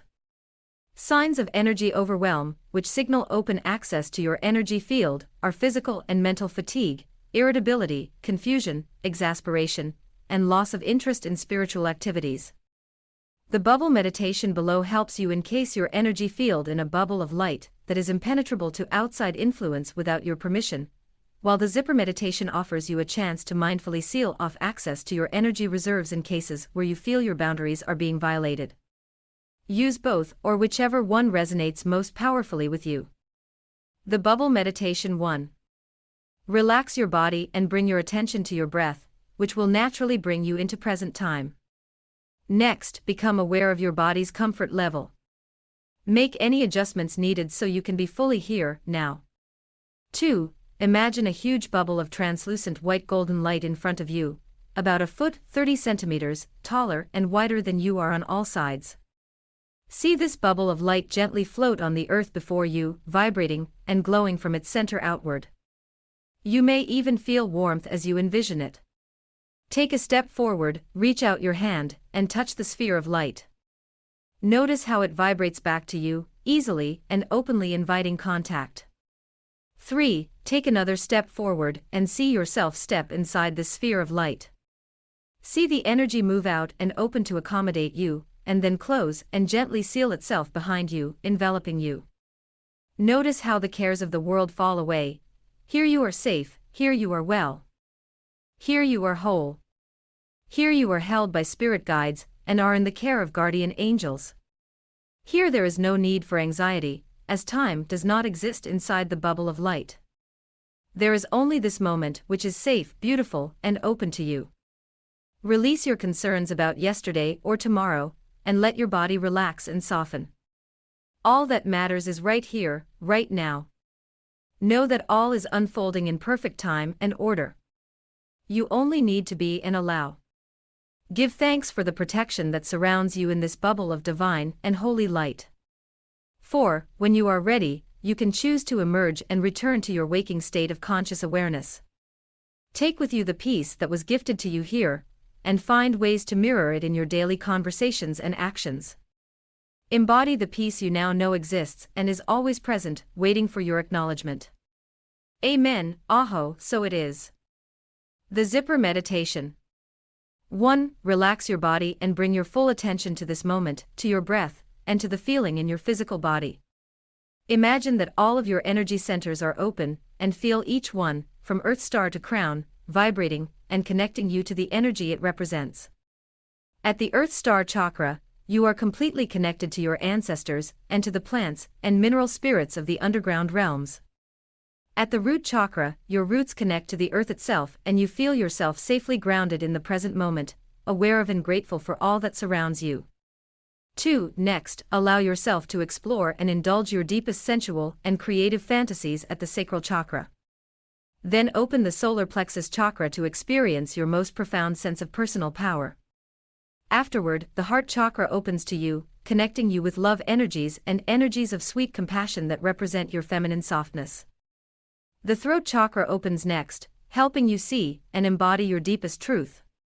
Then the third eye chakra displays all the visions needed to guide and support you from a place of deep knowing and intuition. 3. Return to the crown chakra, and with your hands folded over your heart space, give thanks to Great Spirit for your connection to Source. Having come full circle, honor, acknowledge, and give thanks to the energies that have opened and made themselves available to you. 4. Then, beginning at the Earth Star chakra, imagine a giant zipper sitting at the base of all of your energy centers. This zipper will help you close and seal all of your sacred chakras, one at a time, rendering them inaccessible to anyone but you. This exercise will protect you during times of fear or anxiety. Pull the zipper northward from your Earth Star chakra, over the root, sacral, and solar plexus. Continue over your heart, throat, third eye, and up to the crown. Finally, pull the zipper up to the top of your soul star chakra. 5. Close the zipper tightly and feel it seal safely, covering any holes or spaces in your energy field. Know that you are held and safe here, and that nothing can enter your energy field without your permission.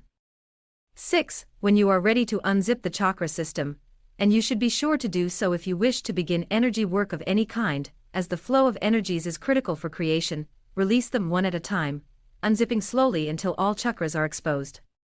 You can still keep the chakras protected even if the system itself is unzipped. To engage this layer of protection, simply imagine the entire chakra column encased in a bubble of divine white light of love and peace. This is an additional step and layer of protection for times of need. 7. Once you feel that your energy centers are protected to your satisfaction, give thanks to your spirit guides for their presence and then release them. Know that you can repeat this exercise anytime you feel you need additional energy protection or buffering. Amen, Aho, so it is. Embodiment exercise, crown chakra activation. Now that you have explored your crown of power and peace, you have a deeper sense of what it means to commune and connect with your spirit guides. Peace begins the moment in which you realize you are not divided from the divine. To bring this peace and divine connection into daily life requires a disciplined practice and commitment to living from a place of inspired purpose. Here at the crown chakra is where people find the meaning that has seemingly eluded them for a lifetime, even though it has been here all along. 1. First, stretch your arms out to your sides as far as you can, and take a deep cleansing breath, filling your diaphragm and bathing your cells with your life force. 2. Envision a violet beam of light, the violet ray of peace and protection, glowing brightly and emanating from the top of your head. See it flowing and feel its gentle glow blessing you and your entire auric field as it spreads and grows stronger. 3. Now, imagine that beam of light becoming a liquid fountain of violet light, flowing and spreading out in front of you and behind you, to the four corners of the earth and beyond. As each drop of liquid light touches objects around you, see them changed and transformed from within, glowing in a new way with this infusion of life force and spirit force energies. 4. Spread this healing light wherever you feel called, to the people and places who need it most around the world. You might even think globally, to countries and continents that could benefit from this healing energy stream. Let it flow freely with no expectation that it, or any reward, will return to you. 5. Now, receive this light of divine love and peace for yourself. Call it in, let it flow over and through you, above and below you. Give thanks for the way in which it already knows where to flow and how, touching each part of you that needs its sacred blessings. 6. Ask this light to illuminate your spiritual path and guide you to the places and experiences that will inspire, support, and nourish you. Ask it to bathe you in a light that others will recognize, and commit now to living in alignment with that light. May this peace and purpose illuminate your soul forever. Amen. Aho, so it is. And on we go. Chapter 9. Soul Star Chakra, Sitara. The 9th chakra is our connection to the stars. It is our portal or access point to other dimensions and provides us with encouragement to pursue ascension and spiritual development in this life. For some, the call of the Soul Star Chakra is louder and harder to ignore. For others, the call is subtler. Whichever way this chakra speaks to you, you can draw from this well of soul strength for inspiration and courage. The Soul Star Chakra sits about 12 inches, 30 centimeters, above the top of your head, and is your aura's uppermost point of contact with the broader energy field. Its alternate name, Sitara, means holy star in Sanskrit and reflects the sacred nature of the etheric energies that reside beyond the physical chakra system. When this chakra is open and energy is flowing well through it, you feel a sense of embodied peace. You feel capable of channeling and holding the energies around you and find that your manifestation abilities are strong. At the Soul Star Chakra, it becomes possible to imagine a highly complex universe in which time and space are not linear, and where it is possible to experience the past, present, and future synchronously. Consider what it would mean for you personally to be able to experience the past now, in this moment. As if it were happening right now. What about the future? What would it mean for you to experience the future now, synchronously with the present? Would you live differently or love differently? And would this wisdom help you or hurt you? Once your horizons expand and your awareness opens, it is difficult to return to ignorance. The Soul Star Chakra offers you enhanced awareness, but will you be able to integrate it and use it wisely in service of your highest good? Embodiment exercise, Soul Star Chakra induction. If the crown chakra is your crown, the Soul Star Chakra is your halo. It is an angelic amulet, a divine ray of heavenly light that offers nothing but pure nourishment and loving balm to your soul. The medicine of the Soul Star Chakra is ascension, and its call is to the deepest part of your soul. Use this meditation to guide you on your journey. 1. If you are ready to answer the call of the Soul Star Chakra, stretch your arms above your head, directly up toward the sky, and point your fingertips skyward. Now, imagine the tips of your fingers making contact with the warmest, most tender energy you have ever experienced. It is as if a cloud of love is being placed upon your fingertips.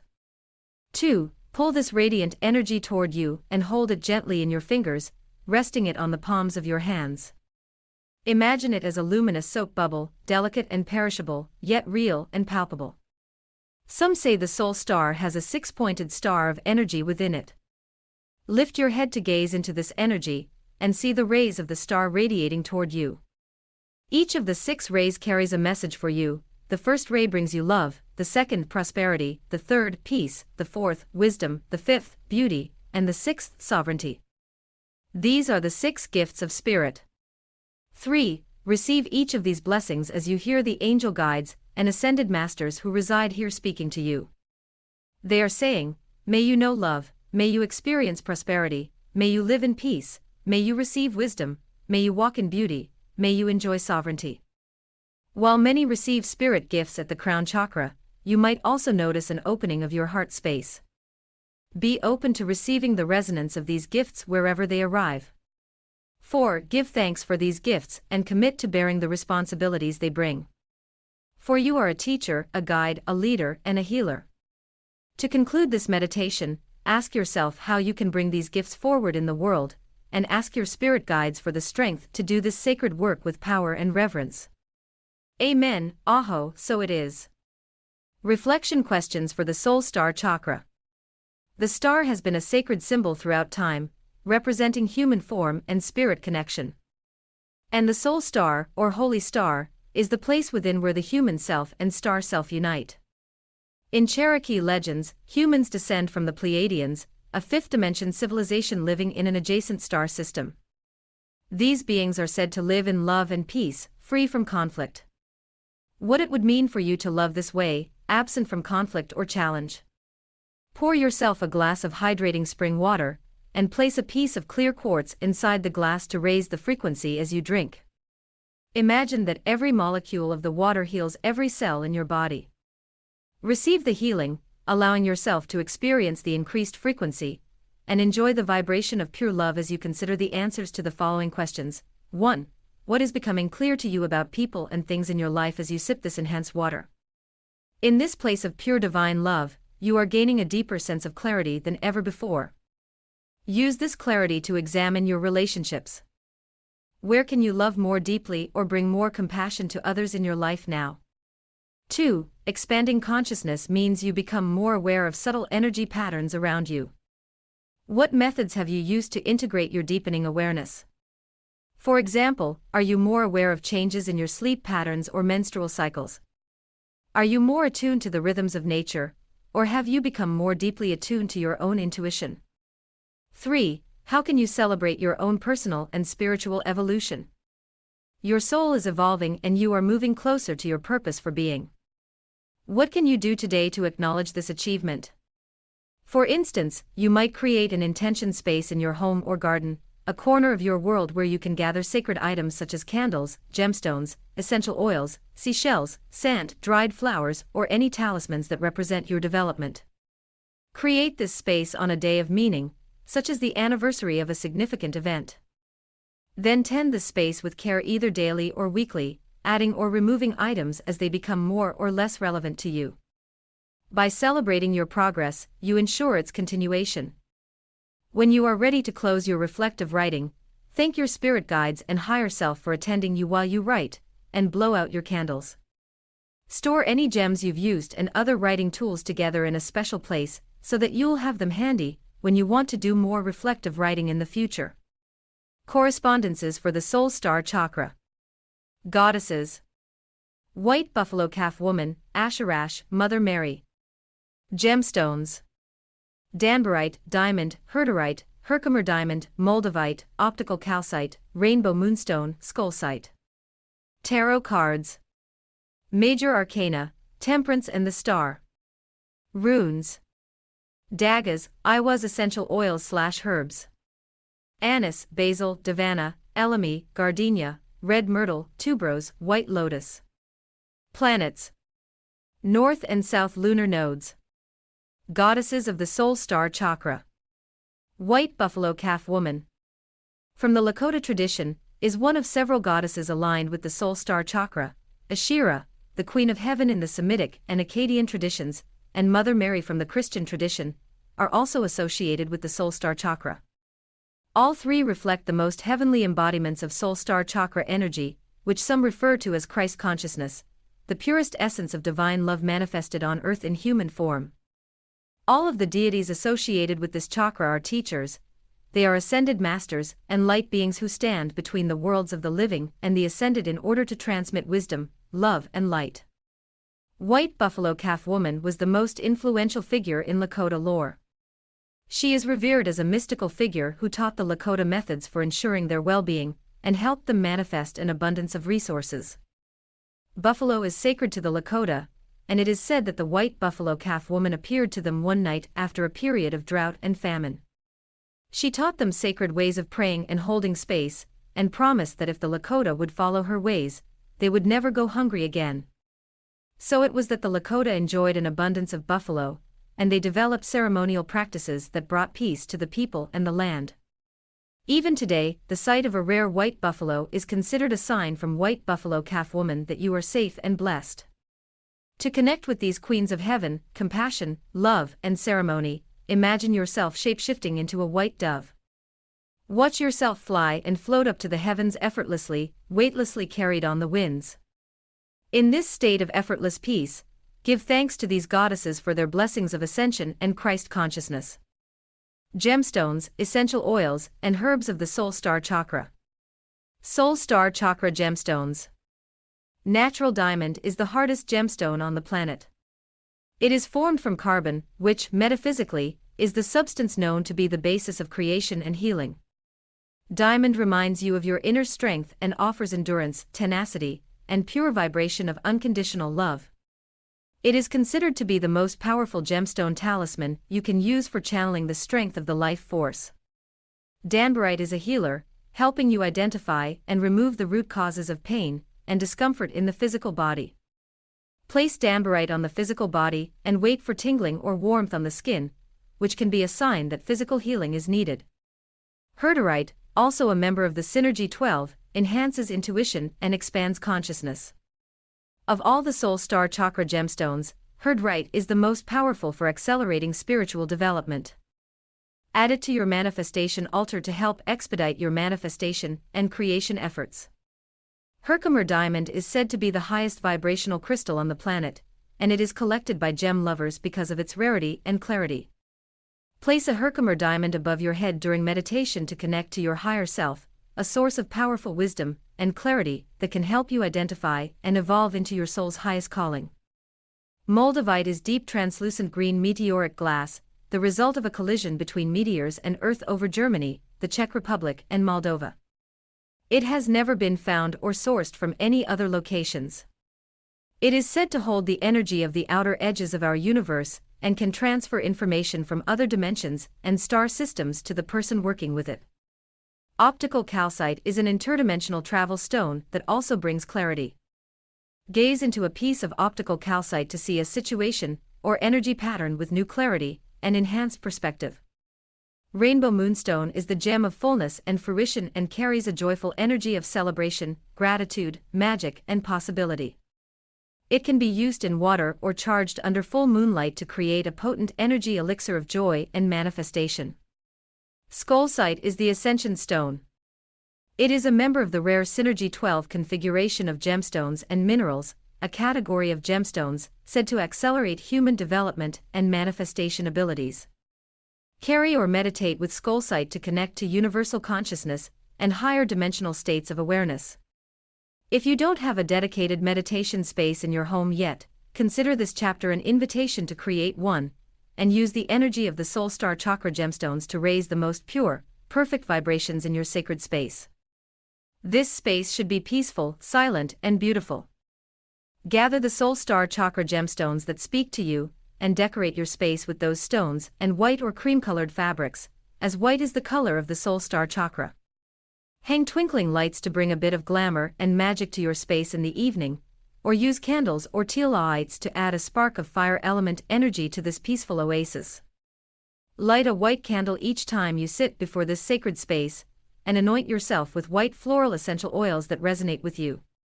Basil attracts prosperity, as does red myrtle, and both are helpful for meditation and relaxation. Soul Star Chakra herbs and essential oil. The herbs and essential oils of the Soul Star Chakra are bringers of light. They have angelic energies to them, although each manifests those energies in different ways. White lotus is the womb of creation, connecting you with energies of rebirth. Anise makes it easier to hear the voice of your intuition. It is also considered a sacred offering to Source or Great Spirit, especially in its perfect star form. Basil attracts prosperity, as does red myrtle, and both are helpful for meditation and relaxation. Devana is useful for divination and psychic visions, and for awakening intuitive abilities and recalling past life memories. Gardenia is a spiritual healer, and offers relief to those who have suffered spiritual or psychological trauma. Elemi was once used in ancient Egypt during burial and mummification ceremonies, so it is no surprise that it supports transition, new beginnings, and internal transformation. Tuberose calms and soothes, promoting relaxation and surrender while easing sadness and anxiety. A beautiful, comforting way to connect with the energy of the soul star chakra is through a ritual cleansing bath. By using salt, flowers, essential oils, and dried herbs to smudge and purify your space, you can transform the energies around you and within you, opening and preparing you for meditation or ritual work. Plus, ritual bathing has been part of magical preparation processes since ancient times, for the water is a symbol of ritual purification, especially when salt is added. Gather the gemstones, essential oils, candles, plants and flowers, plus any other tools you feel called to include, and begin building a bath altar to bless your watery oasis with peaceful soul star chakra energy. Consider including a sacred chalice filled with your favorite beverage, or a vintage glass vase holding fresh flowers aligned to the chakra, such as white roses or peonies. Soul Star Ritual Bath Altar. Ingredients: white candle, Soul Star gemstones, Soul Star essential oils such as white lotus, gardenia, and tuberose. About 2 ounces, 57 g, Dead Sea salt crystals. Fresh roses or other flowers you love. A sacred beverage to enjoy during your bath, served in a beautiful chalice or stemmed glass. Gather these tools and place them around your bathtub in a clockwise direction, pausing to pray over each item and invoke its energies as you enjoy your ritual bath. Light your white candle and call upon the star people to bless you with wisdom and clarity as well as the peace of divine love and connection. Allow yourself to visualize the 6 rays of soul star chakra blessings. Receive those blessings now. Run hot water in the bath and gather the salt in your hands. Pour a few drops of the essential oils over the salts in your hands, then blend them between your fingers, whispering prayers and blessings as you do so.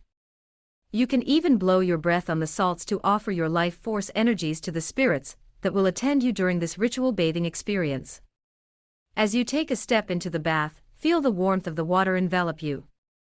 Surrender to its delicate power, letting it cleanse you of any energies that no longer serve you. Set those energies free upon the tiny waves of water you create by running your fingers through the bath gently, side to side. Let your vision go soft and blurry, enjoying the moment and releasing everything else. Give thanks for this ability to let go and let God. You are a child of the divine, a blessed creation of Source/God/Creator. Stand tall in this identity and allow its power to fuel you from a place of love and service. In this way, you ascend to a higher level of dimensional awareness, and you free yourself from limitations imposed upon you by external forces and pressures. Give thanks for the blessings that surround you, as well as for your ability to see and receive them. Amen, Aho, so it is. Tarot cards, runes, and planets of the Soul Star Chakra. Major Arcana, Temperance and the Star. In the major arcana of the tarot, 2 cards are aligned with the Soul Star Chakra, Temperance and the Star. In the major arcana of the tarot, 2 cards are aligned with the Soul Star Chakra, Temperance and the Star. Temperance represents the ultimate balance and union of forces. The dual chalices often depicted on the front of this card are visual metaphors for the 2 worlds balanced by humans, the spiritual and the mundane. Back and forth the waters flow in our lives, anchoring in the material realm, and then uplifting in the spiritual realm. The star card offers you the blessing of a wish come true. Before making this wish, give thanks to the star for reminding you that hope is always available to those who seek it. Let her blessings of wishes come true remind you to believe in magic. To connect with these 2 cards, ask yourself where the spiritual energies and mundane energies of your life manifest and coexist within you. What spiritual qualities or experiences are you seeking to manifest right now, and what support do you need in doing so? What about the mundane or material qualities you are seeking to manifest? Articulating your needs and intentions in this way can summon the resources necessary to attain them. Runes, Iwas and Dagas. 2 runes offer guidance at the Soul Star Chakra, Iwas, the rune of liberation and initiation into the great mystery, and Dagas, the rune of awakening and awareness. Dagas means day and represents the coming of dawn in the physical as well as the spiritual sense. Iwas is an invitation to universal mystery, while Dagas is an invitation to universal wisdom.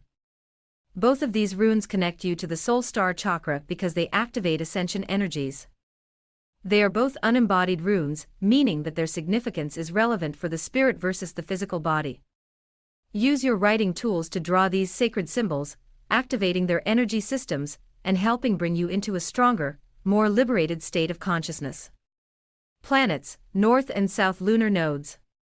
Astrology, because this information illuminates a long path of growth over the course of your soul's most recent incarnations. The North lunar node of the moon shows you which astrological sign represents your deepest soul work in your current lifetime, while the South lunar node represents the astrological sign you embodied in your most recent past life. Once you know where you have been and understand where you are now, and once you integrate the lessons of both, you will be well prepared to build a strong future. The soul star chakra represents your ascension in light of this knowledge and wisdom about your soul and your path.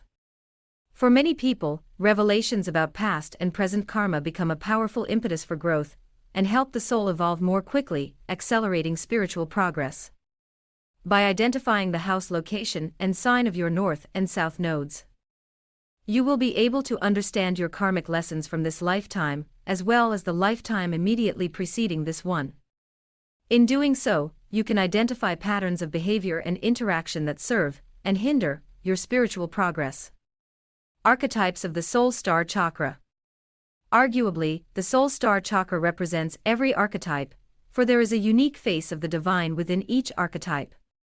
The soul star chakra is the amalgam of all of the faces of the divine, and so it includes all beings, all archetypes, and all energies in their highest evolutionary form.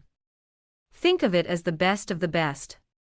To anchor this chakra in a material example, though, the shaman comes forward as its archetypal representation. Shaman comes from the Siberian word saman, or keeper of knowledge.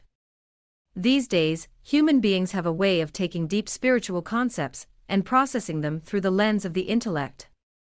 Perhaps due to our experience as children of the Industrial Revolution and scientific method, who value hard work, facts, and data.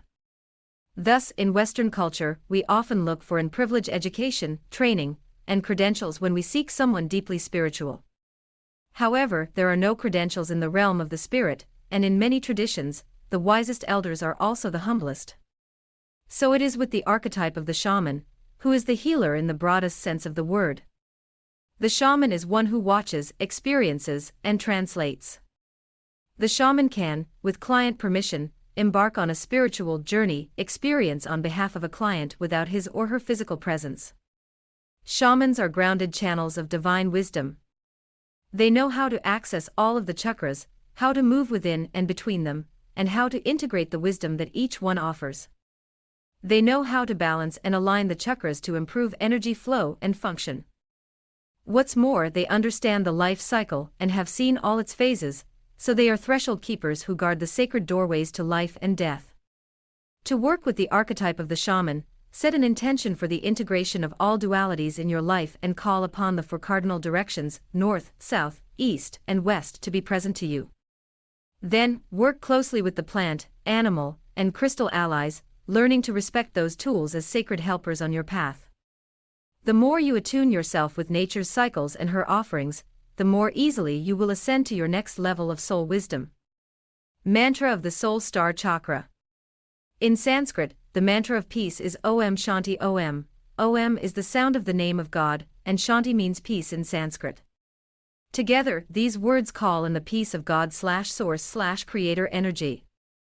Use this beautiful mantra whenever you feel sad or overwhelmed.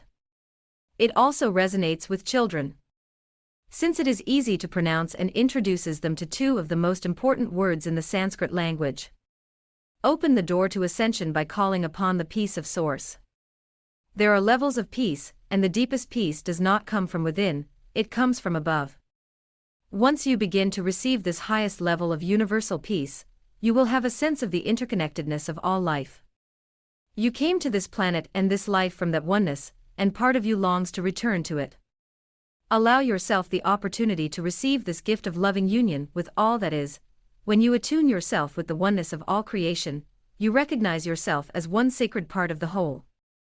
In this way, you release your need to control, manipulate, or change your life circumstances. Instead, you begin to trust that everything you need is already being provided to you in every moment and all is well. Embodiment exercise, Soul Star Chakra activation. To activate the Soul Star Chakra is to take your place among the children of the stars.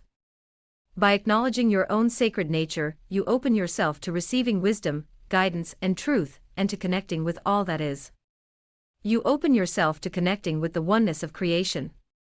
These are lofty concepts, and yet, the purpose of life is to evolve and ascend so that you can reconnect to a deeper sense of unity. Use this meditation to guide you on this path. 1. Remember that your body has lived one mortal life, but your soul has crossed many lifetimes.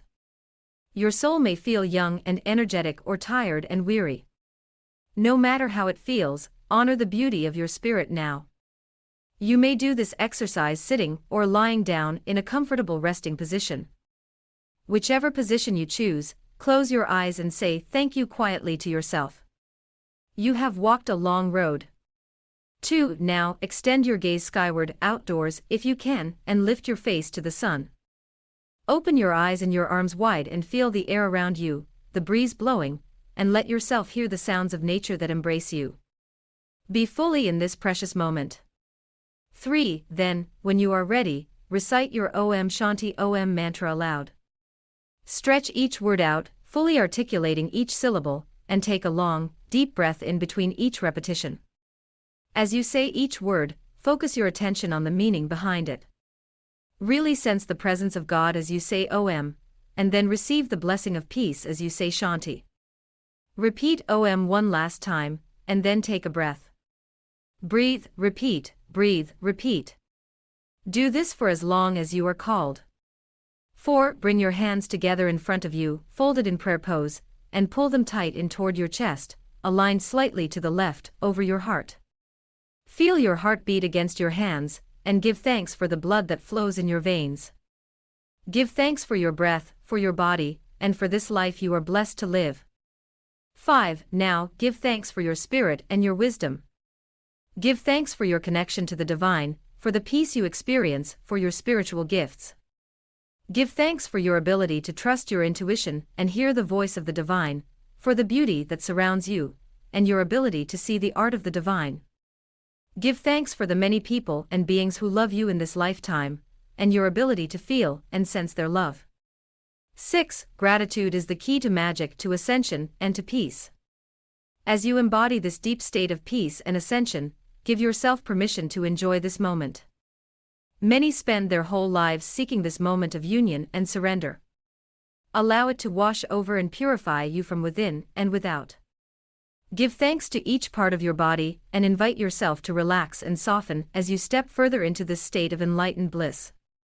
May your journey be blessed as you ascend toward the soul star. Amen. Aho, so it is. And on we go. Conclusion, giving the chakras a voice. In this, the final chapter of this book, each chakra is given a voice here to speak to you directly so as to offer its wisdom. These are channeled, high-frequency messages designed to help you connect even more deeply with each of the 9 energy centers explored in this book. As you prepare to enjoy each section, take a moment to call your energy into present time, inhale deeply and exhale fully, and consider anointing yourself with one of the essential oils for each of the chakras to help open your other channels of awareness. You could choose to hold one of the gemstones of that chakra as you read, or perhaps, simply lying down in a comfortable position, wrapped in a warm blanket, feels best to you. Trust and follow your intuition in this, and his chapter is not an intellectual chapter, it is a spiritual experience of energy concepts translated into the written word. Allow yourself to melt into the words of this chapter. When words are translated through spirit, they take on a different vibration. The words that follow have the capacity to open, heal, restore, soothe, and bless you. Meet them from where you are today, and let them take you where you are intended to go. Amen. Aho, so it is. And on we go. If the Earth Star Chakra could speak, I would speak to you of deep chambers in the innermost layers of the Earth's core, where all of the ancestors' bones create a pyramid of lived wisdom. This wisdom takes root deep in the earth and feeds the crystals and minerals as they form over thousands of years. The ancestors speak these words of wisdom through the gem and mineral people, the rock and stone people, and the bone spirits. When you work with rock or bone, you are harnessing stored energy from ages past. You can rest down here in this labyrinth of wisdom and time. Set down your worries and cares and take a seat. Stay for a while, for thousands of years if you like. This place is not unfamiliar to your spirit, for you have traveled here before. Here your aunts and uncles commune with your great-great-grandparents, who connect to the ones who initiated your line. You are well known here. When you work with your crystals and minerals, you are working with me too, Vasundhara, daughter of the earth. I am your grandmother too, the embodied union of your wise woman ancestors across time. Can you hear us? We seek only to comfort and protect you from the cares of this world. We are here to remind you that you truly are held in a womb of love at all times, and you do not need to do or be anything special to deserve or receive this love. It is simply yours now, as it has always been. If I, the Earth Star Chakra, could speak, I would offer you the blessing of my bountiful and strong embrace. You can place your faith in me, for I am strong enough to hold you and anchor you, to tether you to a place that will not fail or resist you. Here you will never experience rejection or sorrow, for here you are known, seen, held, appreciated, and wanted. Here you are the child that was deeply desired by both of her parents, and here you are the child whose needs are met by a community of loving souls whose ultimate priority is your care and well-being. I see you. If the root chakra could speak, I would speak to you of protection, for mine is the chakra of safety and home. I would want you to understand that safety is your birthright. All sentient creatures care for their young, and do so on the basis of instinct, not desire. If you were not cared for in this way, you deserve to find protection now in your adult years, for safety is still your birthright. I am here to take your hand and show you the way. I have many tools I can offer you for this work. You are not doing this work alone. Many on this planet right now feel lost and afraid, alone without direction or guidance. Let me introduce you to the plant and flower kingdom, and the many allies you have there.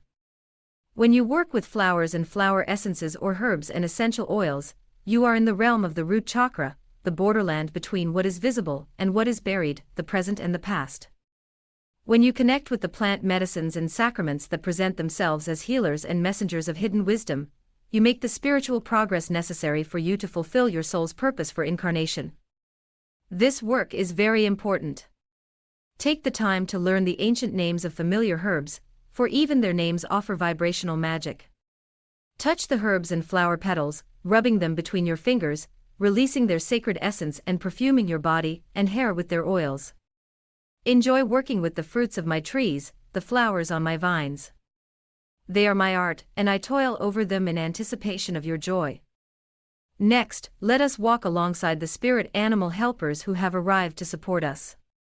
In the east, birthplace of new beginnings, eagle and condor fly to meet us and help us see our lives from a loftier angle. Jaguar and hummingbird meet us in the south to connect us with fire element energies. We move west to find crow and black bear waiting, patient teachers of insight and integration. Then in the north, all of the snow creatures arrive, deer, bison, moose, buffalo, and elk, with their teachings of process and time, grounding and proud strength. If I, the root chakra, could speak, I would tell you that you never walk alone. Here you walk among giants and ancient ones, beings of stone and light who are patient and all-seeing. Here you are rescued from the struggle of life. You need only say yes and allow us to hold you, sweet one. I see you. If the sacral chakra could speak, I would speak to you of passion and desire, and tell you tales of adventures in longing and lust. I would summon you into my chamber and urge you to leave your hesitations outside, for mine is the chakra of exploration into the secret desires of our hearts. Mine is also the chakra of life, for it is within my womb that life nests, anchors, and grows. My ability to inspire, seduce, and create is the source of my power, and it is not a power to be underestimated. When you feel disconnected from your inner goddess and your deepest desires, simply call upon me. I am here to remind you of the most delicate aspects of your sensual beauty. I can remind you of the way your eyes glisten in the sun, or the beautiful way your hands move when you speak. I will tell you tales of how others have desired you and longed for your attention. I will mirror back to you the many ways you have brought beauty to this world by expanding your capacity to love, to desire, and to create. As the last of the lower chakras, I will anchor your magic in your physical body to keep you grounded and connected as you move and explore the treasures of this world. When you work with the element of fire, you are activating one of my primary channels for sacral chakra energy. Masculine fire energy can fill depleted reserves and strengthen you in times of challenge or confusion. I am the chakra of clarity and motion. As my delegate of this sacred work, the fire element will push you forward and offer momentum to stay the course in all you do. If I, the sacral chakra, could speak, I would tell you that you are worthy of desire just as you are right now, today. You are a magnificent vessel of creative potential, and every curve of your body is a delight worthy of deep and slow exploration. Your lips spill seductive secrets, your eyes, aglow with the fire burning inside of you, are windows to a soul that has so much living left to do. I am here to whisper in your ear, keep going. Your best and sexiest years are ahead, goddess, and a universe of passions awaits you. I see you. If the solar plexus chakra could speak, I would speak to you of power, because you have arrived in the human body's epicenter of personal power, self-esteem, ego, and will. Here in my space, power is not just a concept, but also a currency, a flow of energy you can connect to as you wish. I would tell you stories of power and prestige, tales of conquest from ancient civilizations, stories of war and bloodshed, but also of sovereignty and divine right authority bestowed upon humans by God. Many think of power as a curse, but I am here to remind you that power is one of the keys to peace. To find happiness, you must feel as though you can influence the outcomes of your life. The events of your life are not just happening to you, they are happening through you, because of you, and in light of you. You are a divine co-author of your life. When you work with the sun, you harness the direct energy of my frequency. Allow the warm rays of the sun to penetrate your own energy field and fill you with an overwhelming sense of confidence and purpose. Feel yourself stand taller as you turn your face to the sun and give thanks for the blessings offered to you here. Let yourself rest here, basking in its comforting embrace. In this moment, everything is in order and just as it should be. In this moment, you are capable of all that you desire to create in life. You are powerful, competent, and worthy. You have the skills you need to live this one life to its fullest limits, experiencing every joy and blessing. You have the energy it takes to become your true, authentic self and to express your full essence in the world. Nothing about you needs to be changed, molded, or adapted to suit anyone else's needs. If I, the solar plexus chakra, could speak, I would tell you to rise, queen. Rise, king. Take your rightful place in the universe as a bright star capable of birthing a universe. You do not take orders from others. You do not bow to another's commands. You are the ruler of your realm, and your sovereignty is unquestioned. Your authority is both legitimate and valuable. You have much to learn, but you also have much to share. The world needs you. May you come to see the power you have always held. I see you. If the heart chakra could speak, I would speak to you of love, for here in my arms you can find the unconditional tenderness you have sought for many lifetimes. I am here to teach you how to both give and receive love. Oh, how the heart becomes wounded in this life. Desires mingle with expectations, and then the reality of humanity sets in. People can only give so much, love so much, offer so much. There is always a limit in the mortal realm. Humans can only do so much with what they have, and where they are. It is not for lack of desire or will, it simply is. You seek a spiritual love, a love that transcends time and space. A love that feels like home. When humans speak of home, connect to the idea of home, they are anchoring themselves in the universal home, the star systems from which all of our souls emerged many thousands of years ago to pioneer the human experience on Earth, from which all souls collectively descend and to which all souls return. If I, the heart chakra, could speak, I would remind you that love is truly all there is. You are here to see, experience, learn, give, and receive love. Nothing more, nothing less. My greatest teaching to you, if you can receive it, is that people are flawed and will fail you. You must find a way to love them anyway. Life will bestow hundreds of moments of magic upon you, if you can pause long enough to see and appreciate them. Those moments will sustain you when it seems like all is lost. Let yourself be immersed in those moments and know that more always come. They always come. Love always comes. Love eludes the human grasp.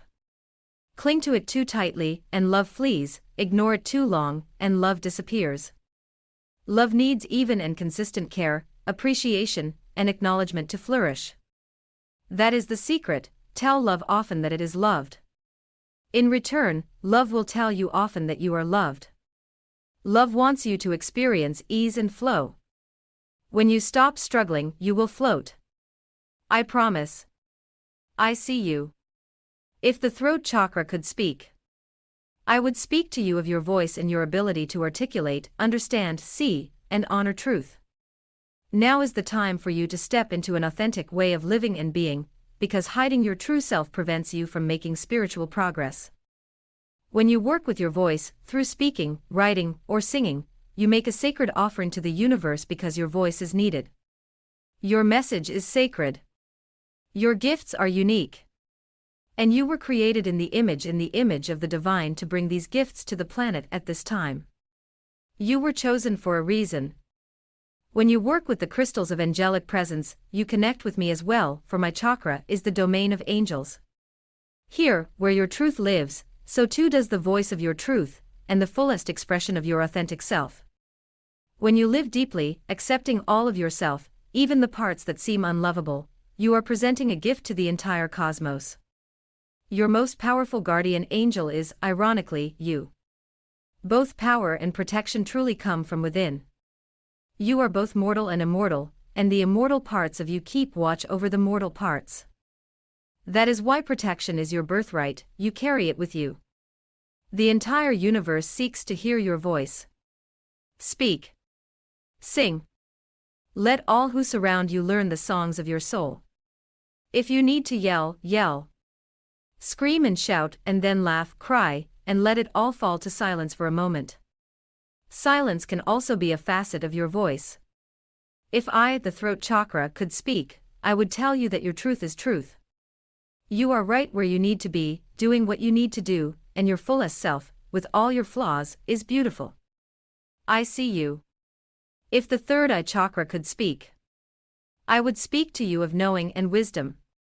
I would ask you what is troubling you in order to help you interpret the signs presenting themselves to you as occluded symbols and mysteries.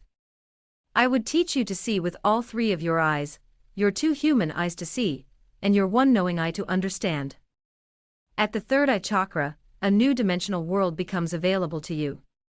As you inch closer to the border between the physical body and the soul, your awareness begins to drift away from the things of mortal concern, and your consciousness expands to include the greater collective of spirits that incarnated together in this lifetime. You are here to help and guide others, as they are here to help and guide you. When you look outside of yourself for tools to use in helping others, never forget that your greatest tool is your intuition. It speaks 1,000 languages and is as old as time. It knows both the masculine and feminine path, and so nothing in the human realm is foreign to your deepest knowing. When you begin to doubt yourself and your access to this knowing, you need to spend more time right here, in this sanctuary of insight. Go within, not without, to find the answers to all of your heart's questions. If I, the third eye chakra, could speak, I would remind you that you already have the answers to your questions. You may simply not have access to them right now because you are not ready to see. Sometimes the spirit guides are benevolent that way. They bring to your vision and attention only the concepts and realities you are prepared to receive and integrate into your present level of awareness. Begin dialogue with your guides, ask for signs and wisdom. Ask to be shown what you are ready to receive now. Know that intuition sometimes appears as a series of tiny locked doors. Each tiny door of truth or awareness that you unlock leads you to another. Keys to each door are provided when and as you are ready. Be in a state of gratitude for the many keys you have already been given, and be in a state of trust that more keys are arriving. When the signs come, integrate and act fearlessly upon them. You are always shown what you need to see, even if what you see is difficult for you to accept. Remember that all wisdom is a blessing. In your quest for wisdom and truth, know that I see you. If the crown chakra could speak, I would speak to you of your oneness with Source and divine union, for here at the crown chakra you experience for the first time your absolute connection to Source energy. On many levels you know that you are a spiritual being in human form, but it is not until you engage the crown chakra that you begin to embody this truth, and live it in a way others can see, experience, and learn from. I would remind you that you are a teacher, and your greatest lesson is love. It has always been love, and will always be love. It is a challenge to teach love if you have not experienced it yourself. Even without the experience of love in physical form, you are still obliged to learn, embody, and teach love. That is why crown chakra work is the hardest of all for some, while it comes naturally and effortlessly for others. How you experience the crown chakra is about how your spirit evolves in this lifetime, which is anchored in not just your past on this planet but your past lives as well. At the crown chakra, we are reunited with Source/God/Creator as a means of helping us to experience, on a spiritual level, the love we may not have been given on a physical or emotional level. The crown chakra fills in the gaps of the heart chakra with an even more profound kind of love, one that is unconditional and universally accessible to all. When you work with sound tools, yoga, and meditation, you are actively opening the channel to receive crown chakra energy. Through drumming, breathing, and quieting the mind, we find ourselves in an intimate dance with our Creator. Crystal and plant allies also offer themselves as points of access to the great mystery. The sacred Lakota prayer Midikui Oyasin, which means all are related, is a powerful mantra for the crown chakra, as it is a central access point for all energies, all levels of consciousness, and all faces of the divine. If I, the crown chakra, could speak, I would urge you to see the entire world as both your mirror and your muse, reflecting your own beauty back to you, and inspiring you to become something greater than you are today. I would encourage you to see your own magic in the magic of others, in the tiniest miracles, right down to the unfurling of the smallest leaf on the plants and trees. When the cares of the world feel like too much to witness or carry, remember who you are and, more importantly, what you are, an echo of the divine. I bow to the divine in you, and I see you.